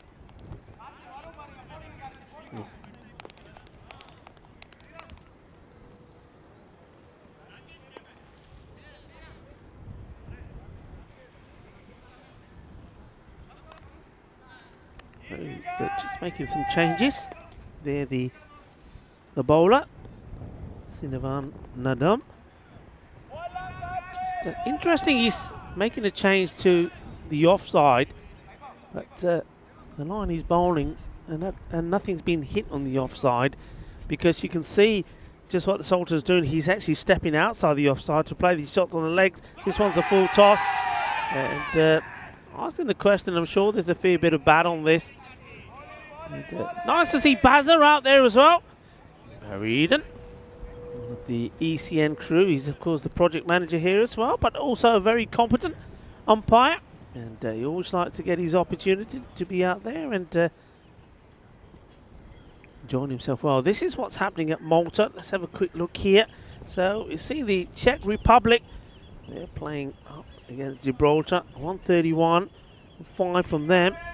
And Divazi, well, he's batting pretty well. 79 not out of 52. And, you just see a wicket that's just gone down there. And that's Buyan.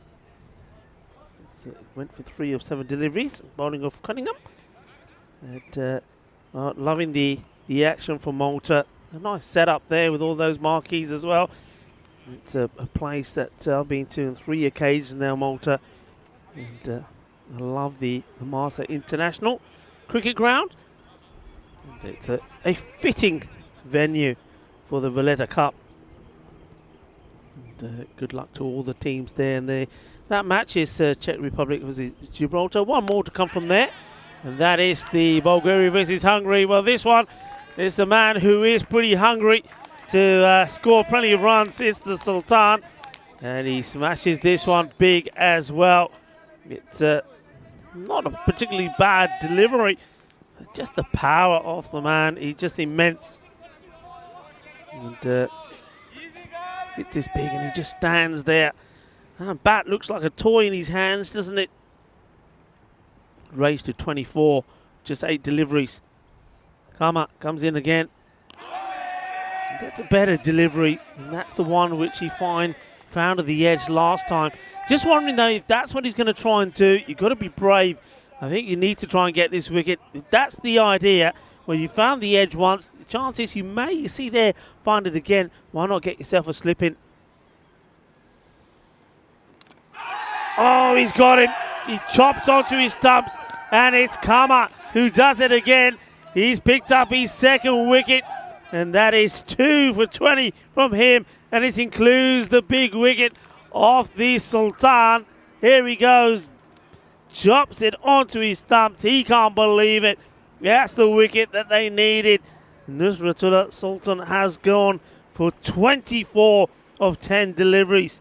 And you can see just how quickly he can hurt you. Just having a look at the inside edge of his bat. Like I said, it just looks like a toy in his hand. And on his departure, you're going to see the captain coming in. Big moment there. And this, the 5th over.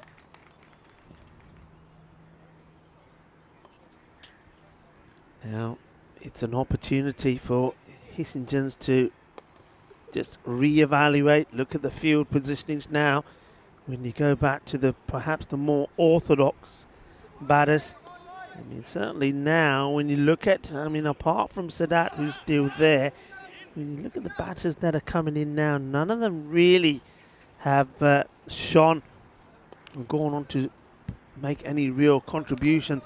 So this is an opportunity for them to really put the squeeze on and try and keep this score sort of, well, no more than 90 to 100. Won't help, just gone a little bit too wide there. Bashir Ahmed, the captain, has now gone out there after that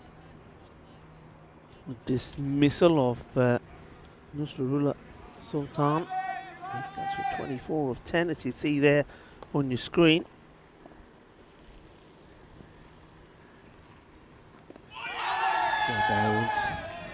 Good sort of teasing sort of delivery.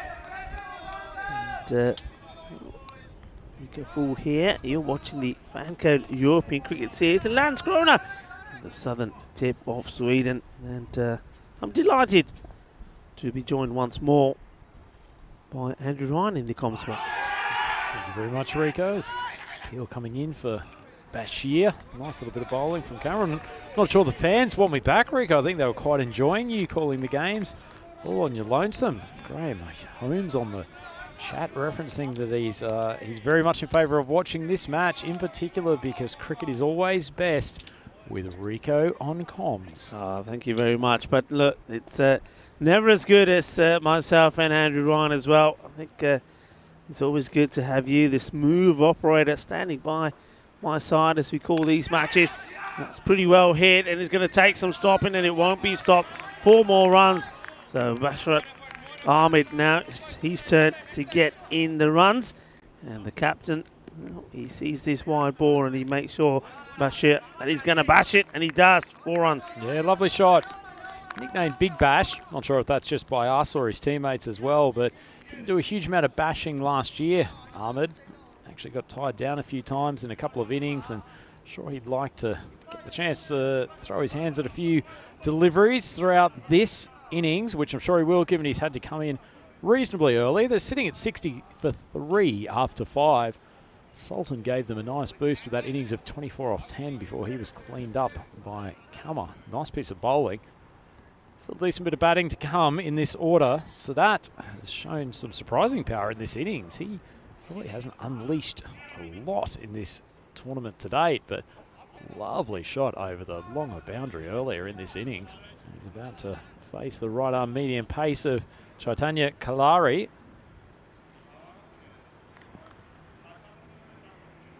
Good to see on the YouTube chat. Everyone getting some love. Maya, Ricky Adams. It's not all just about Rico, just mainly about Rico. There's a big swing across the line. Kalari gets a dot ball on the first delivery. Kalari, this is the man that I think really has to perform today, Chaitanya Kalari. Not just with the ball, but I think he's got to try and fill the shoes of the absent captain. So when it comes to the batting, I think he's got to give good support to Ramakrishna. Nice ball in the block hole. Kalari just floating it up. A little bit of late swings driven down and fielded for just the single. That's Kammer, the man who sent the Sultan packing. Huge contribution from him to his team's cause today. If the Sultan had have stayed out there for a while, they would be looking at a very, very big total.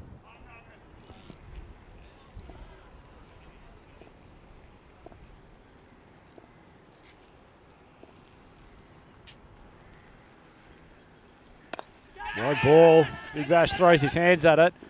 Ends up in the air for quite a while, but the fielder, that's Sridhar down there at backward point, didn't really have a chance at it. Keeps it to 1 though. Kalari continuing to bowl fairly tightly, not giving a lot away. Certainly hasn't dropped short and given either batsman the chance to pull towards square or deep mid-wicket as yet.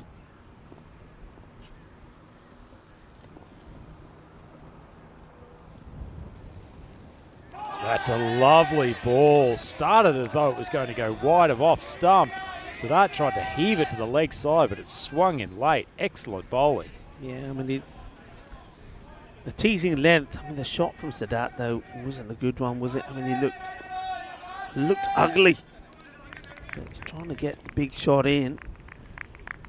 It's certainly not going to end up in a painting in the Louvre by any stretch. That was a fairly ordinary heave across the line from a good batsman.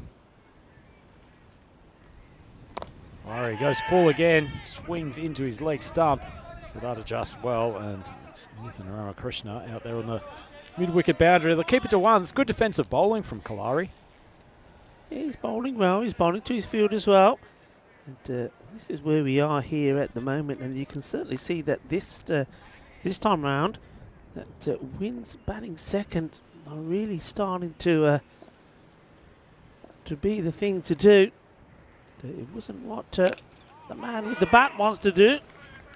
That's a really nice shot, isn't it, from the captain? And he's played a couple of nice shots out there. That's obviously where his strength is, Bashir Ahmed. And yeah, at that coin toss, he was pretty firm to say, we bat, because I think he said it with a smile on his face as well, because he knew that he had Nusra Sultan back in the side, but hasn't quite gone his way yet. I mean, he's coming at this position, hasn't really scored any real runs, Andrew. But one man I've noticed that they haven't gone for earlier is Zamin Zazia. He batted really well the last time that his team were in trouble. So he probably is padded up to come in next. Wouldn't surprise me. So they still, like you say, they still have got a fair bit of batting, but certainly haven't got off to the sort of start that it would have liked. No, still plenty of hitting down that order, as you say. There's also Omar Zadran in there and Baez Ubi, who's a frequent contributor down the order. So certainly not a shallow batting lineup for Ariana by any stretch. As Nizam Shahul is coming to the bowling crease. A little bit more right arm pace just to mix things up a touch. Notice we don't have the Mankad Maestro, Santi Nalga, in the team today. Yeah, no Santi. He's taking a rest as well, maybe. There's a few more newcomers into the side. Oh, that's a very short Gandhi delivery, and from it he gets a dot, because once again Sadat, he's just not keeping his eye on the ball, is he? He's moving around so much. I mean, this one, he just needs to stand still, and he could have picked his spot. The great thing about T10 cricket is the most Gundiest of Gundy deliveries can actually look pretty decent if the batter tries to do something different. That ball's much better from his arm. Floated up onto the leg stump and dragged across to mid-wicket, and they'll just take the single. Yeah, look in this. What is this? This look of the old Richie Richardson look with the old headgear on from the captain, Bashir. Massive fan of it, Rico. Yeah. Absolutely massive fan of it. I think Bashir looks resplendent in the big broad-brimmed maroon cap. Deserves to make runs for such a bold choice, in my opinion. It's a good look. I do like the look, I have to say. Oh, it's short and it's being pumped. He goes all the way. Bolle, bolle, bolle. Well, we like the look, and it looks even better when you're hitting the ball out of the ground. You waited well on that. That ball held up in the pitch a long, long time. Saw Bashir got his right foot back and across early on. Held his shape nicely and has smacked it for a mighty six. Great batting. Well, Sultan wasn't going to get up to get it, was he? Full ball down the leg side. Not a great one from Shahul. He's been forced to re-bowl. So let's have a look at the YouTube chat. Now, PK is pretty impressed with me inventing the new word Gundiest as a description. Gundiest doesn't offend any local language rules. Gundiest, I like it. The Gundiest of Gundy balls. Well, there's one of those there. If there is a Wikipedia page for Gundiest of Gundy balls, then that one may be at the included video. That was a pretty ordinary delivery. Yeah, he's started with a real Gundy one that got him a dot ball, but that one was it was Gundy. but it was wide and signalled as such as well from the umpire. Short and wide, Big Bash tries to heave it underneath edge, and well done from the wicket keeper, Padmanabhan. Good hands from him. Oh, the short ball. Playing with fire here, Nazim Shazul. We've already seen the power that Big Bash brings to the crease. Can't let him free his arms like this. Still got 2 balls to get out of this over.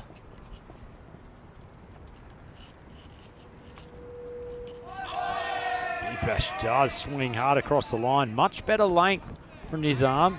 He's pushed it much fuller. The ball's tailed in to Ahmed's leg stump. Nice piece of bowling. He's shaking his head, and he does get a dot ball out of it, so he can't be too disappointed.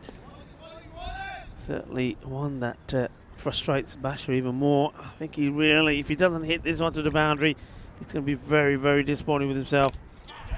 Well, he gives himself room, flicks it over the leg side. It's running down quickly. Well, the fielder, Sivanaham, had a good play on it. Unfortunately, did and do his yoga stretches before starting the game. He's come up a touch short, and that's a boundary off the last ball. Haryana Cricket Club, they're 80 for 3 off 7. Yeah, I mean, that's one you've got to stop. I'm going to give him credit. At least he does go with it with his hands. So I do like that. But yeah, I think you're right there. He just needed to do a few more stretching, which is surprising because he's done some bowling. So he should be pretty warmed up. Well, this is where we are. Landskrona. And we're coming up to quarterfinals day on Friday, and finals day will be on Saturday to see who will be the champions of Landskrona. And then we do it all over again in Sweden as we travel to Stockholm. 2 more weeks there before we go to Prague, the Czech Republic, Hungary, in Budapest, and also in Vienna. And don't forget, we also have the 5 weeks of the Italian summer. Certainly looking forward to that. 27th of June to the 30th of July. And that will finish with the Super Series. And we'll also know which team by the end of that will be representing Italy in the European Cricket League. So plenty of action, entertainment coming your way. A frenzy of it. As the new bowler charges in, and he bowls this one pretty wide as well. It's not a good start from Kilari. You actually bowled a pretty good first over. Just 7 came from it. I'm sure his skipper won't mind that too much. He's bowled it wide, but I don't want to drop onto Sadat's pads. It really does favour the leg side. Protection on the offside, backward of point, and down here at long off.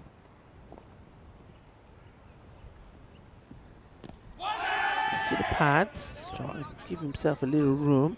Not Take the leg bar. Listen, don't days like today remind you and give you nice memories of the old hot water bottle? Wouldn't it be nice just to have just a hot water bottle? Look, I know that Rashid Mahmood, he's a man that likes to do a lot of hugging. He was hugging all these players. And I'd love to be hugging hot water bottle right now. I really am starting to shiver now. It's not International Hot Water Bottle Day, is it? It isn't, no. You know what International Day it is, since you mentioned it? We'll see after this ball. There's a nice little slow ball from Kilari.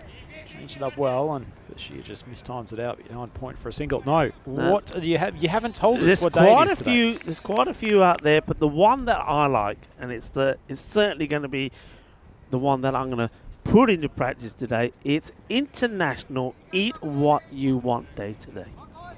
Dangerous. So forget the salad, forget the diets, just eat what you want. So, yeah, we're spoiled for choice where we are. So what we're going to eat, well, I tell you what, the batter, Sadat, he's going to eat a few words from his captain because he's played another, well, we've seen some Gandhi balls. This is a Ganda shot. And shot Maria Ganda, Bappers, Agya Banda. Well done to Kilari, getting the ball right up there and knocking the leg stump over of the left-hander Kadir Sadat. Yeah, I like Kilari as a bowler, Rico. Had a couple of issues with his direction at times in this tournament, but when he gets it right, gets a nice bit of late swing, tends to get it up and in the block hole, really forces the batsman to make the pace, and he's come up with a big wicket there in the form of Kadir Sadat. He, after a bright start, couldn't go on with his innings and is dismissed, and that leaves Haryana Cricket Club 83 for 4 wickets down, and just say this, you wouldn't say that it's in favour of Hissingens at the moment, but another wicket, and particularly if they can send Ahmed back to the pavilion and bring in some of the lower order, might say that if Hissingens can keep them to maybe 105 or there or thereabouts, it'd be a big job from here, but may go in favourites. Yeah, I would agree with you. With the score is at the moment, and knowing what lineup Ariana had and have. Kalari comes in again. Big swing, flies just right of the keeper's gloves. Didn't make a great play at it, to be honest. Not sure he saw it completely off the bat. Huge swing across the line from Zamin Zazai, but it goes flying down to the boundary for 4. Yeah, Zazai comes out. We know that he's going to hold a bat pretty well and hold his own. And gets a bit of luck straight away. But yeah, I mean, going back to what you're talking about, I think when you look at the team you're up against and how strong they are with the bat, even if you can restrict them to around about 110, I think you've done a really good job. And then if one of their own batters, like Ramakrishna, can get going, well, there's no reason why we can't see some more upsets here in this day. Nice change of pace, just rolls the fingers over the top, gets it to pop on a good length. Flummoxed Zazai with that delivery. Big discussion on the YouTube chat, Rico, and I think it's an important one that you can contribute to. PK's asked the question of Andrew, don't you think we should also have International Rico Day? And it's been replied by Ricky Adams that every day is International Rico Day. I'd say Monday to Saturdays are definitely Rico Day, as Kalari gets another dot ball. Finish this over. Ariana there, 87 for 4 after 8. An International Rico Day. Look, one thing that I'm sort of disappointed about, I'm not really, because I'm really happy for United, but I am sort of disappointed that we can't have the International Rhino Day, because you being naked in the Baltic Sea would have been absolutely wonderful. Just having a look at that worm climb up, and that's got absolutely nothing to do with me jumping in the Baltic Sea. Ariana Cricket Club 87 for 4 after 8 overs. So the run rate's pretty good, almost up at 11. They just need to accelerate in these last 2. So if they can get up to 110, they'll probably be pretty happy with that. They've got a useful bowling attack, so I feel reasonably comfortable defending that score. Kalari, hasn't he bowled well? 1 for 13. This one's up in the air. It's going to... Oh, it's a superb effort.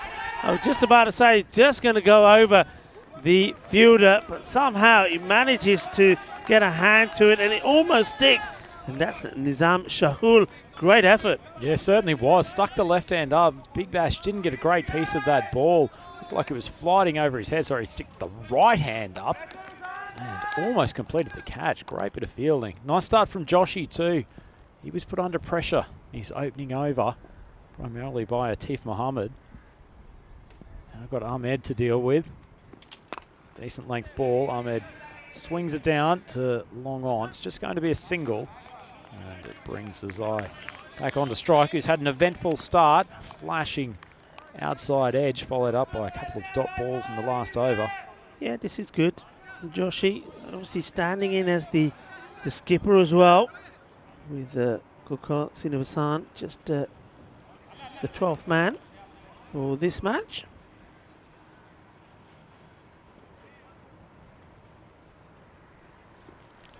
Swinger from Joshi, beautifully bowled. Peels, but certainly no interest in his keeper's let him down there. That's not a good piece of play. I think the keeper's definitely let him down, but I think Joshi as well, he gets himself cemented into that position, crouched there, and he's just not moving. And as I always say, as a bowler, you've also always got to get back behind something. You can see Joshi saying, "Yaar, ki kar ditta? Tu dekhiya main idhar udhar piche koi nahi hagi. Ball kade udhar mariya." Yeah, exactly. Oh. Well, this is it. That's the way to come back, and he's fired up. And Rhino, I think Joshi was fired up a little bit by the wicket keeper, and decided to, like all good bowlers do, take it out of the stumps, and he's ripped them out. And as I like to say, he's a beautiful in-swinging Yorker by Joshi. Turns around, gives the signal to the primary camera position. he enjoyed that one. One thing I like about Joshy's bowling, Rico, is that when he takes the opening over, he's generally bowling with a little bit of outswing, takes the ball away from the right-handers. But when he comes to bowl these later overs, he's really focused on the stumps and tries to tail the ball in a touch. It's showing a certain quality that we don't have from a huge number of the bowlers here during this ECS Landskrona tournament. He's a really talented paceman. He is, and he's impressed us all the time. I think it's only probably been just the one match where I think he hasn't been in the wickets, and he's in them again here. Good stuff this over. Looks like Ariana's going to fall short of probably what their target was. It's an opportunity for a run out here, and Ahmed's on his way back to the pavilion. Consecutive wickets. Joshy gives it the big Ricky Martin thrust. He's pumped up, and Ariana Cricket Club crumbling a bit in these final stages. They're 92 for 6. Well, Padmanabhan and Joshy, I'm loving this. They were at each other 2 balls ago, and now they're giving each other all the love. There's that hug I was talking about. And Joshy, he gets a little bit of a shoulder in the chin as well, but he doesn't mind. They're fired up. The big bash has to go, and that's 2 in 2. And they're struggling here to try and get up to that 100 mark. There's a Dran coming out to the middle. It's been a great over from Joshy. Still one more ball to go. 6 wickets down. So they're probably not likely to be bowled out, but certainly into the lower order now, which will harm their opportunity to put substantial score on the ball. Hissinger's come back pretty well the last few overs. The 8th went for 7 runs off Kalari, and now Joshy's only gone for 5 so far. There you go. Watch the love there. I'm liking that. And lets himself down a little bit here, just going down the leg side. He just decides that he's just got to warm his shoulder up just a little bit. That's probably all to do with the celebrations there, Joshy. Too much hugging. And you pulled your muscle out. There he is. He's still adjusting himself. Bye, Bob. Joshy standing in as the captain. Spoke very well.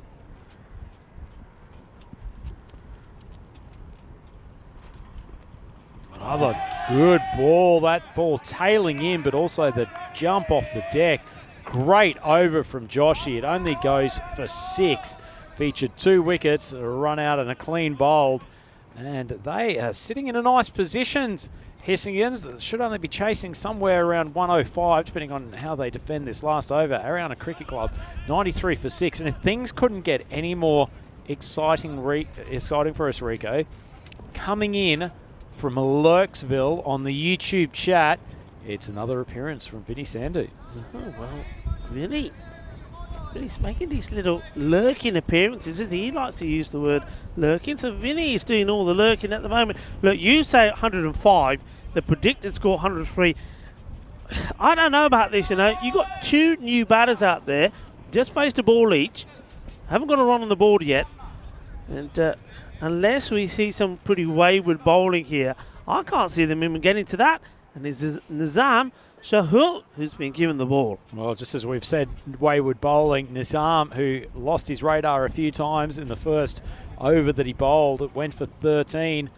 Skipper Joshy has turned to him to finish off this innings.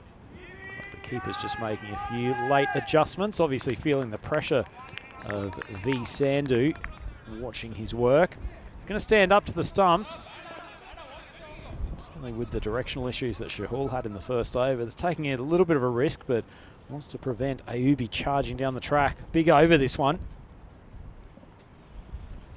Decent length ball. Ayubi tries to swing to the leg sides, catching opportunity. Fielder coming around from mid-wicket. Can't take it. Another opportunity for a run out, but Ayubi's quick. Gets through for the second. Yeah, good running. I mean, that goes so high in the air. I think they complete 1.5 the runs before the ball even comes back down. Picks it up pretty well, doesn't he? And gets the throw in straight away. Naresh ready. But the batters, by this time, have already got home. And nice effort there from the keeper on Padmanabhan. But it's not out. Oh, drifts onto the legs of Ayubi, and he strikes it beautifully. I think that's a Maximo.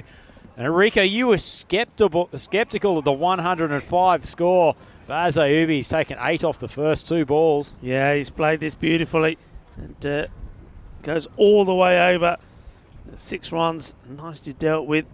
And, yeah, I mean, our worst both batters hadn't got runs on the board, but yeah, that one, I mean, it still needed to be put away, but it wasn't the best of deliveries. It was right into that zone of a Yubi on the legs, and he just helps that along the way. He's got to get this ball outside the off stump. The 100 is on the board. Drifts onto the legs again, and that's the danger of the keeper standing up in this situation. Big inducker from the bowler, and he hasn't dealt with it well, and it's gone flying for 4 byes. Just turning into an unfortunate final over. It's well bowled from Nizam Shahul, who's had his problems today. Big in swing of it. The keeper got nowhere near it. Big welcome on the chat too to our boy Sammy Ibrahim Kill. Didn't he provide some entertainment last week? Great to have you in the chat, Sammy. Looking forward to you and the Yon Shopping boys being back in town later, as Nizam doesn't want to send another on the leg side. Overcorrects and bowls one about 2 metres wide of off stump. Yeah, hello Sammy. Nice to have you in with us. And lovely young man, a very entertaining cricketer as well. And not only now hitting the ball big, but liking his slower spin bowling as well. It's just drilled down to long on. The fielder just pedestrian coming in from his fielding position. Didn't really have to move that far to pick up the ball, but could have been a second if they were really pushing it.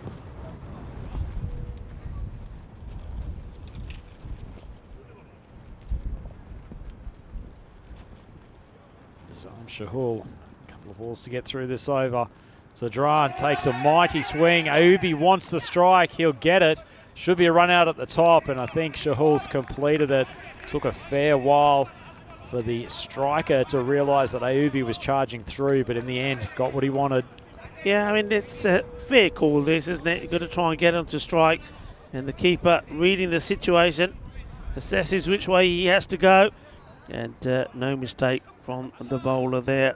So Shahul gets a few more fantasy points on the board for him, along with Panaman Barn. He's done pretty well behind the stumps there, I think. Panaman Barn, he's dealt with some nasty deliveries which he stopped, and he's been involved in a few dismissals as well. Shahul come in. Got to finish off this over well. Wide of off stump. The ball's gone flying over third man's head. That's Srinivasan down there, and he charged in trying to take the catch. Unfortunately, batter got a bigger piece of it than he might have expected, and Ubi's finished this innings with a couple of flashing boundaries. Nice batting for him. And Ariana Cricket Club, they end up 111 for 7 off their 10 overs. That's actually not a bad total, Rico. It's not a bad total. Ayubi, he's got a big smile on his face. He's done well, hasn't he? He's came out there and played some nice shots. And he'll be happy with his work there. Some of the top order batters for Ariana didn't really click in this one. I think they're grateful that the Big Bash, their captain, produced a little cameo there, 23 of 12. They certainly needed that. But they've got the runs on the board. And, well, runs on the board is key. It'll be interesting to see what the win predictor has to say about this. This was a really good take early on. I thought this may have just caught the glove. The umpires were not 100% convinced. And there's Joshi there. Didn't he play a big part in this role in the absence of Gokul? And they needed to get wickets. They needed to get the key batters early. And they did.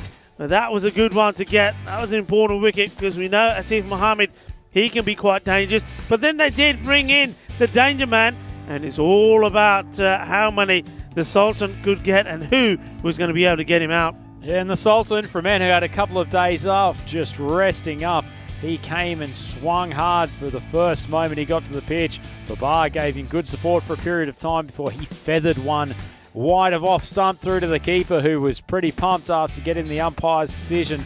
Babar was a little less impressed with it, it's safe to say, but he made his way back and swapped bats with Kadir Sadat, who launched a big maxim in one of his early deliveries, one of the biggest shots we've seen off his bat all tournament. And then the Sultan, it wasn't always off the middle of his willow, but it was still pretty effective. he was able to find the boundary with regularity, as he has a tendency to do. He scored 24 off 10, and even though it wasn't a long stay at the crease, certainly gave enough impetus to the innings. Nice piece of bowling from Kammer, getting the inside edge from the Sultan at one stage.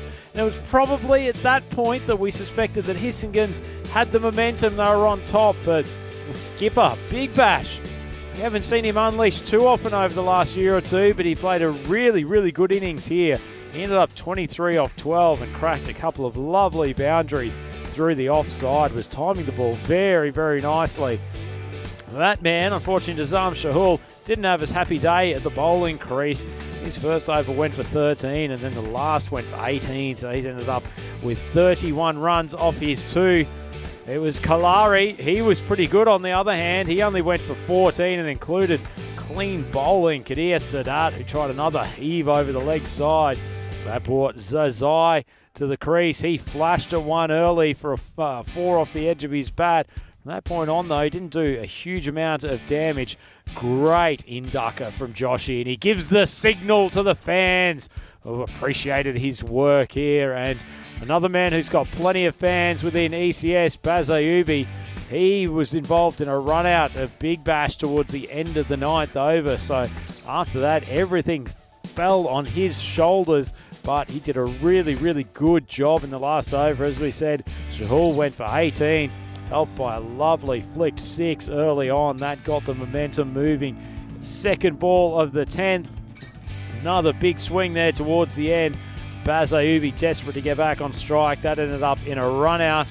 Shahul cleaned up nicely before Ayubi flashed one over the top of third man to end up with a boundary off the first ball, final ball, and Ariana Cricket Club.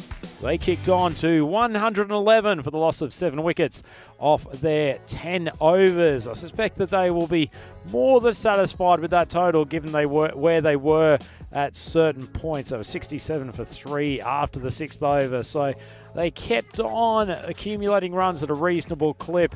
Muhammad gave them a nice burst at the start. It was Sultan in the middle of the innings. He took 24 off 10 before getting bowled by Kammer.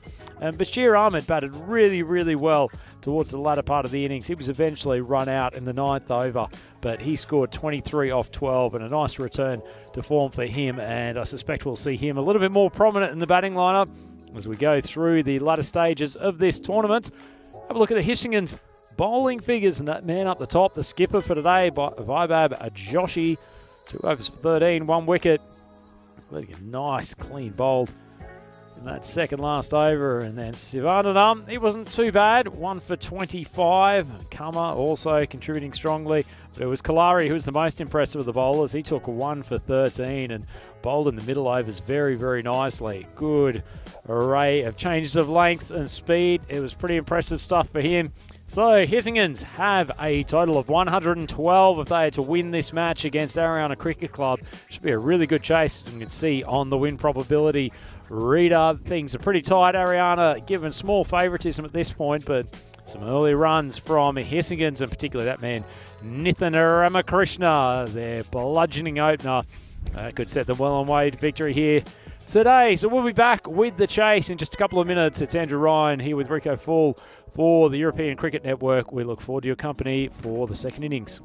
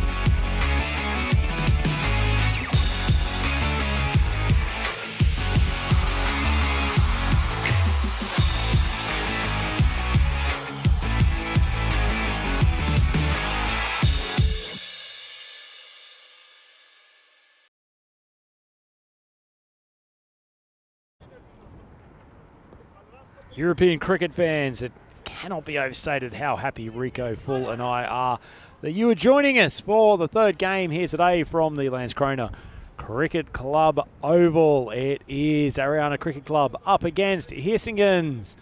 Ariana currently 2-2 in this competition. This is Group B, and their opponents Hissingens have a couple more games in the bank. They are 3-3 at the moment, so an important contest. In fact, an important pair of contests for these two teams today. Hissingens going out to bat, and they have a target of 112 to take victory in the first of two contests between these two teams this afternoon. The innings paced by two of the experienced quality batters of Ariana, Nusratullah Sultan with 24 off 10, and Big Bash Bashir Ahmed 23 off 12. Some nice bowling in amongst it from Hissingens, along with some wayward stuff towards the end. Shatanya Kalari was probably the pick, 1 for 13, but Kama and Joshi were also very, very good. Rakesh Srikanth is going out to open today. I think that's a good move from the skipper, Vaibhav Joshi, and he's being joined out there by the superstar Nithan Ramakrishna. He's been brutal in some of his innings in this tournament to date. And a man that's less brutal, but bowls with plenty of guile and plenty of experience, Atif Mohammed. He's going to take the new ball, capable of swinging the ball sideways, this man. And the first one curls in from a long way outside off stump. Plenty of energy in the Ariana lineup to begin with. Two of the more vocal teams in the competition, these two. Lovely start from Mohammed. He's got great control of that in-swinger. Just making sure his fielders are well placed. To jacket it up, Sultan standing there at long on. Also got fielder out there at deep mid-wicket. It's Baz Ayubi.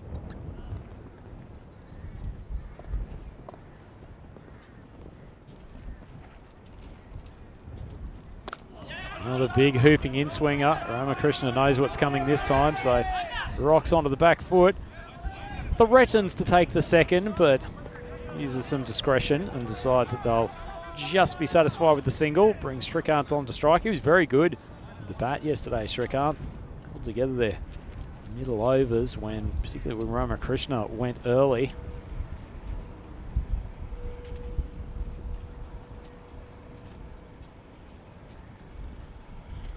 Was going through to the keeper, called wide, couldn't get the swing on that particular ball. It's a fine time to introduce Rico Full back to the commentary box. Rico, we're almost getting blown away here, but lucky we have at least each other for safety and company. Yeah, it's getting very cold. I've put an SOS out.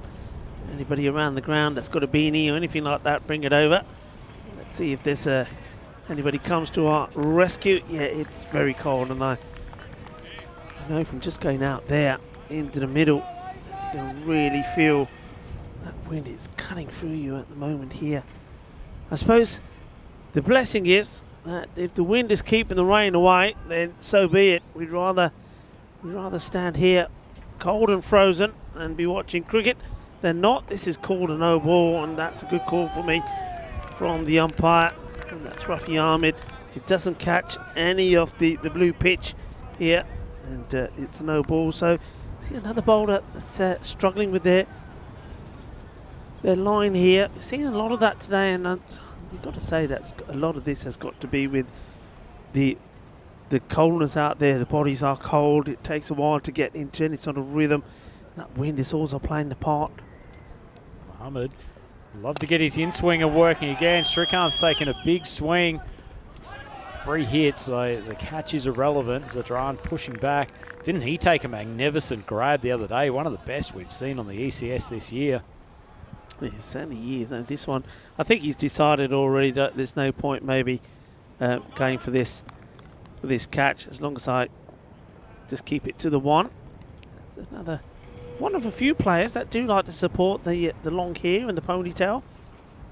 Short ball, Ramakrishna cuts, but finds the fielder. Lively so far. The field, Ariana. They know that's a Not the greatest total defend. It's certainly more than they looked at getting at one stage.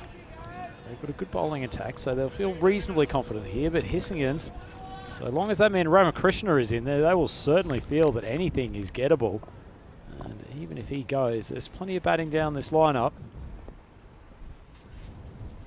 Ahmed just outside off stump. You can see how Ramakrishna's just in two minds because of those early balls from Muhammad, which really did swing back violently.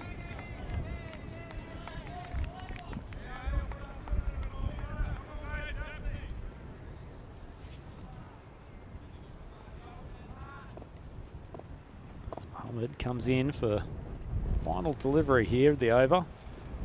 Short ball, swung away by Ramakrishna. Hasn't got all of it. It might make its way to the boundary. Big Bash shows some nifty footwork, goes out and then back in. Love a look at the replay. I think they might have actually stopped that from going to the boundary. Yeah, I think the umpires will be keen to see it again. Here's the stop. Oh, no, I think that's 4. I get the feeling that the foot is on the rope at the same time it touches the ball. Keep an eye on it, just there. I think foot on ball are touching. That's going to be 4 runs. I was watching the replay. What was called there? Get that 4? No, we'll soon see when the score updates, but I think you're completely right, Rico. Foot went down on the boundary rope just at the same time that it made contact.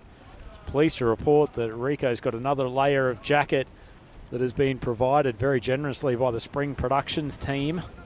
Yeah, thank you to Andis. My call being answered. This will do. Oh yeah, that's better. You can feel the warmth already. And Andis, I think, is just feeling guilty because he's been sitting in a nice, warm production room there with... he's effectively the Malta to our southern Sweden at the moment. Yeah, very much so. Absa Khan, baseman, comes in. That struck him. That must have been very, very close. He comes from wide of the crease and the ball looked to be angling down the leg side. Maybe even height a consideration as well. Probably just missing leg stump. Good call. Yeah, big good call from our man Bazza. He's not going to get this one wrong. He says, I know you're watching me, Rico. Decent ball again from Absa. Slightly more muted appeal from him as Krishna rocked onto the back foot, trying to deposit him over the square leg boundary. That one just skidded through a little bit more than expected.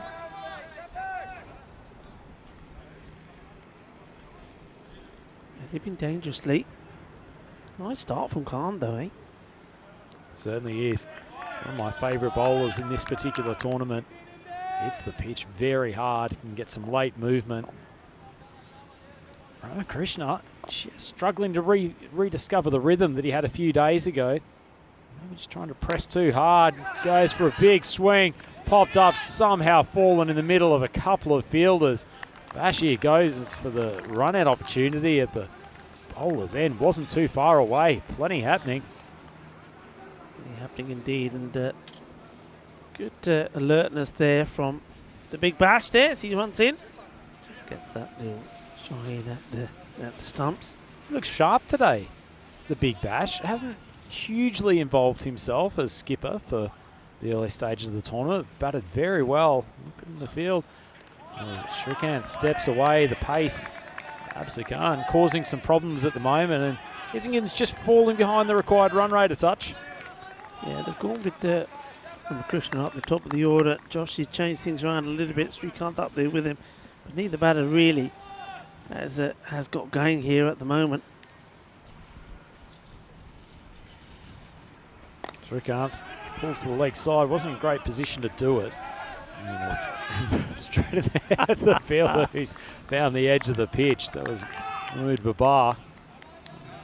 You see the difference here between me and you is I can hear you sniffing away, and you do it very gracefully by pressing the mute button on the switchboard here. See your size, there's nobody going to come to your rescue.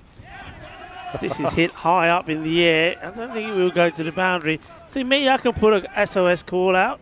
And I've got this nice, it makes a huge difference, I have to say. The jacket is so warm. I've got all my layers on and the jacket on top. Keeps me warm. Who's going to help you out? And maybe the Sultan, he's the only one. If he's got a jacket, his jacket might fit you. Well, Helix asked on the track as we see the end of the over It's the end of the second. Hissingen's 12 for none. Helix asked whether or not you needed a rug. I've got the rug that sits underneath my shirt at the moment, which is certainly helping with the temperature. To be fair, I've actually got a jacket in my bag now that you've mentioned it. I just completely forgot about it, but we'll bravely push through because the players are out on the field as well, so they're pushing through in difficult conditions. Having a look at those standings, Ariana 2-2. They'd love a win here to just solidify their position in the quarterfinals. Yeah, they certainly would, and I think they need to get that victory as well, don't they? I mean, they would not have been, especially the captain, Basha, would not have been happy losing those matches to Loma. It's more of that here, swinging and missing. Today has been, up until now, it's been the matches we've seen and all the batting we've seen has been really well and positive. There hasn't been too much off this. There hasn't been too many dot balls. And we're just seeing that Hissingen here just falling into this trap where certainly having a good swing at trying to get bat on the ball, but missing out too often. Well, he hasn't missed out there, Shrikant. Just gone with the swing and got the front foot across.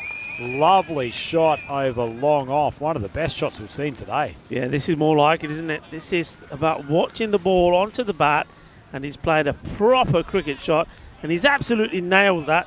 It's a nice shot, 6 runs, that's what he's got to do. And yeah, you can see there Krishna saying, that's more like it, buddy.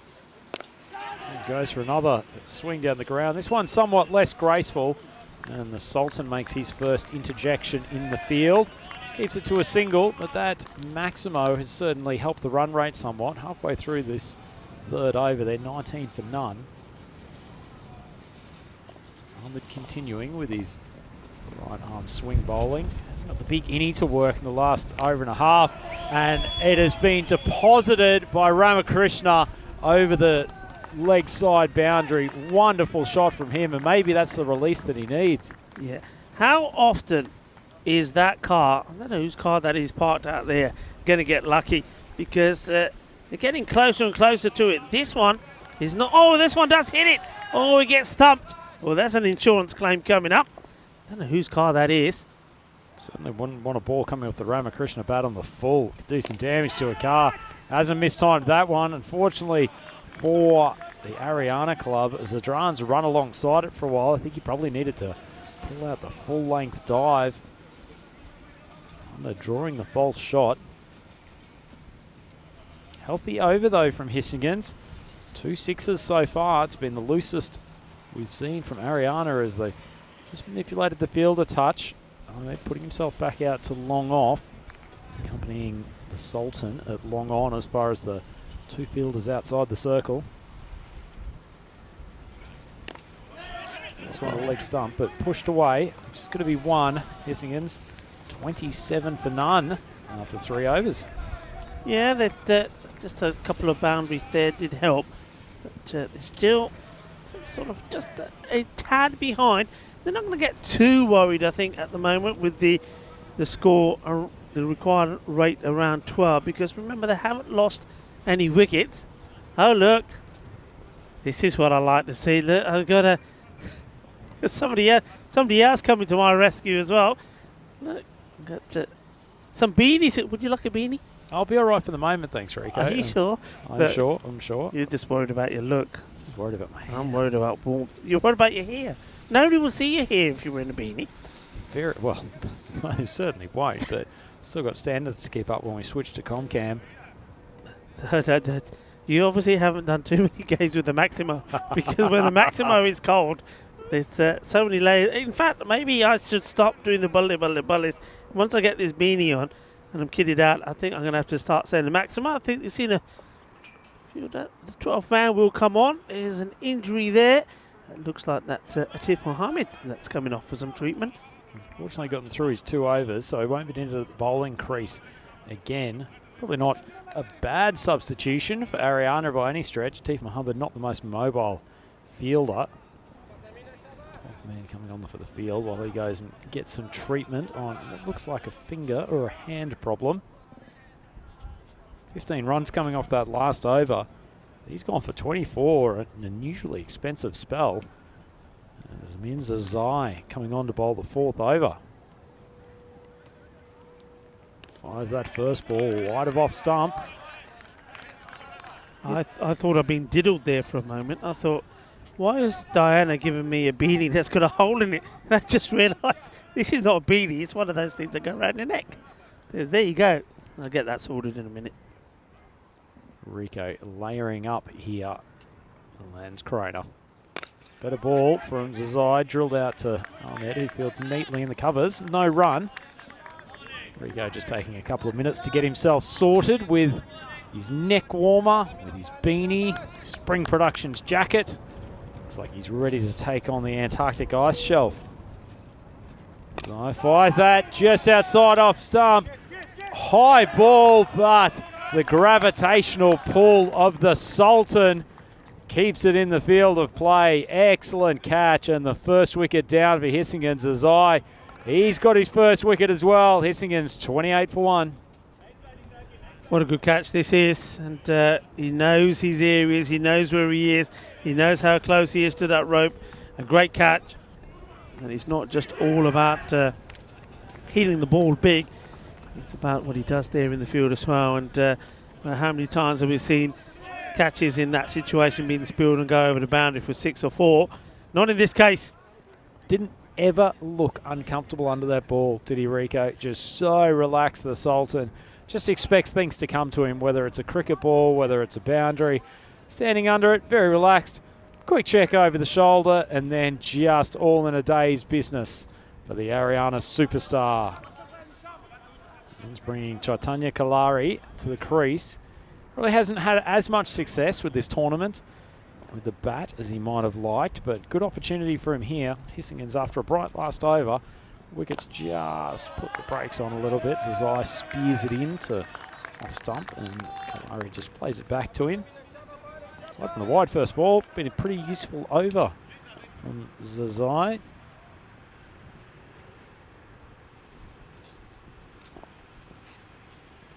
Down leg side. Cleanly gloved by Sadat, but nonetheless, no run. It'll just be the wide signal. Big bad Barry Eaton, the mega DJ from Valencia. Spread eagles his arms, get some exercise. Yeah, nicely stopped by Sadat there, making sure doesn't get past. And then this one gets past the batter, and there's more joy for Zazai as he gets the second wicket. And this time, he's the one who's getting all the congrats and the hugs from his captain, Basha. Yeah, that's what they needed. They needed to get this wicket, and they did. It was a bit of a ugly hoik. And Kalari, somebody who needs to start to perform. He's got the ability, we know that.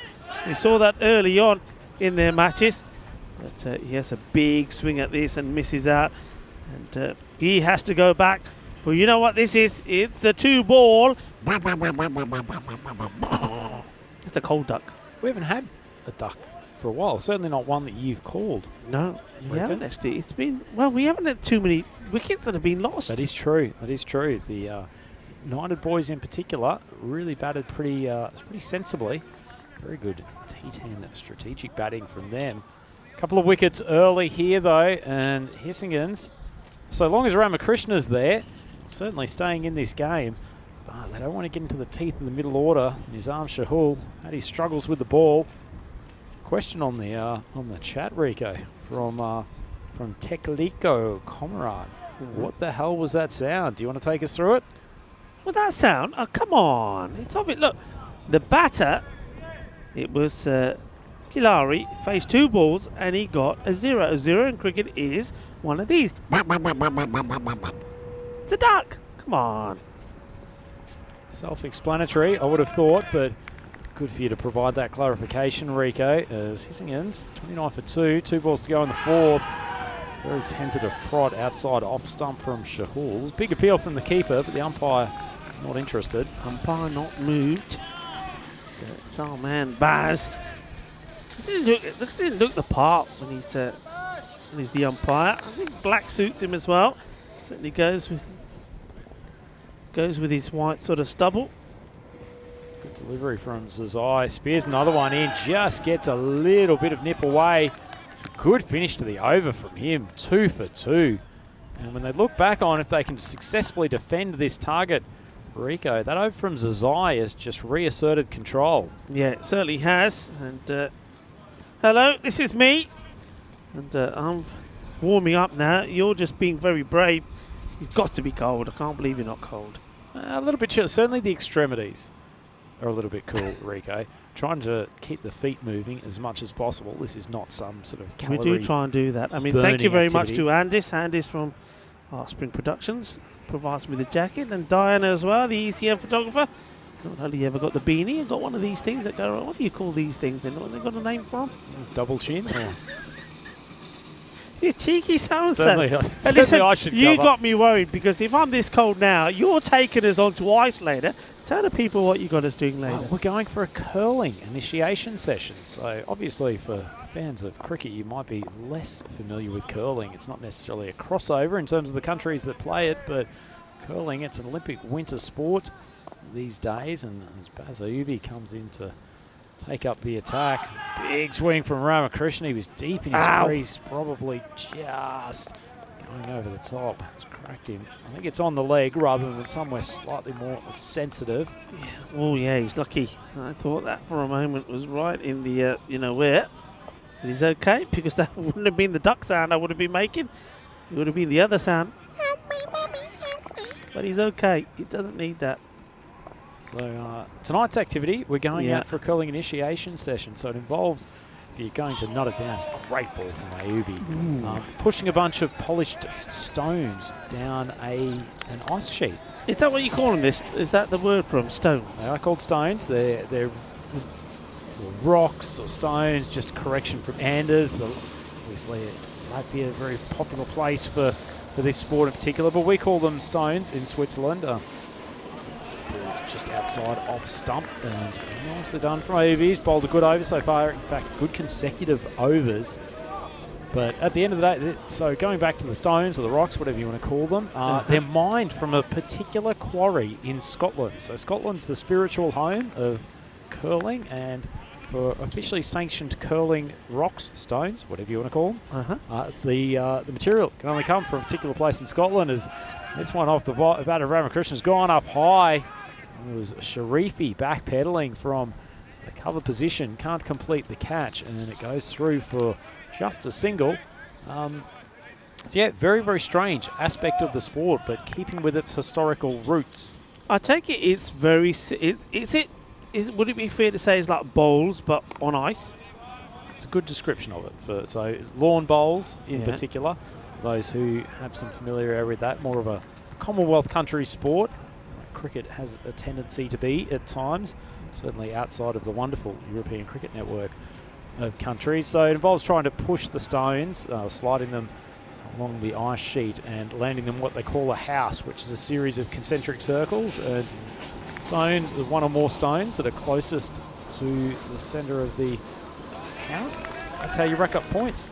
That's how you rack up points. And Ayubi does well. He does get a no ball in there because of height, but even with that, it's been a very tidy over here so far. So it's like, well, so what about these stones then? Do they come in different weights? We'll go back to that in a moment. And Ayubi finishes the over. Lissingham's 31 for 2 after 5, and their chase has just stalled here. So coming back to the construction of the stones, Ricky Adams, who has just come up with some sort of fact on the chat. I don't know if he's an expert in such matters, but there's a particular type of microgranite that is used for the production of curling stones, he believes, which I'm not going to try to pronounce what the specific name is as we have a look at the card for Hissinghams, 31 for 2 with Ramakrishna still there. But that is really getting into some niche detail. That's a great piece of chat from Ricky. Helix asking if you can put the stones from curling into your scotch. It would be possible if you were drinking out of a large bucket. Aside from that, Helix, you'll have to do with the usual ice. As Ramakrishna has hit this straight down the throat of Big Bash, and the skipper for Mariana, he thinks that might be the game. That's a huge wicket and a disappointing way for Ramakrishna to go. Well, this is just incredible because it's the Sultan who comes on to bowl. And he's just showing that he can do everything. You saw him have a mini blast with the bat. And he scored 24 of 10. We saw him take a super catch on the boundary. And then he comes on the ball and he gets a wicket off his very first ball. And he says, it's nothing. It's what I do. A good catch, though, there from the captain, Bashrat. And, well, so they are really in a fair bit of bother here now as that wicket goes down. There's hardly too many runs on the board. And two of the key batters are back in the shed.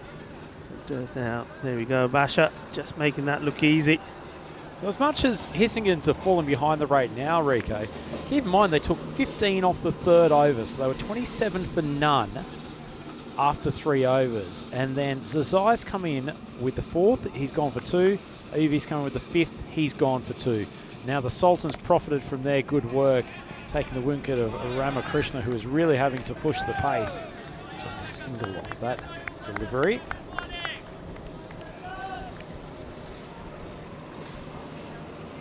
See Vinny Sandhu engaging in some bants on the chat. He's just been asked by Sami Ibrahim Kill as the Sultan goes for a large dramatic appeal. I'm not interested. So Sami Ibrahim Kill has asked Vinny what his thoughts are in terms of the tournament. Vinny thinks it's really wide open. I have to agree with you, Mr. Maximo, but he also likes the chances of the Jönköping side as much as anyone. I don't think it's a bad shout from the Maximo either. Very dynamic side when they get going. As the Sultan comes for a less than dynamic, slower ball. It's just dragged around, and Zidane fields at long on. It'll just be a single. Single taken. And the Sultan, I think Bazza just having a little chat to him about something there. I suppose it could be that where he's finishing off once he's doing the bowling. A little bit wide of off stump from the Sultan, but gets away with it. Shridhar on a strike at the moment. He's joined Shahul out there, who's on a one-way trip down Struggle Street at the moment, 1 off 6. These batsmen need to get going if they're to threaten this score. It is quickly getting away from them. Sultan with a lovely outswinger to finish the over. Only 2 runs off it. The wicket of Ramakrishna, and seeing him go back to the pavilion has given Ariana a lot of confidence, so they will take this contest. Hissingens into the 6th over, 33 for 3. 33 for 3. I'm not good with the cold, especially when it's this cold. Not as bad as Mr. Maximo, and he'll own up to this if he's on the chat. He knows. I mean, if the temperatures are 21 degrees, he's wrapped up more than what I am here at the moment. But yeah, the cold, it's not one for me, and that's where we're going to be later on, in the cold, on the ice. And I'm not good on ice. I know that at one time I did try skiing. I think I spent more time on my backside than anything else. So am I going to end up slipping and sliding and falling over a few times? And if I am, I want to know if I'm insured for these sort of things. Can't answer the second question. Answer the first one. It's pretty likely. And that is not a comment on you as a prime athlete. That is more so a case of people trying to walk on ice for the first time. It's not an easy thing to do, and for anyone who's been involved in curling, you'll know that you on one foot will wear a rubberized base, which provides some grip on the ice. And this ice is pebbled ice, so it's not quite the same as just having glazed over ice. But on the second one, especially when you're throwing the stones or pushing the rocks, depends on whichever one you put it, that you have a basically a Teflon base underneath, so it just slides. You're not making this sound any better for me, really. I like the only word you said there that I liked. This one's up in the air. It's another opportunity. Oh, he gets spilled. The hand goes up from Big Bash here at long off. I don't think he can believe that Sharifi has spilled that catch. That's got to be one of the biggest sitters all week. Yeah, he's gone to take it all wrong, hasn't he? You're looking at the height of the ball now. He's trying to take it. Nicely driven down the ground. Shridhar shows a technique that a few of his teammates could take a look at. Coming back to the curling, the only word I like that you said, you said on the rocks. Yep. The rocks, on the rocks, yeah. In a glass, that'll do me fine. Something on the rocks as this one's gone a long way up in the air. Basha's coming across. Will he take his second catch? Oh, he takes a really good one. And he's just showing these fielders how it's done. Ayubi He picks up a wicket that he thoroughly deserved in this, his second over. Only 4 runs have come from it so far. And he has a lot of ground to make up here, does the Big Bash. And he does well. He goes quickly. He gets himself in a really good position. And look at the way he takes a catch. I don't know if we got that from a different angle, but he slides in, takes the catch, makes it look comfortable. And well, there's a bit of love going around in the air here today. Yeah, he's had a really good game, Big Bash. And that was a very good catch. Ball was swinging away for him, had to make good ground in the first place. Got into excellent position down on his knees, slid in, took the catch comfortably. Excellent cricket from the skipper. And ironically, it was Sharifi who shelled the world's easiest catch just a ball before. Who was the first one to go and greet him. And like any good captain, he gives him a little bit of a shake of the hair, a little bit about it. Don't worry, son. Leave it to the experienced superstar to come and finish things off. Well bowled from Ayubi again. He's got figures of 1 for 4 halfway through his second over. Got on the button again. It's just played out to backward of point. Well, I said earlier, didn't I, that this outfield will be a little bit slower because of that rain we had last night. And I also said that I've been told here that as soon as it rains, the grass starts to grow pretty quickly. Must be the case because the man's here cutting the grass again. And, I think he's just been told, no, he can't come over here and cut it just yet. So I'm pretty sure that when we return tomorrow, this outfield will have had another crop and it'll be lightning quick once more. A good over from Ayubi. 1 ball to go. Singhans really up against it now. Good ball outside off stump.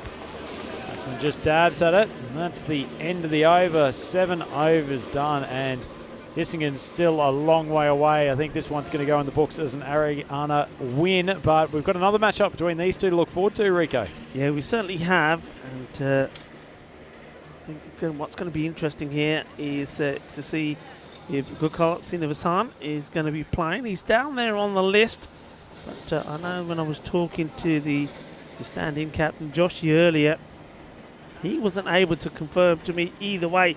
They were keeping that under wraps for the time being. Maybe now a decision has been made, but certainly it's not going to be an easy one. And I get the feeling that Haryana CC probably want to finish the day with plenty of runs on the board, and this man who's doing the damage with the ball at the moment, the Sultan, I think he's the one that really wants to get in the runs, and he's just done Joshi here. Joshi, a very good bowler himself. He's ripped out a few batters in this series so far, but the Sultan, this is just a lovely delivery right up in the block hole, and the castle has been raided one more time, and that's gone down like a stick of dynamite, has exploded under the base. And Joshi can't believe it. He looks back. You never look back. When you hear the timber, you don't look back. You just walk off.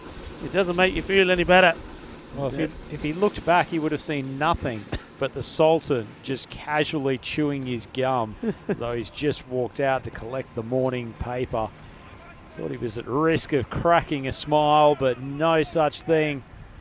Just a look of being in the zone. Magnificent cricketer. Carries his side on his massive shoulders a lot of the time. He's just come up with a peach of an in-swinger. He's got the ball on a string. Well, how does this miss? Andrew, how does this miss? It's an absolute corker of a delivery.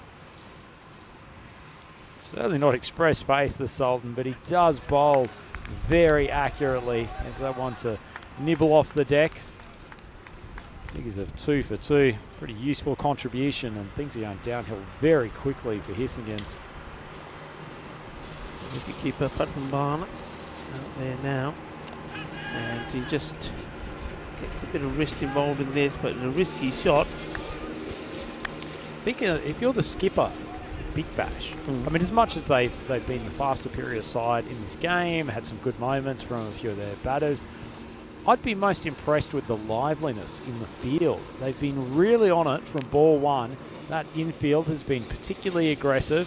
They've generally taken their catches as It all drifts down the leg side. Muhammad sticks the foot out. That's certainly not going to bring a smile to the Sultan's face. He might not be wearing that smile for too much longer, Muhammad, if he looks at the steely glare. Diana Oroz never, ever moves. Not only does she move out of the way here, she's clicking away at a tiff. She picks up the ball. Look, bit of fielding from Diana Oroz. We never see Diana Oroz get involved in the game.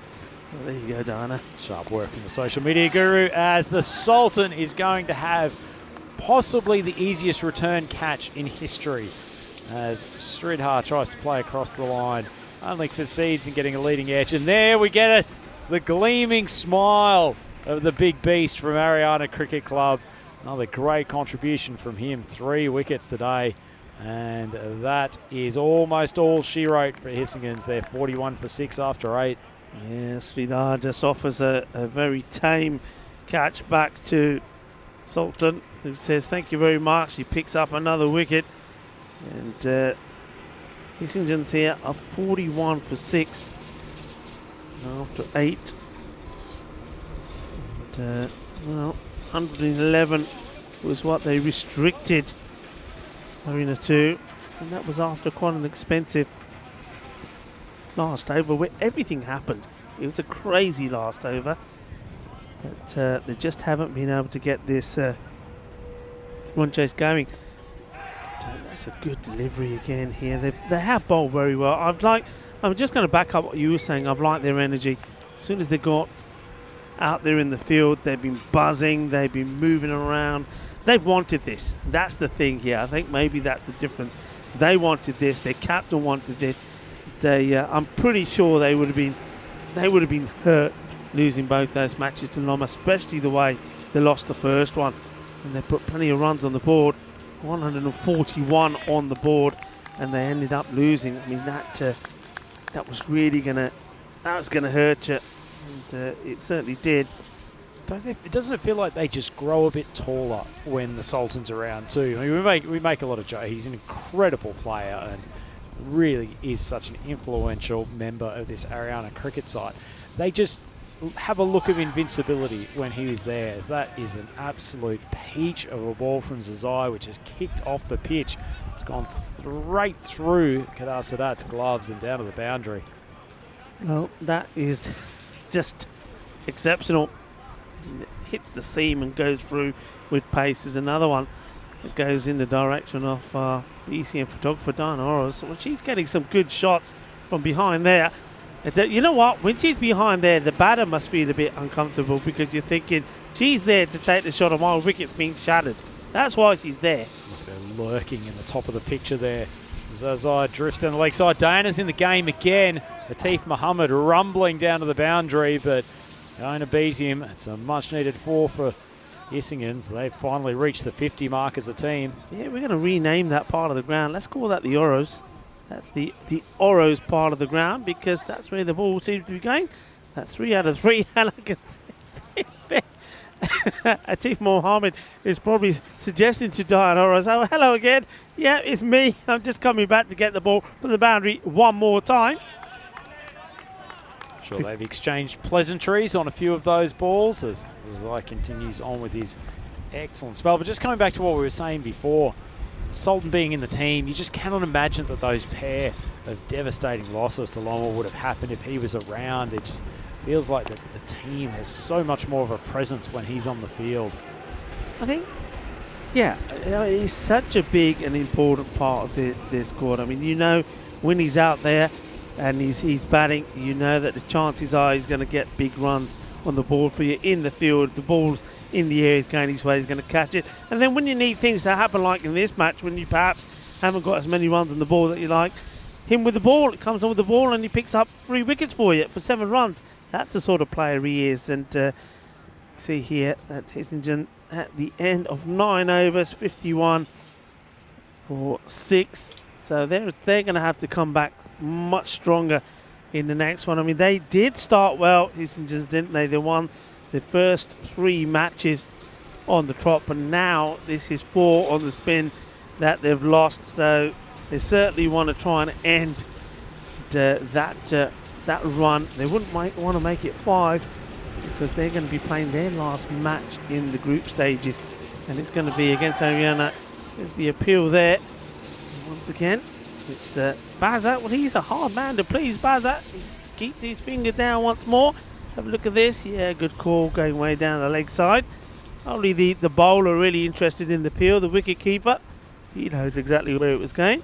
Doesn't Baza give a big slap to that by on the leg by call as Hamza Khan comes in and rips one past the outside edge of Amanda Ban. Well, I have heard, I didn't really want to say, but Baza is known to be a bit of a thigh slapper.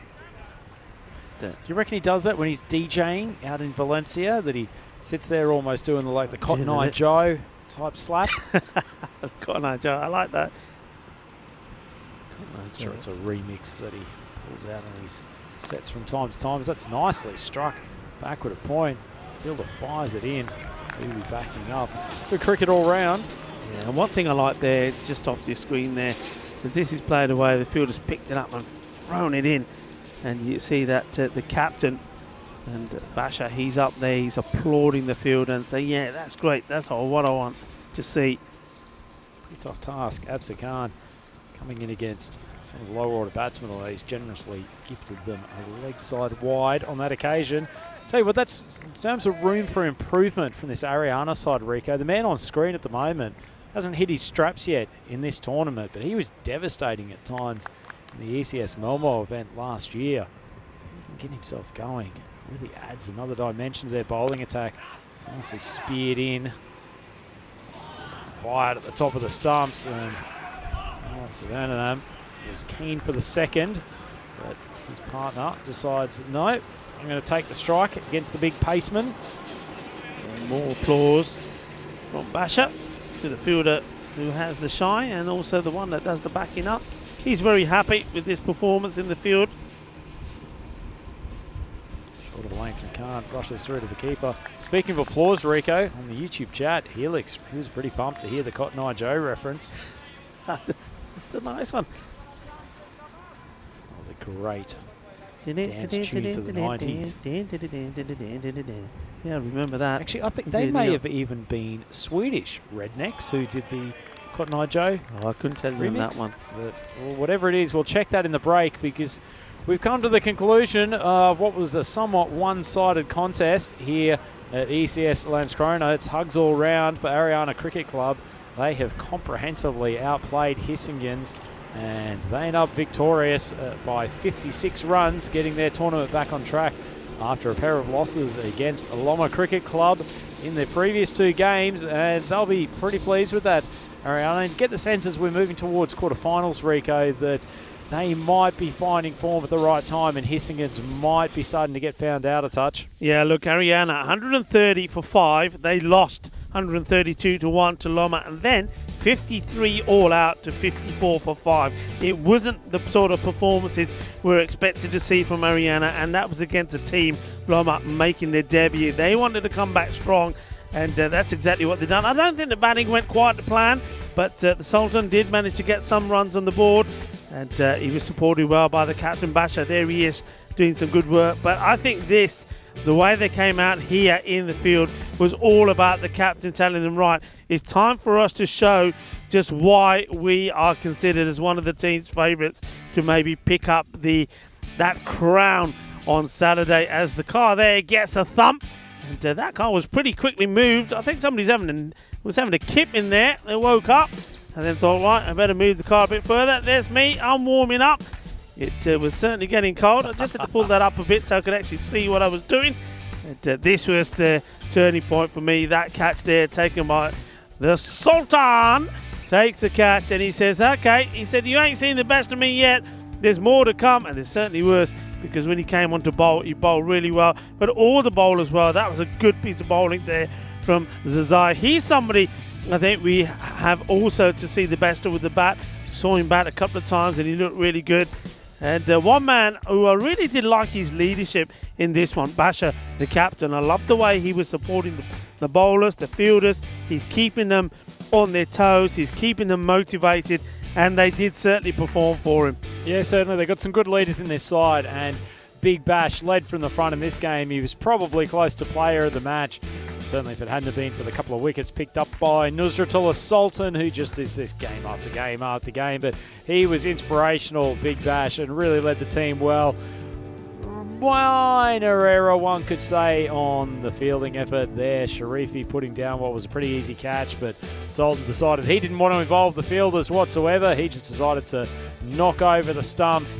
And Atif Muhammad and Diana Oros, they became very close during the course of one particular stage. Diana Oros with a cracking bit of fielding there, but not particularly cracking fielding needed from Sultan, who accepted the easiest return catch I have ever seen. Like you said, he just makes no difference to him. He just chews his gum. There's another one that goes in that zone of Dianoros, and well, they just never, this innings for them never got started. It's something for them to have to reflect on very quickly before they go out there and do it all over again. Hissingers, they need to find a bit of a momentum in their batting really to challenge Ariana. Yeah, they certainly do. They had some good players in that last game. Joshi once again bowled well, and Kilari, a couple of good overs in the middle, but batting innings just looking a bit shaky, and particularly without Gokul Srinivasan there to back up Nithin Ramakrishna. Just feel like they're a little bit light on batting at the moment, whereas Ariana feel like they have turned the corner. Obviously, the inclusion of Sultan today was huge, but the rest of the side really starting to kick into gear. Zaman Zazai looking good at the bowling crease. Bazoubi, he's a consistent player all round. And even Absa Khan starting to get a little bit of pace up in his fast bowling. Set up for a big clash. And if Hissingers lose this one, Rico, they could be staring at the abyss, because United are chasing. They are hot on their heels. And a win for them tomorrow in one of their games, and it could be curtains for Hissingers. Yeah, you're absolutely right, because the other thing that Hissingers have not helped themselves with is helping their net run rate. When you lose like that, and you lose heavily, well, your net run rate takes a bit of a knock as well. So United right now, a team that was, well, before the start of today, you would have thought down and out, have given themselves a huge bit of hope. But what a big match this next one coming up is. You just have a look at that scorecard. And well, Nithin Ramakrishna, he opened the batting but really couldn't get going. He just scored a 14 of runnable 14 there. Srikanth, it's another batter that can do some damage. He wasn't able to do it. Kilari is the one I was saying is maybe one to watch in one of these two matches. Well, it wasn't in that one because it was a duck, but after that it just didn't really get any better for them. So they certainly did miss their captain, but once again, like I said yesterday, they need their key batter, Ramakrishna, to get into form pretty quickly. And bowling figures, Andrew, probably all about one man. Well, actually, I'd say it's about four men. Aside from Atif Muhammad, that's a cracking bowling card. Absa Khan, he only went for 5 in his 2 overs. Zaman Zazai, 2 for 4. Bazoubi, 1 for 5 off his 2. And then the Sultan down the bottom. Just a breezy 3 wickets for 7 runs, as he has a tendency to do. So that ended up with a pretty comprehensive defeat for Hissingers, and they are in big trouble in the context of this tournament now. And I tell you what, Rico, big news from the YouTube chat. Big news. Helix has confirmed that Rednecks are in fact a Swedish band, and we'll be back with some of the best of Swedish cricket still this afternoon. Ariana Cricket Club taking on Hissingers again in the rematch. Let's see what happens in the next one. It's here on the European Cricket Network. I'm Andrew Ryan here with the wonderful dulcet tones of Rico Full for a full afternoon of T10 action. We'll be back with the next match in approximately 10 minutes time, so please come and join us then.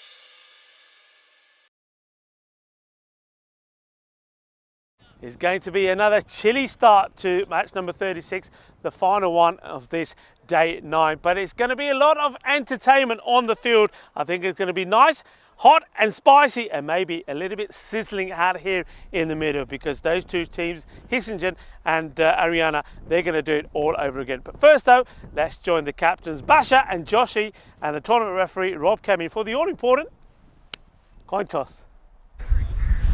Heads. Heads is called. We will chase. You will.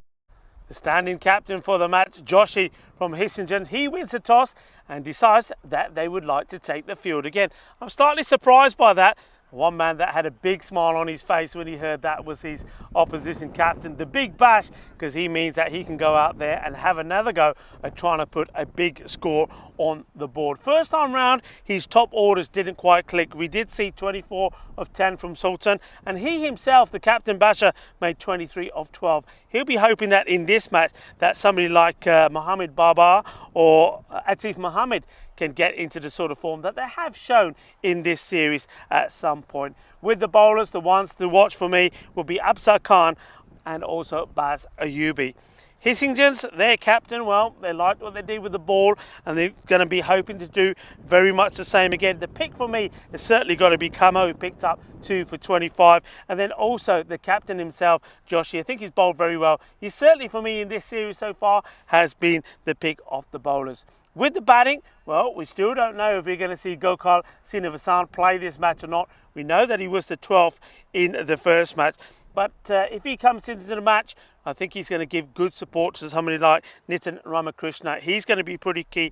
But for this match, I'm going to say that the man to watch out for is Kalari. Kalari's got to come big at some point. He's got all the shots. Maybe he's going to produce them in this one and maybe supported well by Srikanth. It's the final match of today. It's pretty chilly. It's pretty, we got a few shivers. Well, one man who's still hot, and he's hot and spicy, folks.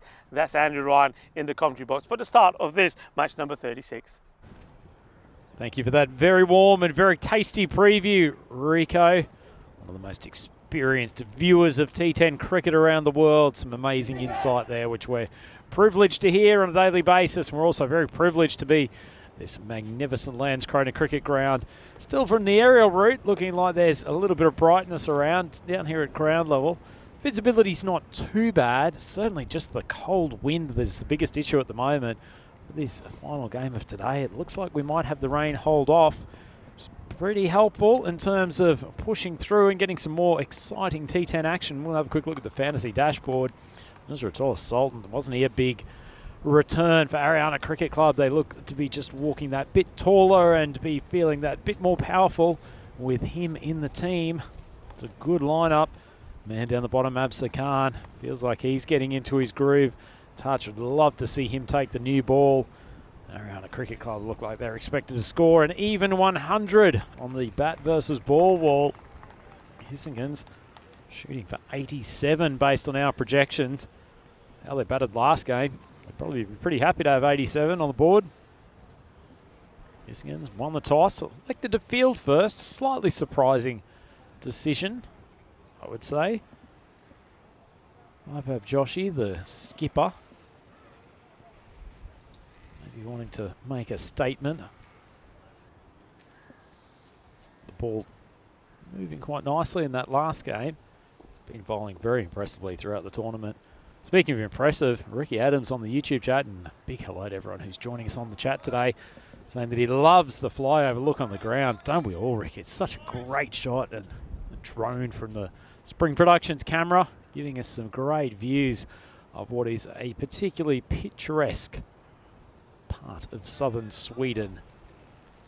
So, Ricky's asking if it's done by a GoPro, or I think it's a drone attached camera. I'm sure Anders in the box will give us some greater insight as to how the team puts those together, but fantastic addition to our coverage. And you can't hear it, but it's definitely in my ears that he's confirmed that it is a drone camera. Gets up to a beautiful spot as it floats in towards Landskrona Cricket Club. Nice look at all the surroundings. We've got the sea out here to the west of the cricket club and some fields all around. It's just a beautiful spot. None better, though, than this Landskrona Cricket Club. And we see Joshy coming in for the first ball, and Babar, he decides to send it to backward square boundary. Joshy just a little bit too much in swing, drifted onto the pads. Babar says thank you very much, gets underway with the boundary.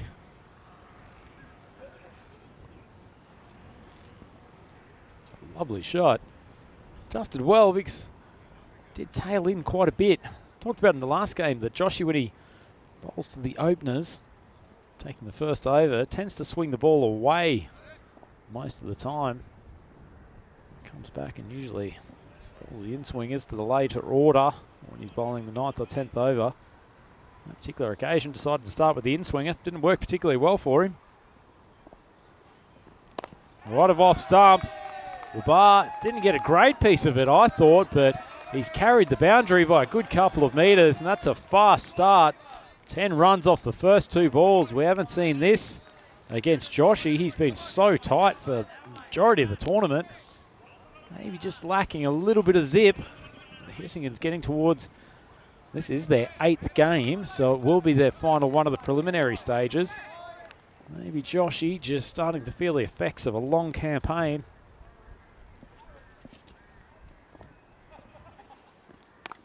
That one's a little bit short and wide. Swung away to Nathan Krishna, coming in off the cover boundary. They keep it to a single. Not a bad ball from Joshy.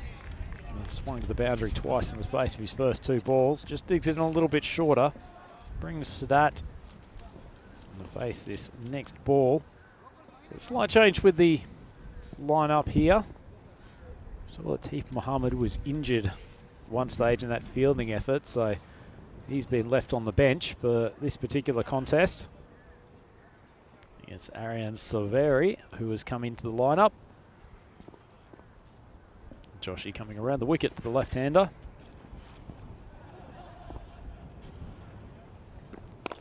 Right on the button. See that? Goes on the back foot. Punches it away to mid-wicket, and there's no run, so good start from them though. 11 runs on the board, 2 balls left to go in this first over. So that quite comfortable opening. Batted in the top order throughout most of this tournament. Joshy skippering the side. Love to get an early wicket. Pitches up, so that swings big. That's a wonderful piece of bowling. Knows exactly where Sadat's trying to hit. Gave him the temptation, pitched the ball up, tailed it away. Nice swing bowling. Experienced customer, Joshy. Been trusted with leading the side in the absence of Gokul Srinivasan, who's on the sidelines for today. That one swung a little bit too much and a little bit too early. Good job from the wicketkeeper, Padmanabhan, moving to his left. The tidiest over that Joshy has bowled in this tournament to date.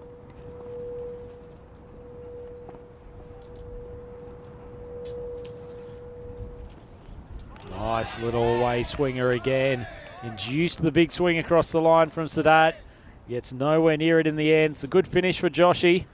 Ariana Cricket Club, the end of the first over. They're 12 for none. That gives me a great opportunity to welcome back to the commentary box a heavily rugged up Rico Full. Thank you very much. Yes, heavily rugged up and need to be. It's very cold. And look, well done to, I have to say, all the players today. All the teams that we've had started up this morning with obviously 2 teams that provided us with really good matches there. United and Loma, and now here Ariana and Hissingens. It's not easy playing in these conditions, and keeping yourself warm and keeping yourself fit, and also I think taking those catches and stopping that Kookaburra ball in these conditions where it really is going to sting. Done a marvellous job. Thank you to everybody here at the ground as well. And that's also important to remember. Everybody from the Federation. You see this delivery, it's nicely played. It's an uppercut and he goes through the diving efforts off the fielder. And well, there's the uppercut, and it was Siddharth that goes down. And the ball goes past him for 4 runs. Nicely played, good looking shot. Yeah, it's a good piece of T10 batting from Babar, isn't it, Rico? had to almost step back, give himself a little bit of extra space to deal with the short of a length ball, but realised that if he could get it slightly wide of the fielder at third man on the circle, then it was going to be a boundary 4. Good start to the second over. Yeah, so the Federation, Sagar Hanif, also be doing some umpiring here. He's the Landskrona president, looked after us really well with Adnan Gill, the tournament manager. Short, and this has been warned by the batter, and he drops his bat on the ground as that pain goes up to his head and says, that hurt, give it a rub. And he does give it a rub. He's not afraid to give it a rub. Gets him bang right, sort of just above the elbow there. That's one that he's got to give a bit of a rub to. I can't believe the bowler's turned around and not watched. Be going up and just doing the old, you right, mate? Yeah, you right? right? Just rubbing in the fact that you've struck him on the arm with a short one. That's a glorious shot. Well, that's the reply from the batter. He says, you may have hurt me, and I may have shown you hurt me by giving it a rub, but you know what? I don't care, because the next ball, I'm going to dispatch you through the covers for 4 runs. That's a beautiful stroke all along the deck, and nicely played. And I was just giving my thanks to Sagar Hanif, that's looked after us really well here, the president of Landskrona. And right on cue, he's delivered us some lovely warm cups of coffee. And I know one man that loves his coffee. He's got a big smile on his face, and that's well, Andrew Ryan. I think that was timed to perfection, wasn't it? You see, if you're nice to people, they're nice back to you. So thank you very much to Sagar. And look, also I was going to say all the umpires. I know Sagar's been one of the umpires as well, and Adnan Gill here today, and Rafi Ahmed, Rob Kemin as well, the tournament referee Barry Eaton, of course. Guys that they've got to be out there and stand out there and concentrate all the time in these conditions. And well, that one is going to be probably 5. Yes, it is, despite another good effort from the fielder there. Could have hurt himself trying to stop this. Is Siddhar once more. He's just holding his knee for a moment. It was a Gundy ball. A huge effort for the wicketkeeper to try and get there. Padamaban couldn't do. And then there's our man coming into the picture, Siddhar. And no, he didn't go Siddhar. He went down, and he went down hard. And it's another injury there. Just it looks like he bangs his knee pretty hard. And it's all happening out there at the moment. And just hopefully there's no serious injury. It just gives me the opportunity to continue to say my thanks to everybody here at the moment. So I've already mentioned all the umpires. Look, these guys and girls as well from one of our big partners, very important people that make everything we do look so good and so professional out there for the world to see. Spring Productions. And this, you got the easy job. And I know he's going to be giving me a lot of words in the ears. He sat in a nice warm office, but Richards and Karina that go up in that tower in these weather conditions, they're doing a fantastic job, haven't they? They've done a fantastic job. And also the easy, he say to me, you know what he say to me in my ear? What's he saying? Come on. He's saying it looks warm. It looks warm. That's what Vinny Sandhu said to us when we were freezing. He said, it looks all right over there. Well, do I look warm to you? Well, I am now at the moment. Thanks. Look, I have to say thanks to Andis from the jacket. Where's that side, isn't it? Spring Productions. Thank you very much. And but no, and also to our crew, the ECN crew. And you know, Barry Eaton has been doing a fantastic job. MSP, Mark Simpson Parker, and Wolfie, Max Baiji there as well, Diana Oroz, and Michael Guntaleka. Michael Guntaleka, he's from Malta, and he'd be interested to know that Malta, they're doing pretty well. In 2019, I believe that Malta did win the Valletta Cup. And, well, speaking of Malta, Andy says we're going to give you a bit of Malta. Well, here we go. This is the match that's going on there at the moment. Doesn't it just warm you up just to looking see at that it? screen? Doesn't Rico? it just? So this is about, you see Gibraltar, they're really up against it. They need 48 of 7 balls, looks very unlikely. So the Czech Republic, who made 184 for 5, look like they're going to register a win under their belt in their first match. But Malta this morning, they restricted Romania to 165 for 4, which wasn't bad from Romania, but they knocked them off. Malta with 3 balls to go, 166 for 5. So Malta have won 3 matches on the spin, looking good there at the moment. Remember, that cricket continues there. That match is coming to an end, but they've got the final match that starts 15:30 our European time. And that's when we went and welcome Bulgaria to that tournament there in Valletta, the Valletta Cup. Bulgaria take on Hungary, so that match will continue long after we finish. And just have a look at those blue skies there in Malta. Doesn't it look good? Well, at the moment, the only blue that we've got here is the blue pitch, which looks fantastic. And also Hissingen's with their blue tops on, and they're the team that are really got to try and get themselves back into this match. If they can get a victory here, they know that they will probably guarantee themselves a quarter-final spot. If they don't, it's going to be a nervy wait as we see what happens in the conclusion of the matches coming up tomorrow. That's a nice shot, just plays it easily. And Babar at the moment, he is on fire, and he's scoring all the runs. And Kadir Sadat, he's only had 3 deliveries, mind you, but he hasn't got off the mark so far. No, nice shot from Babar. Just went with the short ball, cracked it over the point boundary for a lovely shot. Just a quick update, Rico. I'm sure some of the viewers would be very concerned about Sriram Sridhar, who looked like he'd done himself a reasonable injury down at the boundary, chasing after that ball. We saw him getting driven around in Barry Eaton's golf cart before. He looked reasonably comfortable. We'll see if we can get an injury update from you, from one of the team, but he seems to be okay, as we see he's just sort of gingerly got his leg sitting out there, so I'm assuming he probably wouldn't be doing that if he was in an immense amount of trouble. MSP doing the driving there, doing it very, very caringly. Maybe he just wanted to get into that buggy. It is the special buggy, but I can see he's just hobbling around to our right there, so looks like he has done a bit of damage to his knee. Hopefully it's not too serious as we have a look at this. 3 teams on 6 points. Hissingen look like they may remain on there unless they do something special, which will mean that the team at the bottom that won 2 matches today, United, have the opportunity in the games coming up tomorrow to try and overtake Hissingen and put all the pressure on them. And maybe Hissingen, the team that started this series, the 2022 one, so well, could be finding their way making an early exit. This one has been hit pretty hard and it will go to the boundary. 4 runs, 4 carreras, and it's raining runs at the moment. And finally, Kadir Sadat gets off the mark. He gets down on one knee and he sends that packing. Well, maybe that's not is on his back. I think that's supposed to be the number 12. We're going to go for 12 rather than is. So that he's an unusual batsman, isn't he? He plays and misses a lot because he's really aiming for that spot over long on. But when he hits it, he's a lovely timer of the cricket ball. It's just another wide. They're not helping themselves here with the extras at all. See what Kalari's trying to do. Really pushing it across the left-hander. Doesn't want to give Sadat that shot over the long on. In fact, he's left it open. He's got deep mid-wicket. Ramakrishna out there. Also the fielder down at 3rd man. So he's really backing himself.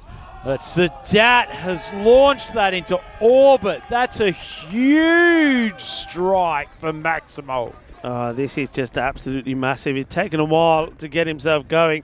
But now that he's seen it well, he absolutely mullers this. That is a huge hit. And the first one went for 4. This one goes all the way over for 6. And it's troubling times here for Chithiana Kilari. Geez, that was a big hit, Rico. He got every piece of that kookaburra. It's like it had wings flying over the boundary rope.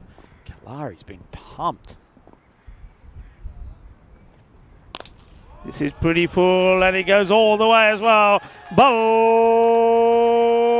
Balle, and Kilari is hit straight down the ground for another big 6.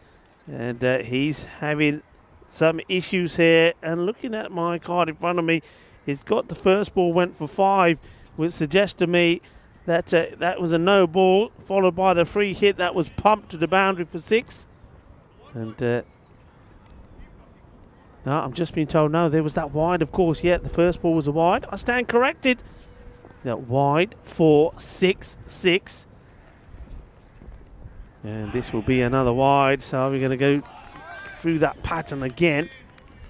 Kalari only went for 14 in his 2 overs in the last game, Rico.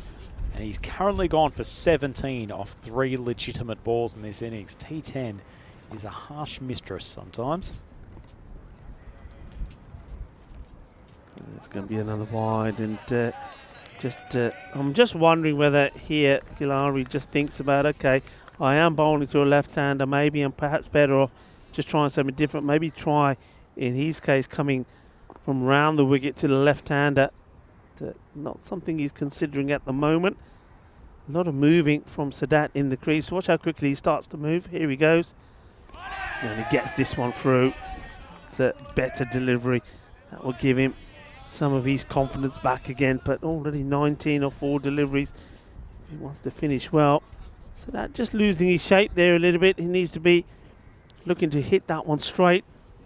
Yeah, that was in his zone, wasn't it, Rico? Really will feel like he should have punished it. It's going to be another wide ball. So after getting one ball in the right area, you see that Kilari goes very wide again. And the 50 on the board already. We've still got plenty to do to finish this, the third over. It's been a good power play.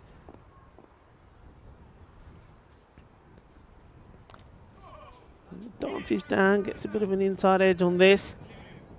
And that'll be fielded by that's the 12th man out there, Srinivasan. So gets his opportunity to do a bit of fielding.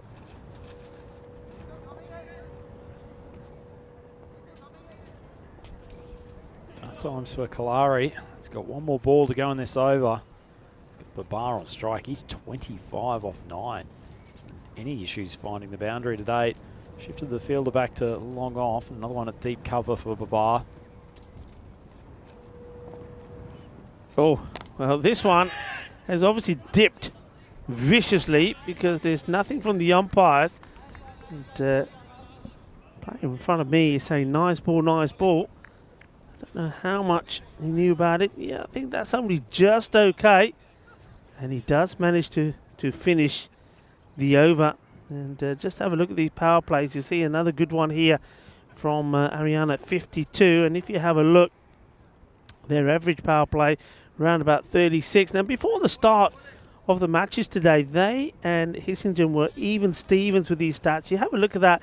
The lowest and the average is exactly the same. And there's only a couple of runs in with the highs. But Hissingen, they just haven't been able to find that same sort of momentum. And what you're going to start to see is that as a result of that, they've got these defeats that are on their way. And Ariana, they're now with, after those 2 defeats to Loma, going back to what's been good for them, staying consistent all the way through. This man, he certainly made things happen in the first match. Bowled pretty well, picked up 2 wickets. That's what he's been trying to do here, and he's got some work cut out for him. But it's always difficult for me when you're a bowler and you're coming on to bowl when there's already so many runs on the board. It's going to be hard work for Kama.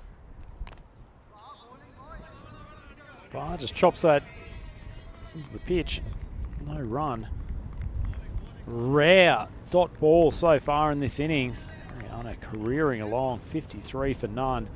Kama, the man who dismissed the Sultan in the last innings, coming into bowl, and that's a scary prospect for Hissingens. The Nusratullah still in the pavilion, yet to come out. They still haven't picked up a wicket in this power play. This is hit up in the air. Fielder is there, takes a very good catch. This is played straight into the hands of that man. So Babar departs on 26 of that. This is his 12th delivery, and the fielder does well. He manages to hold on to this, and I think that might be Shahul who's out there. Takes a really nice catch, gets himself into a good position, and they get the breakthrough, and it's Kama again who delivers. Yeah, good catch indeed. Well taken. Nice little innings from Babar. He goes for 26 off 12, and what a reward for Hissingens. They finally pick up a wicket, second ball of the 4th over, and it brings none other than the Sultan to the batting crease. I'm not sure that's a reward for taking a wicket. Yeah, the Sultan, and he is a man, after getting into the early 20s before getting out, he really will want to get some big runs on the board here. And It's an opportunity for him to find his form and find his rhythm. That last match, he wasn't quite at his best. He did play and miss at a few, but like I said, he still got to 24 of just 10 deliveries. Wish I could not be at my best and score 24 off 10, Rico. That's pretty brutal stuff from the big man.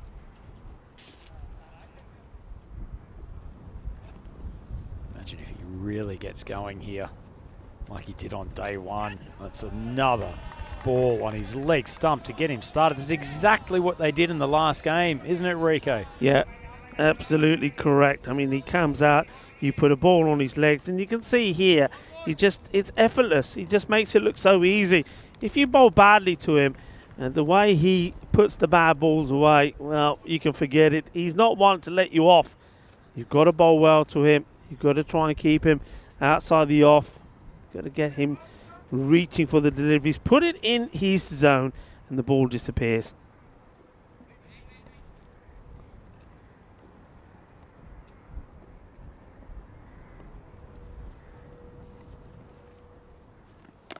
Better ball. You see there, all that Sultan can do there is guide that out there to sort of that backward point position and gets fielded, takes a single. So now it's an opportunity for Sadat to put a partnership together with Sultan. You know, I was talking to you about, I think it was probably about this time last week, about the famous ice hotel that gets constructed here in Sweden and stays up until it gets melted away in the spring. I think we got a very own ice hotel over here. We got the ice cube. This one's hit pretty well. Work to be done by the fielders, and they won't get there. It splits them perfectly to the cheers and the delight of the Ariana boys. Nice shot. It uses his feet really well. And what he does, what I like about these shots that Sadat plays, he gets to the pitch, whereas a lot of batters would get there and then have a wild swing. He keeps his shape beautifully. Yeah, really did. Played that nicely between fielder at long on and Nathan Krishna, who's actually pretty wide at mid-wicket on the fence. So there's only a good 20-odd metres between the two of them. That's gone very wide. Somehow Sadat's dragged it around.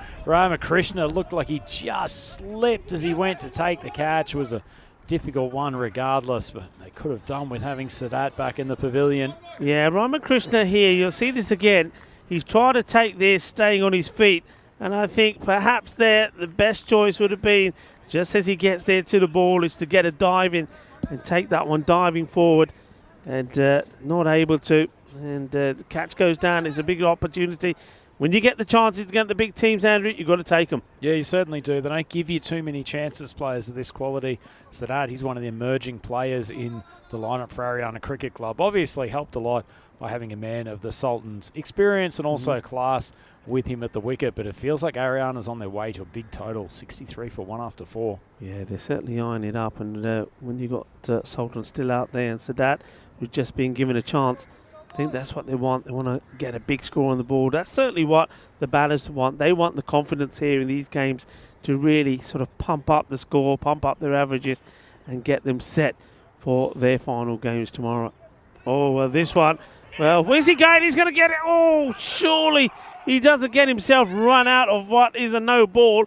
It is a no ball, and there's nothing from the umpire coming through. Well, I just got the feeling that maybe he thinks this is going to go all the way over the wicketkeeper. Then he says, hang on, he's got it. Well, no, he does get himself in. This will be a free hit. You know what I love about this? That the Sultan has spotted the free hit opportunity and he's scooted down to the striker's end. He's seen a full bunger first ball. It's just not going to miss out on this opportunity. Look at him checking out the deep square leg boundary, just picking out which of these trees he's going to be aiming to pump Nizam for. Well, he gets a terrible delivery. Sadat was looking for the cheeky change of strike. Sultan wasn't moving. Sultan wasn't moving. He didn't move. He just stuck up the stop sign. Look at this. He's not even looking at the batter. He said, no, I know you want to come, but I ain't moving. Look, he's got his back to the plate to say, I can't see you. I can't see you. Oh, this is up in the air, and, well, the catch is dropped I don't think it would have mattered because it was still the free hit which would have followed on from the ball before. But he gets away with it, and the catch still should have been taken, and that's Goko Srinivasanu who's back in this squad. They certainly need him to be at his best. A chase on for the fielder. I can't believe they messed up the field here. This field is wrong. The left-hander is on strike, so that fielder should have been out there. There's always been two out there. They've moved him in, and Sadat has taken full advantage of it. Certainly did. Not sure what you're not doing with some extra protection on that leg side. Got three fielders over there now. Turning to the YouTube chat, we've got my boy from Kosane, D. Narayan, in the chat. He's suggesting the score prediction's probably about 150. He also thought his delivery from the jam looked a lot like a shot put.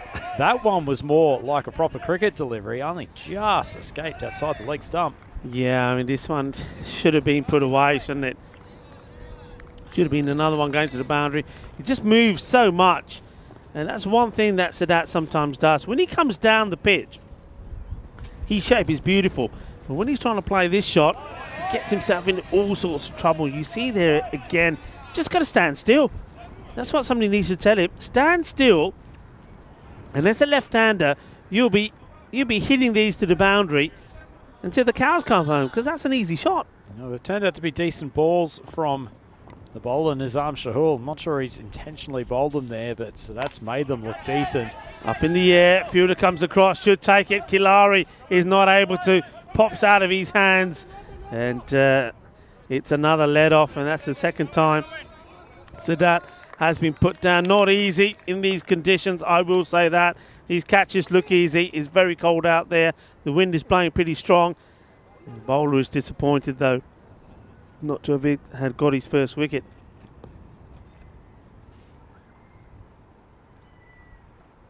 Oh, this is another full toss. It's been called a no ball, and they're just not learning, are they? And Sultan gets the full toss. He misses out on the hit, which is a disappointment for him, because he just needed to just paddle this away, but he gets the free hit, and now, well, he missed out on the previous free hit, just got a single from it. I don't think he's going to miss out on this one. Firmly struck. Fielder does well, gets a stop in, and once more it's just a single. Sadat thinks about coming back down for the second. Sultan says no. Well, that's interesting. That's two opportunities he's had on the free hit. He's only managed to get singles out of them. It is the end of the over. So 5 overs gone, 74 for 1 on the board. So a question coming on the chat from young Addy. The Hissinger's boys had too many Desi Baratas before coming onto the field today, Rico. They don't look particularly mobile. Maybe he's really struggling with this cold wind. Far weaker performance in the field than we've seen from them previous games. Quick look at the Ariana batting card. Babar got them started off nicely. 26 up the top. Sultan's out there 7 off 5. He hasn't quite gotten going yet after smoking his first ball, as he normally does, to the boundary. Yes, at 27 off 15. He's starting to get into his groove and looking pretty good. No, I think Hissinger's last night must have gone Italian. They said they didn't go to any Desi place. The only people that went to the Desi place, well, that we know was United, because they had the Alu Prontas and they performed. Hissinger, I think the Desi place was fully booked with all the United boys, and a bit of pasta just not doing the trick for them. Can't believe the Sultan, after his first boundary, it's now 7 off 6. It's the most subdued Sultan-esque performance we've seen. And he's been beaten again. Good bit of pace on that delivery from Kama. Feels like he's gotten better as the tournament's gone on. A little bit wayward at times, some of his opening spells, but getting into his groove nicely now, right at the tail end of Hissingen's group stage campaign.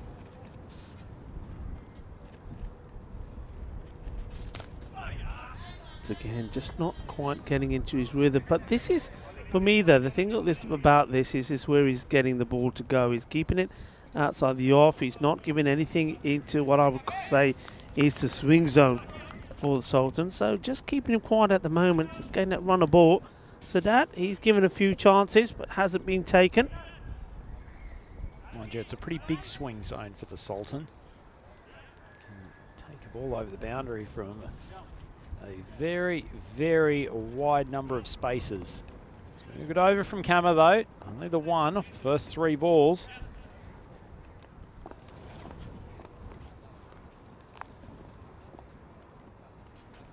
It's going to be pretty wide, and I think he's trying to say, well, hang on a minute, didn't the batter start moving too much?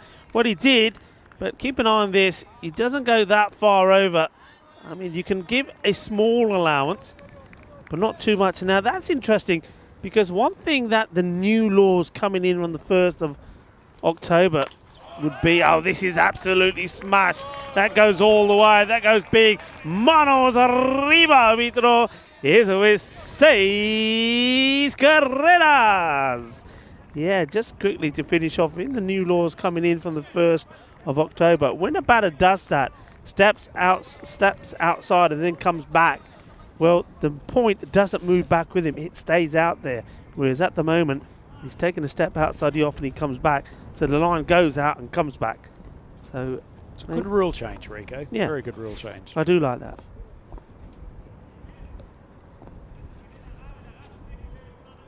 And yeah, fair enough.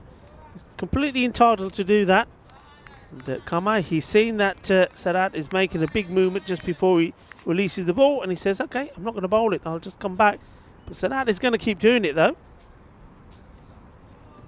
And this has been called a no ball. I assume for a foot fault, so the wicket won't count, even though once again the catch is not taken cleanly by Kilari, but it wouldn't have mattered. And just overstepping. Save an eye on this. Yeah, look, that's a very good call from the umpire.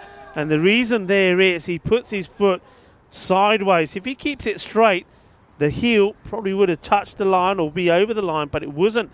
Really good call there. My men in black. Hits it straight down the ground, and it goes all the way over. Balle, balle, Ginnasona, Shakalagya. And finally, the Sultan does manage to put the free hit away for a maximum. Just a little paddle down the ground. Not a big swing from the Sultan, but still managed to take it over the boundary. God, he got some power, this man. Doesn't quite time this, and the field. Oh, you've got to go for those. You've got to go for that. That's a catch which, if you take, you've got the Sultan out. And Joshi, well, he starts coming in, then he pulls away from it. And this, for me, Andrew, is catch avoidance. Completely, Rico. Absolutely completely. Sorry, I got distracted for a moment as our spiritual leader, Big Bazza Eaton, the DJ from Valencia, bought us a much-needed cup of coffee. But that leaves Ariana 91 for 1 after 6 overs. Still 24 balls to go. And a few comments on the chat about potentially making the 150 range. They're certainly looking at 140, if not 150 at the moment, particularly if Sultan stays out there for a few more overs. Yeah, I mean, look, I think if Sultan's out there, you could quite easily say they could go. And don't forget, we're talking about the Sultan, so that's hitting it pretty well himself. But they could be going about 15 and over here. So looking to get at least another 60 runs on the board. So I think that 150 is definitely on. Short and hammered, and this keeps going. Shabba, shabba. Well, the fireworks, they've come late in the day here, but they've certainly started around the ground here at Landskrona. Patake chalpe, dolvi bajao, nacho, nacho. And there goes another one over, and he just hits this. Well, it's almost like he says, yeah, you can't be bowling that at me. Here, go get it and try again. As the umpire signals the 6. Gokul was pointing at someone to catch it. I'm not sure who it was. They wouldn't need it to be 20 metres over the boundary line. Gokul in his hand. He rested himself in the first match, and now he has to come back in this one and produced a magical performance, and he decides to the left-hander. He's going to come around the wicket. Just checking his fielders are in the right place.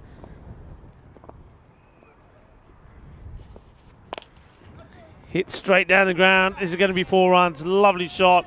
He couldn't hit this any straighter if he tried, and that well, the 2 men are very wide, long off. and long on.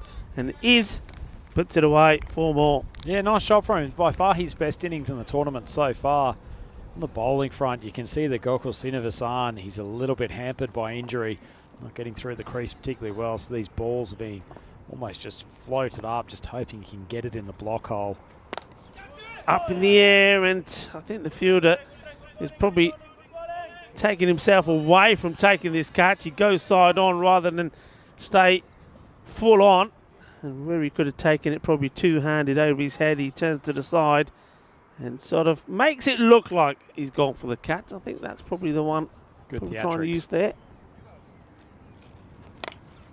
Firmly struck, and nothing that Joshy can do about it. It goes past him powerfully, and luckily there MSP means that the fielder doesn't have to go too far to retrieve the ball, just dances down, hits it hard, 4 more runs. Yeah, you get the feeling they just look a beaten side already. Hissingens, Ariana Cricket Club racking up a massive score. Just drilled down the ground for a single. Ariana will end up 108 for 1, but it doesn't seem to be a huge amount of belief in this Hissingens team that they can keep Ariana to a reasonable score here. No, and you see Gokul just having a chat with the fielder. This is Malta tomorrow, Czech Republic.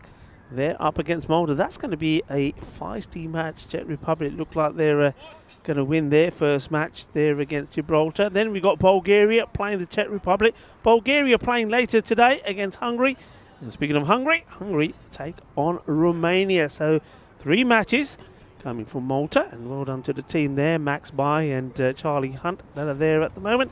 And then here tomorrow, Malmahus come back and take on Loma. I think that's going to be 2 very good, exciting matches.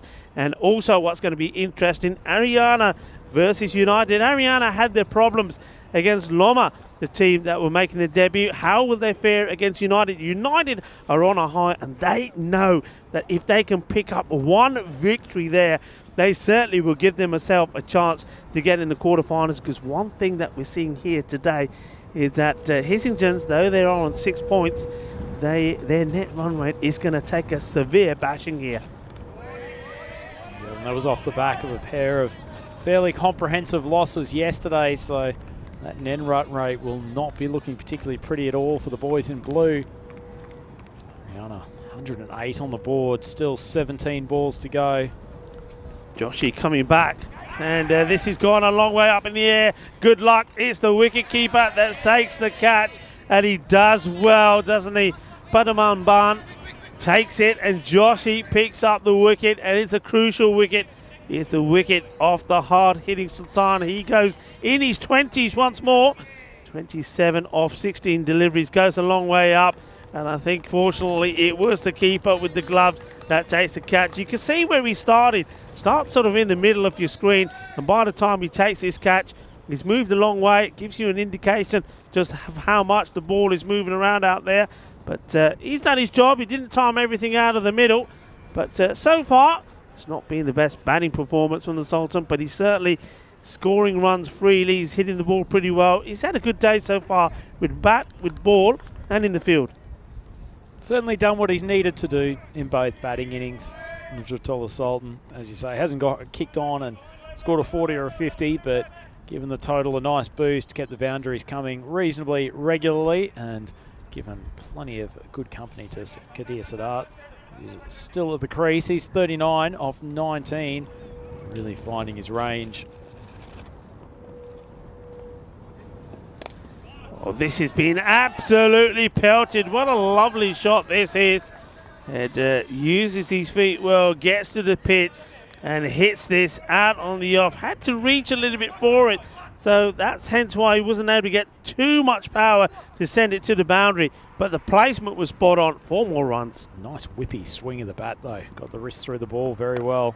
And he goes for another here, and it's going to be back-to-back boundaries. Yes, it is. There's another fielder. Almost loses his balance trying to stop it. Sina Van Daan. And this is aggressive attacking play. The new batter comes in, has to go straight to the striker's end because of the new rules. Started well. Yeah, he's a nice swing of the bat, Zazai. Really whips the wrists around at the last moment to just accentuate the power. Showing what he can do. 8 off his first 2 balls. Well, this is up in the air, and it's going to go all the way. Volley, volley, volley. Brrr, that's what I'm talking about. And Ariana here are going big, and they certainly are eyeing up that 150. Even with the Sultan Gore, the next batter comes in and is having a bit of a party. Zazai is enjoying himself, and hands up from Joshy saying, doesn't anyone want to catch this? Well, no, because it's the wrong side of the boundary rope. Hasn't been a single over so far in this innings, Rico, that has gone to single figures. 12, 19, 22, 10, 11, 17, 17, and now 14 for Joshy. So it has been consistent bowling performance, but not in the way that Hissingens would like. Rihanna still 2 overs to go. 122 for 2. And Zazai has come to the crease with a great deal of urgency. He's 14 off 4. So that's still there. 39 off 19. It feels like a while since he's faced a ball. Ball Vidna Joshy.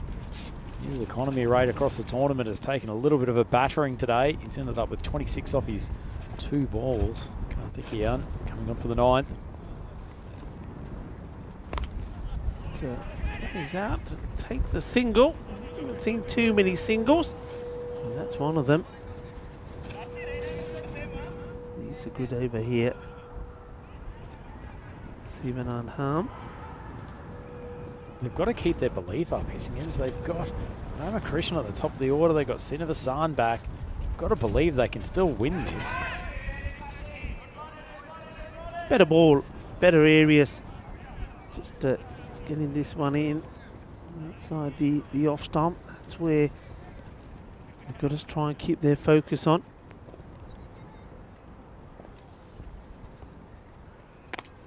Zai plays a lovely shot. He will get 1 from it. He wants to go 2. They want to take the arm on, and a good throw, and he's in trouble. That's out. But they may want to go to the 3rd. I think they may do. The umpires, Adnan Gill is on the walkie-talkie. Come on, Adnan, give us a signal. Give us the out. The line call. Well, he doesn't need to. I think he's giving this out straight away, or has the batter just decided he's out. Gets the dive in here. Perfect throw. That is the way to do it. Absolutely brilliant. You can see he's a long way out. I don't think Adnan actually, he does give the signal maybe there. We can't see it because of the way his body is placed. But what a bit of fielding. What a great throw. Very nice bit of fielding. Hissingens showing some life in these later stages. So that, unfortunately, he goes. He was on his way to a half century. But ends up 40 off 20. Very neat looking score. And Zadran comes to the crease, and he's going to accompany Zai for these final stages. Just notice, Rico, few little raindrops creeping inside the commentary box, increasing our level of discomfort, but also hoping that they don't become any more substantial. There's a little bit of grey cloud over us at the moment.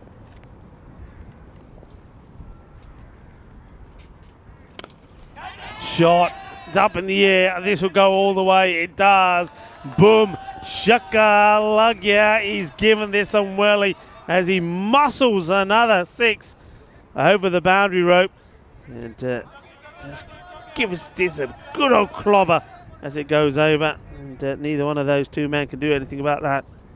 Mentions Zai as an X factor in this team. Really giving the total a boost in these late overs. Big swing as that one jumps off the deck just outside off stump. But both with the ball and the bat, he feels like he could be a real menace for teams in the later stages of this tournament. Yeah, I think we've seen signs of what he can do. And saw it early on. And we saw him bowl pretty well here today in their first match. Yeah, he's going to be somebody to keep an eye on. Zidane just swing and a miss. He'd be disappointed with that.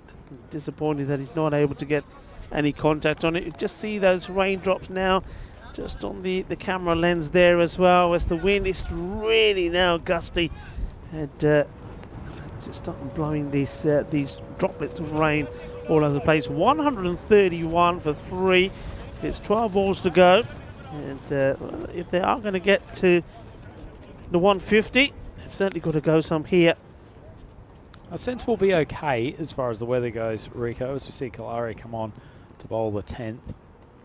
Goes for the slower ball, cleverly bowled, and it's certainly outfoxes Zazai, who's the more aggressive and hard hitter of the bat. It means that Zadran now has to go back on strike, and that's a good result for his engines. Certainly is. Nice ball from Kalari. Struggled in his first over, but done pretty well bowling at the death in the tournament to date. Up in the air, the fielder commits and overcommits, but it doesn't matter. It goes clear over his head. That's a nice stroke. And plays this one without getting too much momentum into the shot, but still gets plenty of timing into it. So Zadran, after missing the first couple of balls, comes back with a big 6 himself. And like those two batters, and you can see there, as I say, that's what I'm talking about. Give me some more of that. And it's another slower delivery that gets through. Now this is one that really was an opportunity for Zazai to get to the other end. It takes a while to get to the keeper. Keeper doesn't have it in control. If you want the strike, and that was the opportunity to go for it. All sorts of instructions being shouted out to Zadran. And he hits this pretty straight. Where's this going? It's somewhere near us. Well, I'm just moving behind Rhino for a moment. Thought this could be coming our way. There's a couple of meters to our left. You can see when those fielders start looking in our direction and they're looking me in the eyes, I know it's coming my way. It's a nice shot, nicely played. Here I am, thinking, where's it going? Okay, Rhino, be my shield, please. Got to say, sitting down, Rico, as I've just elected to do for a few moments, you can track the ball much more easily from the front of the cube. I was very relaxed. I suppose it makes a difference. You can actually see it. Well, why did you say anything? You could have given me. You could have just said, don't worry. It's giving Anders some material to work with as we get towards the end of this innings. It's played away. He's got to get down, and he's gone through him. Now he's got to chase after it. The batters come back, and they've made 2 from it. And oh my God, that's like comical. Missed run out. The keeper it was almost like he and the batter were staring at each other. The guy's just sitting there taunting him to collect the ball cleanly. Had 3 goes, still couldn't do it. And in the end, they can't affect the run out. Haryana ended up 147 for 3 off their 10 overs. That's a brutal display and good all-round effort from their batting lineup. Zion and Sadra both doing a pretty good job towards the end of the inning, but they didn't really let up at any stage, did they, Rico? Sabat and Babar went out to open. I think what we saw is every batter that came out was prepared to throw the bat, and that's what happens when you get a good start. 12 for the first, 35 for the second, and then it was 53. Earlier issues there was for Babar, but then as soon as he was hit, the next ball he hit for 4. There was that opportunity there. This was just a classy shot, wasn't it? We have seen some really good shots. We've seen hard hitting, but we've seen some good shots as well. We've seen some pretty bad bowling as well, and this one was the injury to our man there, Sridhar. Let's hope he's okay. He was taken away by MSP in the buggy, taking it nice and slow, so not to make sure it was not a bumpy ride. See a lot of nice shots, and what I liked in that knock there, Andrew, was the number of shots that were played out on the offside as well. They played the ball all around this ground. This is another one here. You see, he just gives himself some room, but on that occasion it was a little bit unfortunate because it was a nice catch there taken by Schutel. So that brought the big man in, and once again they fed him early on. And the one man you don't want to give a loose delivery to is Sultan. This one could have been different. And that was Ramakrishna coming in. Maybe he needed to be diving in for that one. For that one, the batter needed to be diving up to try and get to the ball. And then the free hit went to Sultan. But he did have a couple of free hits, 2, before he could really get one out of the middle and send it to the boundary. But talk about some big hits. So that played some shots today in that innings. That went a long, long way. This one went up in the air a long way as well. Look, you can see that, the power of the man. He wasn't anywhere near it body-wise, but still sent it to the boundary. Back-to-back boundaries in that case. There's MSP and Bazza, the blue crew. And this was the one that goes up the long way in the air. The wicketkeeper does really well. It was the catch to see the wicket of Sultan, but he kept his eye on the ball. And Sultan went for 27 off 16, but the runs just kept flowing. Certainly did, and that Menza's eye, number one. He's demanding some extra responsibility in this team. Fortunately, there was a run out for Sadat there, just caught short of his ground. Nice bit of fielding, and he lay spread-eagled on the ground before he eventually had to walk off pavilion, and Zadran came to the crease. Nice little partnership from these two at the end as I continued to blast away. Bat very, very strongly. Rico full, not showing some of the bravery that a few of the batters have today, getting in front of some pacey bowling, but nonetheless, Ariana Cricket Club have put a super total on the board, 147. Their 10 overs for the loss of only 3 wickets. And that was a very, very good all-round performance. Have a quick look at their card. Mubarak and Sadat opened. Sadat, he paced the innings with 40 off 20. He ended up being run out in the latter stages. Mubarak was pretty good again at the top of the order. He feels like he's finding his range. He's eventually out to the bowling of Kama for 26 off 12. Sultan, nice innings from him. Started with a 4 as per usual and ended up 27 off 16. And then Sazai and Zadran hit a combined 37 off 15 between the two of them, equating to a big innings of 147 for 3. Yeah, very healthy looking scorecard indeed. Good partnerships all the way through there. The bowling, well, there's going to be some heavy scores to one or two of the bowlers. And they did try different variations. Joshi, we know that he's always going to get you a wicket. He does. But of the 6 bowlers used, you see there was some high figures there. Kama, once again, probably the pick of the bowlers once more. He got things to work for him. He did pick up that wicket, but he did go for 27. Expensive was Kilari. He couldn't get things going for himself. And then towards the end, Shahul, he's not too bad. 1 over just for 10. Srinivasan, I think disappointing. He came in and bowled his 1 over, and he was taken to town as well. And far too many extras as well. That's the other thing. When you know you're up against a big team that's going to score many runs from you, well, you can't be giving them too many freebies. And win probability, well, not surprising at this moment of time, got Haryana 97% to Hissingen's 3. Yeah, not looking too good for Hissingens. You could suggest Rico, but a gutsy side, and they've got Srinivasan back in, despite the fact that he's a bit hampered with injury, but that's a nice inclusion for them today. A lot of pressure on he and Ramakrishnan and probably also Rakesh Shrikant at the top of the order. They've got a tall order to climb, 148 to win this game. Ariana Cricket Club, very good display with the bat. We'll be back on the European Cricket Network in a couple of minutes for the second innings.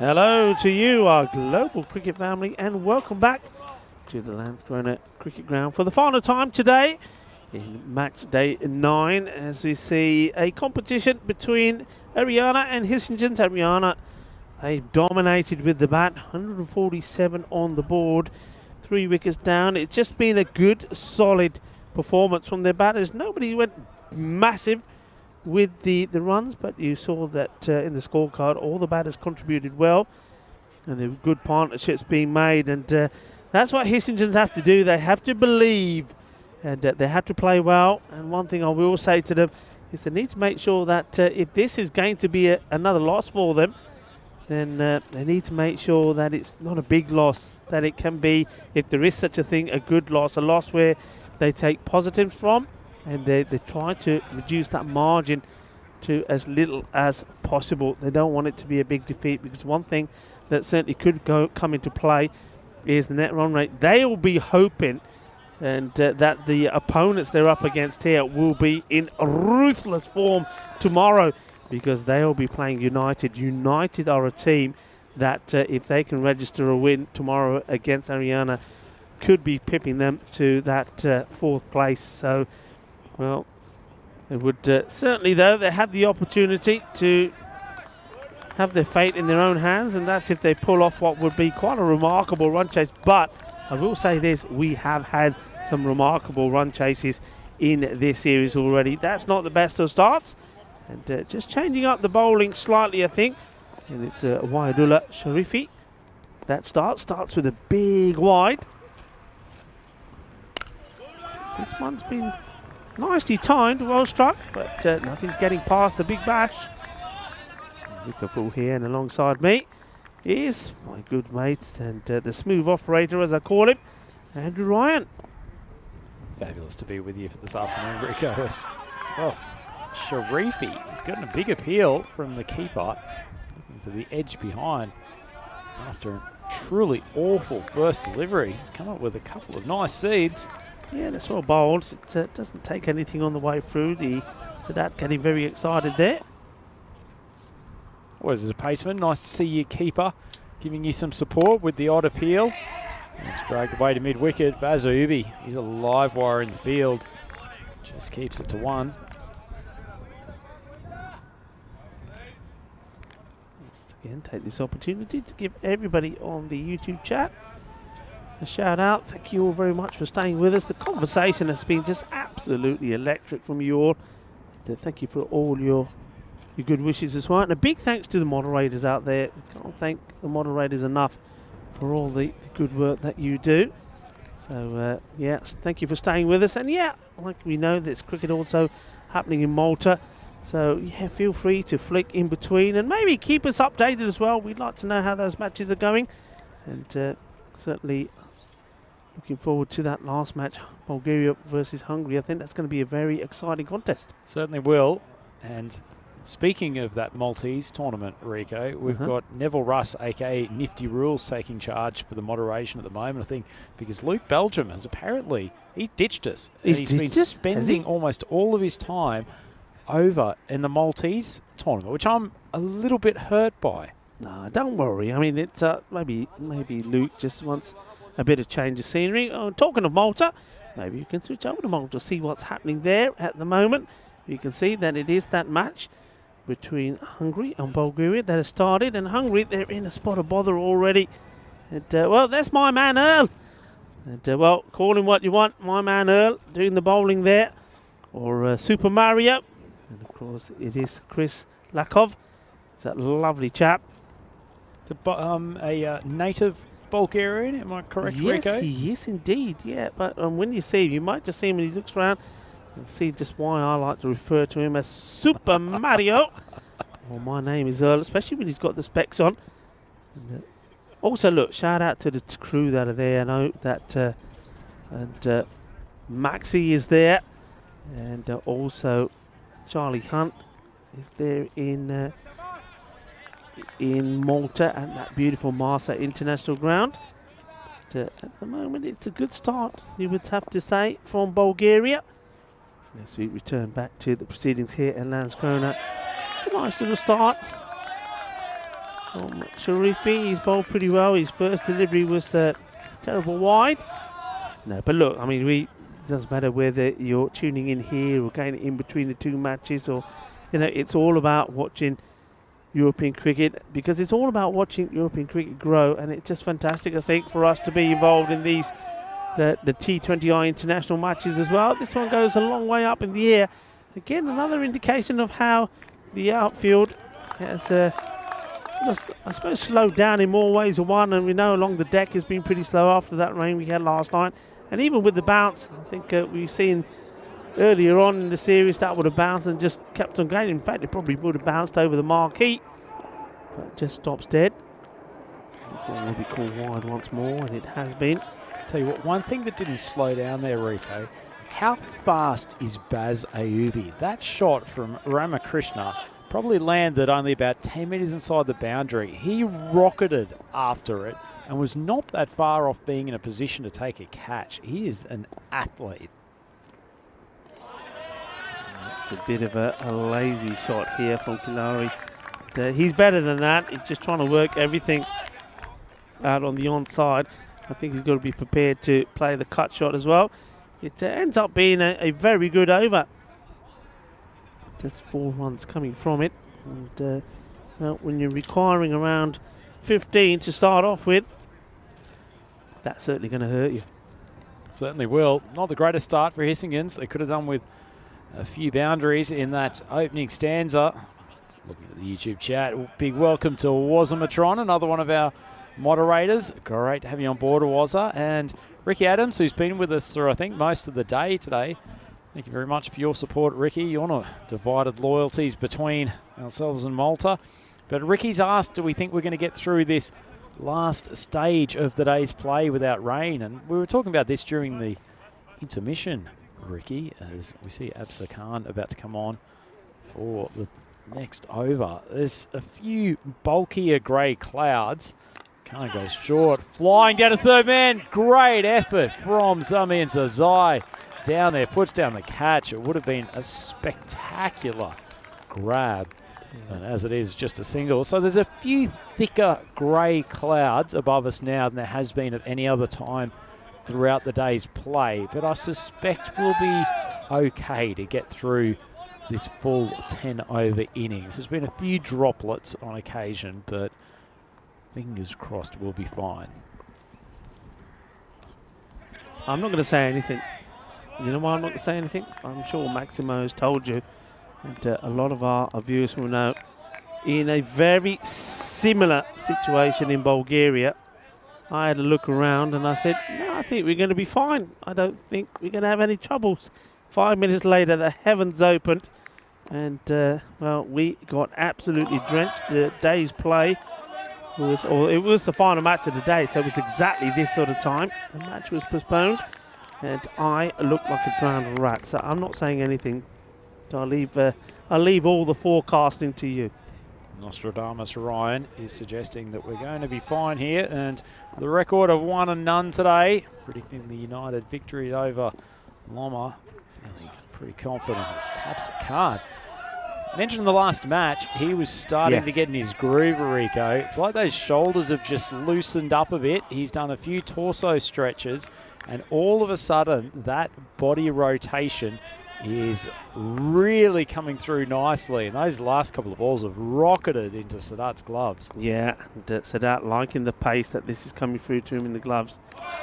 It's another one, but Kilari here, he's not doing himself any favours. He's just eating up deliveries for Hisingen, and I think it's the case of, look, you either get going or you make your way back, because he's swinging and missing, taking himself away from the ball rather than going to the ball standing still. This time, an excellent effort from the gloves from Sadat, diving in the air. Look, what you'll see here is, keep an eye on this. Look, that's what I want to focus on. The captain, the second time. We saw it earlier when it was a superb effort from the fielder. But even though this catch goes down, he comes running up. Oh, can you imagine if that one was taken? That would have been amazing. But look, just inches away. But the captain, Basha, comes into play and says, look, don't worry, keep going. That, for me, has been the story of Ariana. The captain has been sensational here today. Yeah, couldn't agree more with you, Rico. It's great standards from Bashir in the leadership position as Absa Khan drills another one at the chest. Kalari has a crack. Khan throws hard. It's good backing up from Ariana. Another example of how they're just working together as a unit. Well, for a dot ball, there was some action in that final delivery. Hissingens, they end up 10 for none after 2 overs. The fact they haven't lost a wicket is probably the only thing to be particularly positive about in those first 2 exchanges. But coming back to that dropped catch, Rico, that you noted on the replay, that was not far away from being parried off Sadat's gloves to Zazai fielding at third man, and that would have been an amazing catch. That would have been something sensational. As we have a look at the tables here, Loma is sitting at the top. Ariana are looking to join them, and if they can get this victory the way that they want it to be, they will go top on net run rate. But all the pressure will be on Hissingen, and their fate will be out of their hands. They'll be relying on results going their way. This is a straightforward catch, and I don't have to tell you who's taken it. You've got very safe hands out there, House Sultan, and it's a wicket. And I think this is all about and Ramakrishna getting under pressure. He stays at the other end. Is dots, dots, dots. He gets on strike, and he knows he's got to go big, but he can't go big enough. He can't get it over that big man over there. Sultan puts it straight into his hands, and it's been a disappointing couple of days for Nitin Ramakrishna with the bat. He goes for 2 or 4 deliveries. I feel like poor Nitin Ramakrishna has suffered the same curse that Sami Ibrahim had in the first week, Rico. You might recall that I interviewed Sami immediately after his thrashing opening innings, and he then went on for a succession of very low scores, and it feels like since I interviewed Nitin Ramakrishna after one of his brutal innings the other day that he's struggled to get any runs. And you know, it might just be coincidence, but if you're a top batter in this tournament, you might want to stay away from me with the mid-game or the mid-contest interviews. We've been up to some no good sometimes, haven't we? We caused a run out early on. Didn't you interview Najam Hark at the end of yesterday as well, and he's failed twice today? That is actually true. I did interview him, and yeah, it just goes that way sometimes, doesn't it? And yeah, we've sort of asked. We've been shouting at fielders to take, or batters to take another single. They've listened and got run out, and we've been complimenting bowlers, and they've been hit for 6, and batters, and they've been had the middle stump taken out the ground. And now we do some interviews, and after the interview, the poor guys can't get back into the rhythm. One thing I will say here is, isn't it brightening up? It is a little bit. There's still some very heavy clouds around, but it feels like the wind is helping them just sort of circle around this Landskrona Cricket Club. It's a good ball from Sharifi, who has recovered from a very, very challenging start. Coming up with a pretty good 2-over spell here. Yeah, Sharifi just goes pretty wide, and then he gets that slingy action in, doesn't he? And you're right, these first couple of deliveries, he struggled to get the ball where he wanted to go with those wides, and then all of a sudden, look, he's only gone for 4 runs. And, well, that could have changed. There you go. There's that curse again. I told you. And Rhino is giving me a big gleaming smile. That's the way it's been sometimes. You're just saying how well he's bowled, and then next thing you know, boom, shaka lagya. And Gokul Srinivasan, maybe he is the one that can come out and score some big runs, because neither one of us have interviewed him. Yeah, well, he might be running away from us if this trend continues. Srinivasan set up the first game with a bit of a niggle. They need him to come through with quite a miraculous innings here.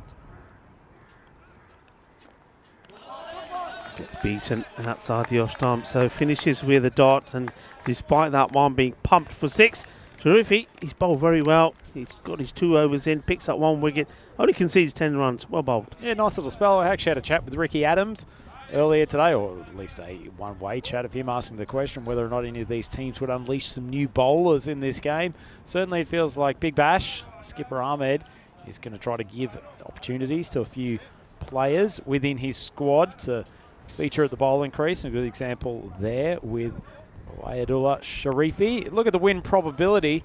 suggesting that Hissingens have still got a chance, which is great. They're going to need to get a move on if they're going to challenge.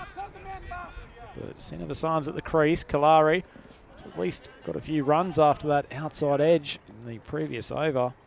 Hissingens 16 for 1 after 3. Getting the field set before he comes in and bowls this one. Absa Khan to bowl and finish off his spell. 6 came off his first. Certainly bowling with a bit of pace. Kalari looks distinctly uncomfortable against Absa Khan's pace.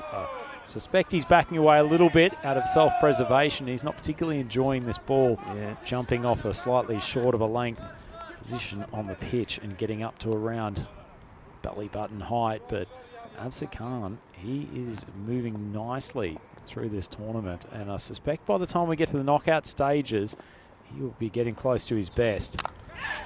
He plays that one wide. Good for the shorter delivery. Good bit of work there. Again from good. There you go. Bit of love from the captain. You throw yourself around. Mazadran here in the action. Here you go. Keeps his on him. Stays inside. Does he? Yeah, he's okay there. Releases it before he goes over the rope, and then he comes back in. Excellent work.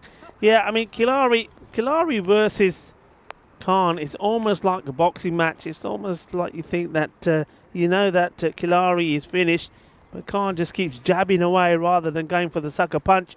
And you just think that any moment, if he gets the big Yorker in, it could be all over. Here comes the throw, shy at the stumps to try and get Kalari out at the non-strikers end.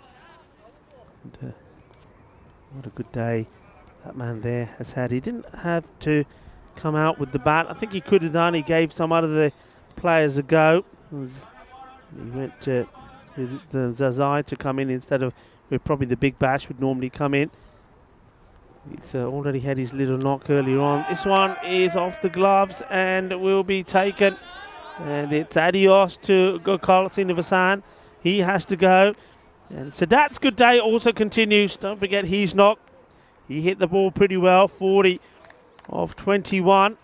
And no wonder they're smiling. They certainly do look aside here today that intend to go all the way. Remember, they have been runners-up. They have been third, so they've got a good pedigree in this European Cricket Series, and now they're eyeing up, picking up that marvellous and glamorous trophy provided to us, of course, by Locker Lifestyles. Yes, absolutely. And extra points in terms of the man of the match discussions for Kadir Sadat, unleashing a nice little army roll after taking the catch. That's excellent execution in celebration, and a much-deserved wicket for Absa Khan. He's now got 1 for 9. So a couple of balls left to go in his over. And Srinivasan, it's a disappointing end to the group stage of his tournament. He's been pretty good for the most part for this Hissingens side. Oh, good ball, nicely bowled, and once again, if you're going to back away, you're not going to get anywhere near this because he gets that little bit of movement away. He's got the pace going here. I probably think that perhaps we've seen, certainly from Mariana today, especially in this performance, the first time that we really seen bowlers bend their back and really get the ball to rip through on this pitch. Yeah, certainly the case, Rico. Khan getting some nice zip, and Sadat is enjoying the slap of that ball on his gloves. Big collapse all around for the wicketkeeper as we turn to Malta immediately. Hissingens then on in for 2 after 4. Vinu coming on to bowl to Mandian, who's very familiar to ECS watchers. Kedapal, the protractors out there with him. Hungary 65 for 4, halfway through their stint here. And given the run scoring that we've seen to date from this tournament, you suspect they need to have a fairly profitable second half of the innings. Yeah, you would think so, wouldn't you? I mean, we've seen, the first match we saw was an average scoring one of around about 130. And certainly liking this from our production partner, Spring Productions, giving us a bit of a dual display screen. I tell you what, Andrew, you commentate on Malta and I'll do Sweden. There you go. Okay, here we go. Come on. Okay. All right, here we go. Okay. Vinu coming in, trying to finish his over. One ball left in the 10th. Spears it outside off stump. Mandian just swings around, backward of square. It's trickling across this outfield. It's relatively quick here in Malta. Time for the Sultan to come in to bowl his first. And he Easy starts with a poor one. as they finish off the over. Hungary 68 for 4 after 10. Just have a look at what's happening in Sweden as we'll switch over to Rico Full for live commentary from Landskrona. Thank you very much to Andrew Ryan. I hope you're enjoying your time in Malta. As we see this one up in the air, Sultan, and he gets a wicket. The first ball was a Gundy one. He gives a wide. And the next one, well, it's time for Zadran to do some celebrating. I'm sure he's going to get some love from his captain. Maybe Sultan is going to produce a smile for us as well. Yes, he does. It's all smiles. Give him a hug, Basha. Give him a hug. There you go. He sorts out he's here as well. That's what I like to see. And he's got a bit of a hair fetish as a captain, Bashir, but his disciples are following him today, and they look like they are well on the way to 2 victories. That was very Ronaldo-esque from the man who looks more like Ibrahimovic. Yeah, I was going to say, Ibrahimovic, that's not the celebration you want to do. But maybe Iba hasn't got a celebration, so he thought he gets a bit of the Ronaldo one in there. But all the same, Sultan does pick up a wicket off his... Well, I suppose it is the first ball again, because the one that was the wide doesn't actually go down as a delivery, though it does go down as a run to him. And here we go. Go and give it to us. There you go, he says. How about that? Probably a 5 out of 10, I think. Yeah, he doesn't quite nail the spin, does he? And this will be a wide. Still getting a fair bit of sideways movement, the Sultan, isn't he? Tell you what, as an indication of the YouTube chat views on the competitiveness of this game, we've just lost Neville Russ, aka Nifty Rules, who has decided going to bed in southeast Queensland is probably the right thing to do given the likely outcome of this match. As much as we'd like to try to keep the competitive juices flowing, Issingens 21 for 3. The same stage, Ariana was 67 for 1, suggesting they've got a fair bit of ground to recover as Shahul just plays this nicely out on the offside and rolls through for a single. Well, talking about rolls through, Basha rolls through as he does the fielding. He's thinking, hang on a minute, how can nobody's coming to give me a hug? I'll give everybody a hug. Nobody gives me a hug. Ah. Oh, well, just gets wrong footed here. The keeper, Sadat, he's going sort of down the leg, and then he has to try and recover. Not going to be easy because the rain just picked up slightly, hasn't it? We can hear it, the pitter-patter on the top of a cube here, and he tries to bring this back within reach. He can't. And, well, also Zadran can't do anything about it here as well. 4 runs, and it seems to be the only way at the moment they can get a boundary.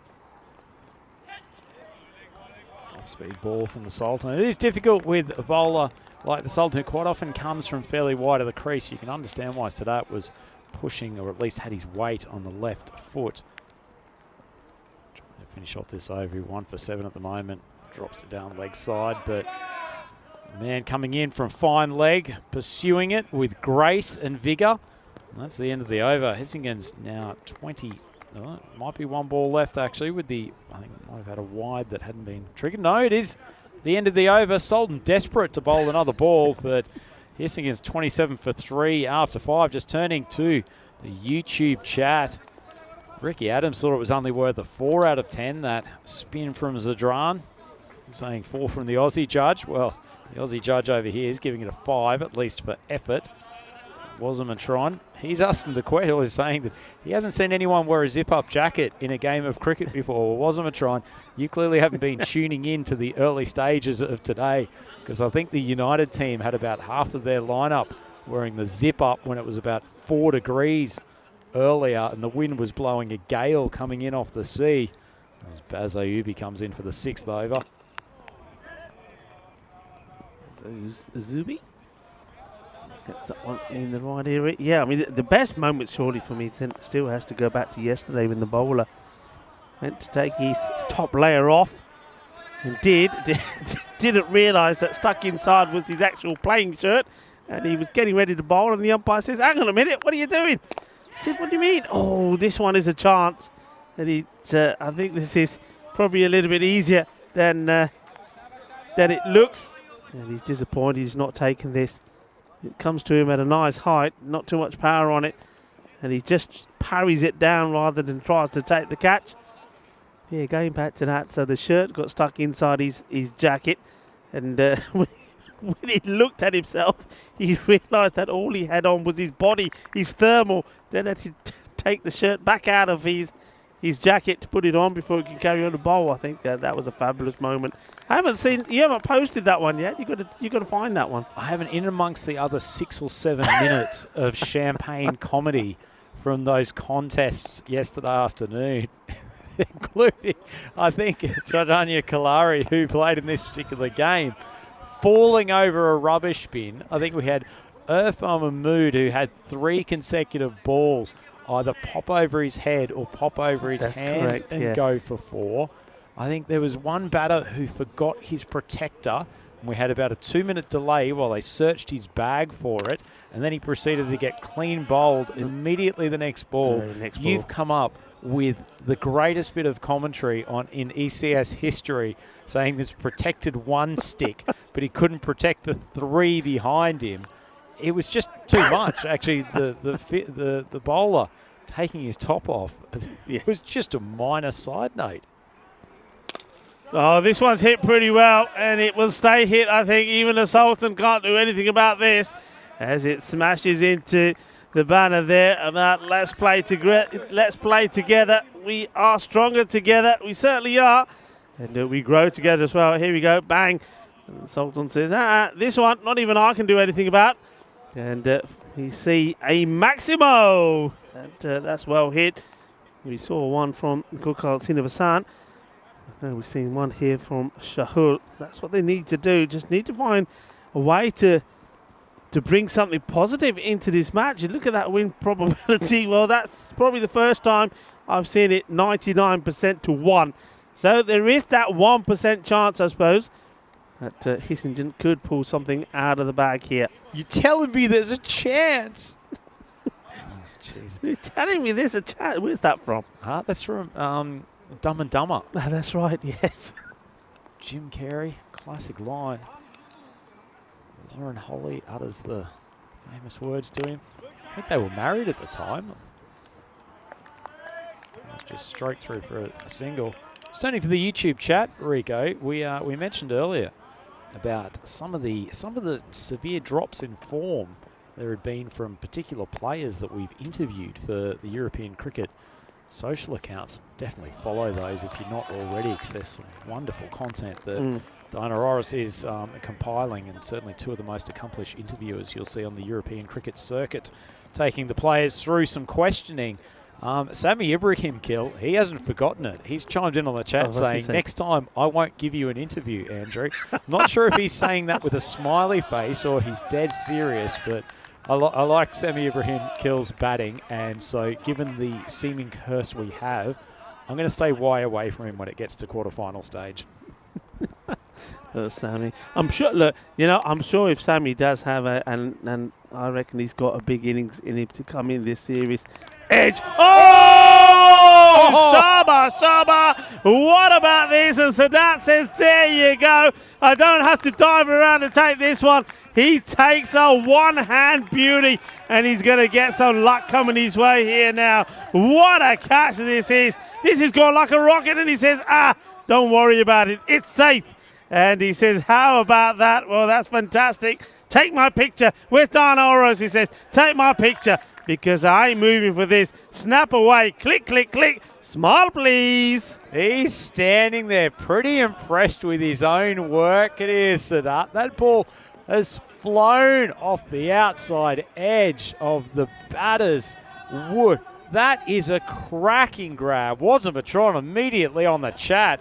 One of the best reflex catches ever. His work on the chat's almost as sharp as Sadat with the gloves. That was a sensational catch. Superb, absolutely superb. But that's worth watching over and over again. And there's some noise being made by Hissingens as well. I get the feeling that Reddy probably doesn't score too many runs. Already getting a massive round of applause, but that deserved a replay. What a grab. No wonder he's got the mouth open. Well, you know, this is all about what I say about sexy cricket. There may not be much sunshine and there's no sand, but there's still sexy cricket. And that was a super catch, and the unfortunate batter was Shuhal. Goes for 8 from 8. And this is what's coming up tomorrow. Malta. That's going to continue with Czech Republic versus Malta first up, match 7. Then Bulgaria back in action. They're playing there at the moment against the Czech Republic. And then Romania, Hungary later on. So plenty of cricket coming there. And our thanks to Charlie Hunt, who's doing a fantastic job there in comms. And we know we got our very own Maxi there as well. Hello, Maxi. And then the matches here. Well, look, the ones, Malmahus versus Loma. I think that's going to be a good one. Malmahus, obviously, they're a team that are in pretty good form at the moment. But then later on, the big one for me is going to be the Ariana play their last 2 matches up against United. United will know, certainly because of the way these 2 fixtures have gone here and the results, that if they can pick up a result, then they could be making it through into the quarterfinals and sending Hissingen out. Certainly can, but for now, I want to focus on Ready Watch. There's clearly a lot of support from the Hissingen side for that man, Naresh Reddy, who's made his way very tidily to 2 off 3, and he seems to have elicited some of the biggest cheers today. But he's taking singles and they're cheering like he's hitting the ball out of the park for 6s. So this one is played out, and Reddy will have to be quick to get back. He does. And let's see how this goes. And Sadat, he's got a big smile on his face, and so he should have a big smile on his face. He's certainly, I think for me, for what he's done, and that cat just nails it for me. He's the player of the match. Absolutely. And tell you what else he's brought to the scene today. The retro sky blue Ariana Cricket Club pads. Ready. Gives himself room. Umpire says, dead ball. Dead ball? What's happened here? Was Sadat having a chat or something? Oh, he's called it early. That's fair play from the umpire. This rain is just getting a little bit heavier now. Not out. Big shake of the head. The umpire.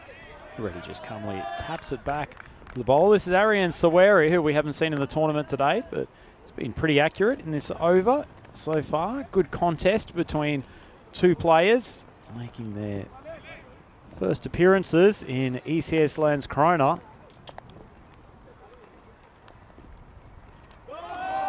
Big swing already, saying, well, look, if these guys are going to be cheering and whistling when I get singles, if I do just hit one to the boundary, what will happen then? They'll explode. They certainly will. We'll see more players maybe falling into the bins. I'll tell you what, if he's looking for another single, I don't think Rakesh Srikanth is going anywhere. He may as well have popped up a chair at the bar. He was so far back on his heels. He's not moving. He wants to strike back for the start of the 8th over. Start of the 9th. Hissingen's after 8. They are 40 for 4. And this is a relatively damp squib as far as an end to their participation in the preliminary rounds. There's still a pretty reasonable chance of making it through to the quarterfinals, but they won't be taking much momentum in there. So his over only went for 2. It's nicely bowled from him. It's been disappointing, you have to say. I mean, the first match, they were chasing 112 for victory, and they end up sort of way below, and they don't even get the acceleration in. They have wickets in hand. We're talking about acceleration. We finally see one come out of the middle of the bat. It goes all the way. Oh, that's a big hit from Srikanth. And this is what I would like to see is they've got wickets in hand. They've only lost 4 wickets. We are into the 9th over, and it's just wrong. They need to be, you know, with that many wickets in hand, they need to be at a much higher score. There needs to be more urgency. If that said 40 for 8, I understand it. But just for 4 wickets, they've got to be playing more shots. And I think there was too much playing and missing early on. And I think certainly Kilari was definitely guilty of that. 13 balls, which he only scored 8 runs from. But just too much value on wickets. They haven't tried to help their cause here. And this is not, well, whatever the outcome going into the quarterfinals, He's not set them up for it. Up in the air, fielders coming together, and well, one man who is not going to drop him is the captain.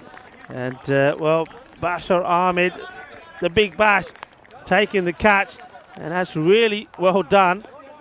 And it's another bowler that comes into the attack that we haven't seen before. Just snatches this out with the fielder's hand. He says, "Oi, yaar, apna hath pare kar. Main aa gaya." Takes the catch.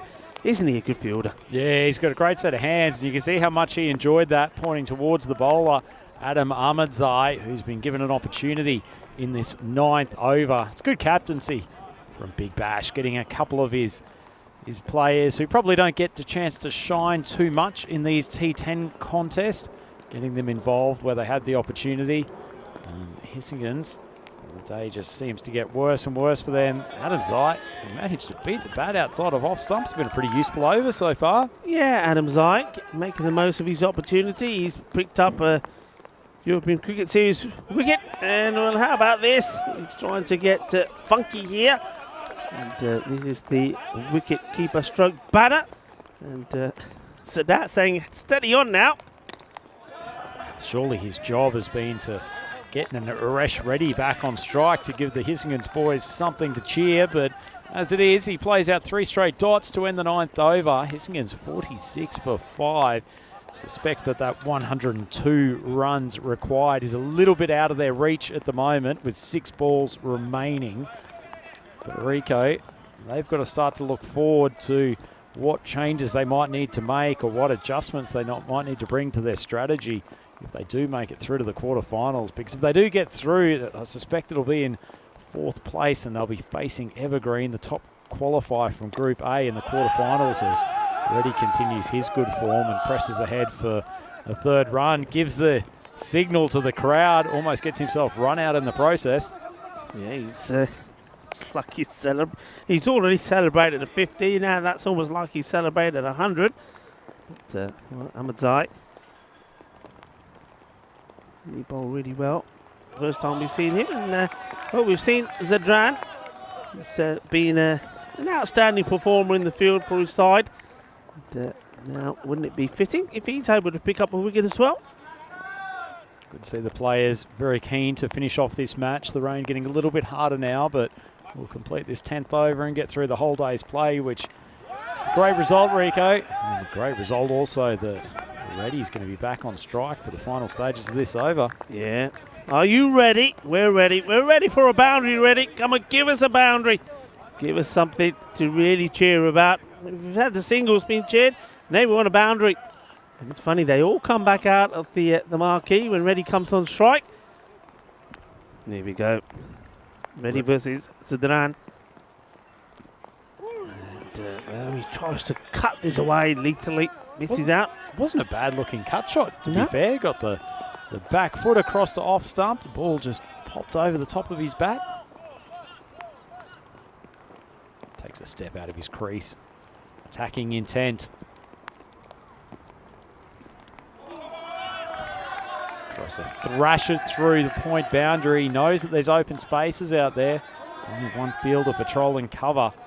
I'd love to rip one to the boundary before finishes this stay at the crease. Yeah, he certainly would. He's a little bit late on them though, isn't he? But if he does get a bit of an edge, bearing in mind how wide the final leg, the 3rd man is, there's every opportunity it will go to the boundary. But already now walking, he goes up in the air, there's a big chair, but he could be out. The fielder gets under it and takes a very good catch. And that is it. That was the last ball as well. And they're just wondering with the fielder when he runs over the boundary to get his jacket, when you can call that a 6. Why not? Why not indeed? Reddy, you get a 6. Have a look at this. And how neatly does he put his foot down here, Rico? And I like it. Awareness that he didn't want to step over the boundary. Oh, look at this. Look at this. Oh, he does think about it. Oh, he does well, doesn't he? He does well. Touching an object that is touching the ground outside the boundary. There is one for Sir Rob Kemming to have a think about. But those boys from Ariana, they look a very, very good team unit, and they have got their tournament back on track. After a couple of surprising losses to Loma, they have won both games in comprehensive fashion here today, just as the rain starts to get a bit harder But they will be very, very happy going into the final day of Group B play tomorrow with a bit of momentum. Yeah, they certainly will, and that's their captain there, and hasn't he led them well, Bashar Ahmed, to win by 99 runs. That is an absolute hammering. And, well, Sadat, he almost started the innings with a superb catch, but just keep an eye on him because he does take a fantastic one. Sultan there, he makes it look easy when he's fielding there. And the captain there, Basha, the big Bash, he certainly gave a lot of love to his players because they did perform well. We saw some good bowling. And that one from Srinivasan did go all the way to the boundary, but that was the only one that he was able to time. And, well, there's Karina there giving us a smile. I was trying to see who that was. There's so many layers on. She's got more layers than me, Karina, over there. Just giving the lens a bit of a clean. Zadran doing good work. This one goes up in the air. It's a very soft dismissal. And Sadat says, I'll just get the roll in just for show, just for the camera. Well, he likes doing things for the camera. This man likes to do things for the camera as well. He only got 5 and a 4 for this. Well, yeah, okay, I'll stick with the 5 and the 4 as well. It wasn't the best celebrations, but this one was another one that You're waiting for it, Rico. You're waiting for it. Look, all I say is if at first you fail, try and try it again, because eventually you will get one. And that goes for the batters as well. Try and try again. Eventually you'll get one. Here we go. How about this? That was sensational. That was supersonic. And that is all about me. He says, now, Diana, get the camera out and take my picture. And Diana, I'm sure, obliged. I'm sure that one will be on the social media time and time again. And even Andis likes it. He gave it to us from another angle. Very few went out of the ground. This was a good catch there again from Basha, the big Bash, the captain.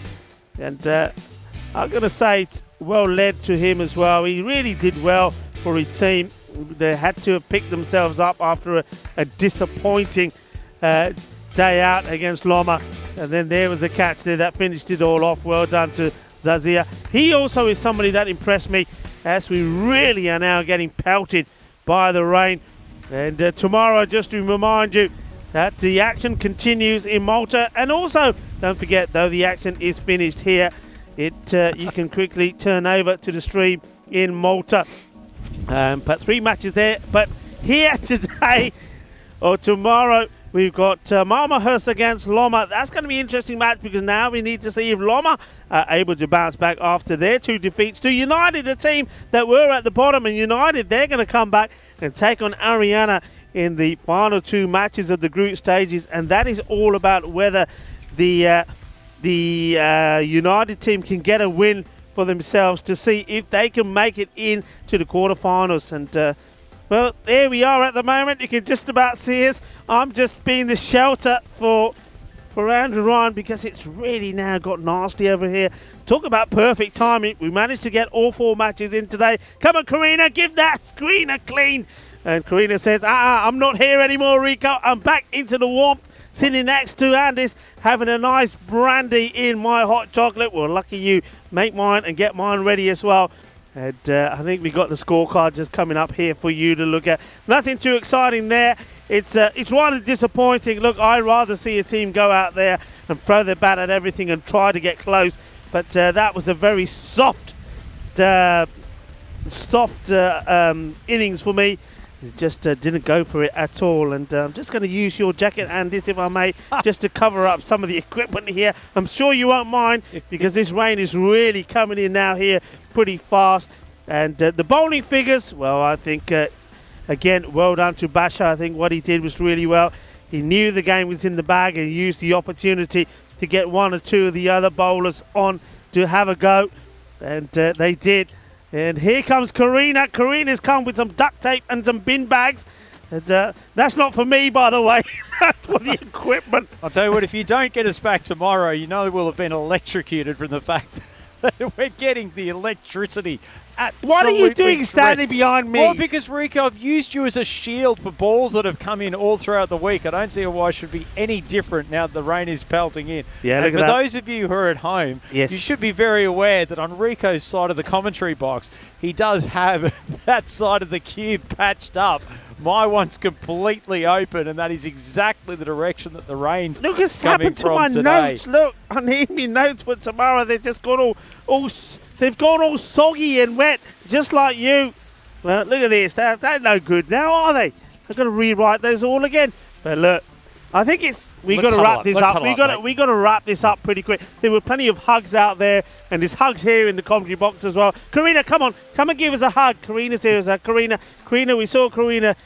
She's up there. Karina's been an absolute star. She's been up in that scaffolding when it's been windy and now it's raining. I like the old waterproofs, Karina, and I like the shot of you cleaning the screen a bit earlier. But look, I think I'm just going to take this opportunity from all of us here at the Landskrona Cricket Ground just to say thank you all very much for staying with us. Thank you to everybody on the chat. Thank you wherever you are that have enjoyed the cricket. We've certainly enjoyed it. There's been some great cricket there. We're thankful to the Almighty up there for making sure we could get all the matches in, and now it's time to water the outfield a little bit, and let's hope it rains tonight and we're all right tomorrow for the 4 matches that we have got scheduled. It's important matches because they're the last ones in the group stages. I know that United are hoping they get an opportunity to go out there and play their matches because they want to try to get into the quarterfinals. So from me, from Rico Fu, and then also from Andrew Ryan, it's time for us to try and to say goodbye. Thank you all very much for joining us, and it's that time for us to say take care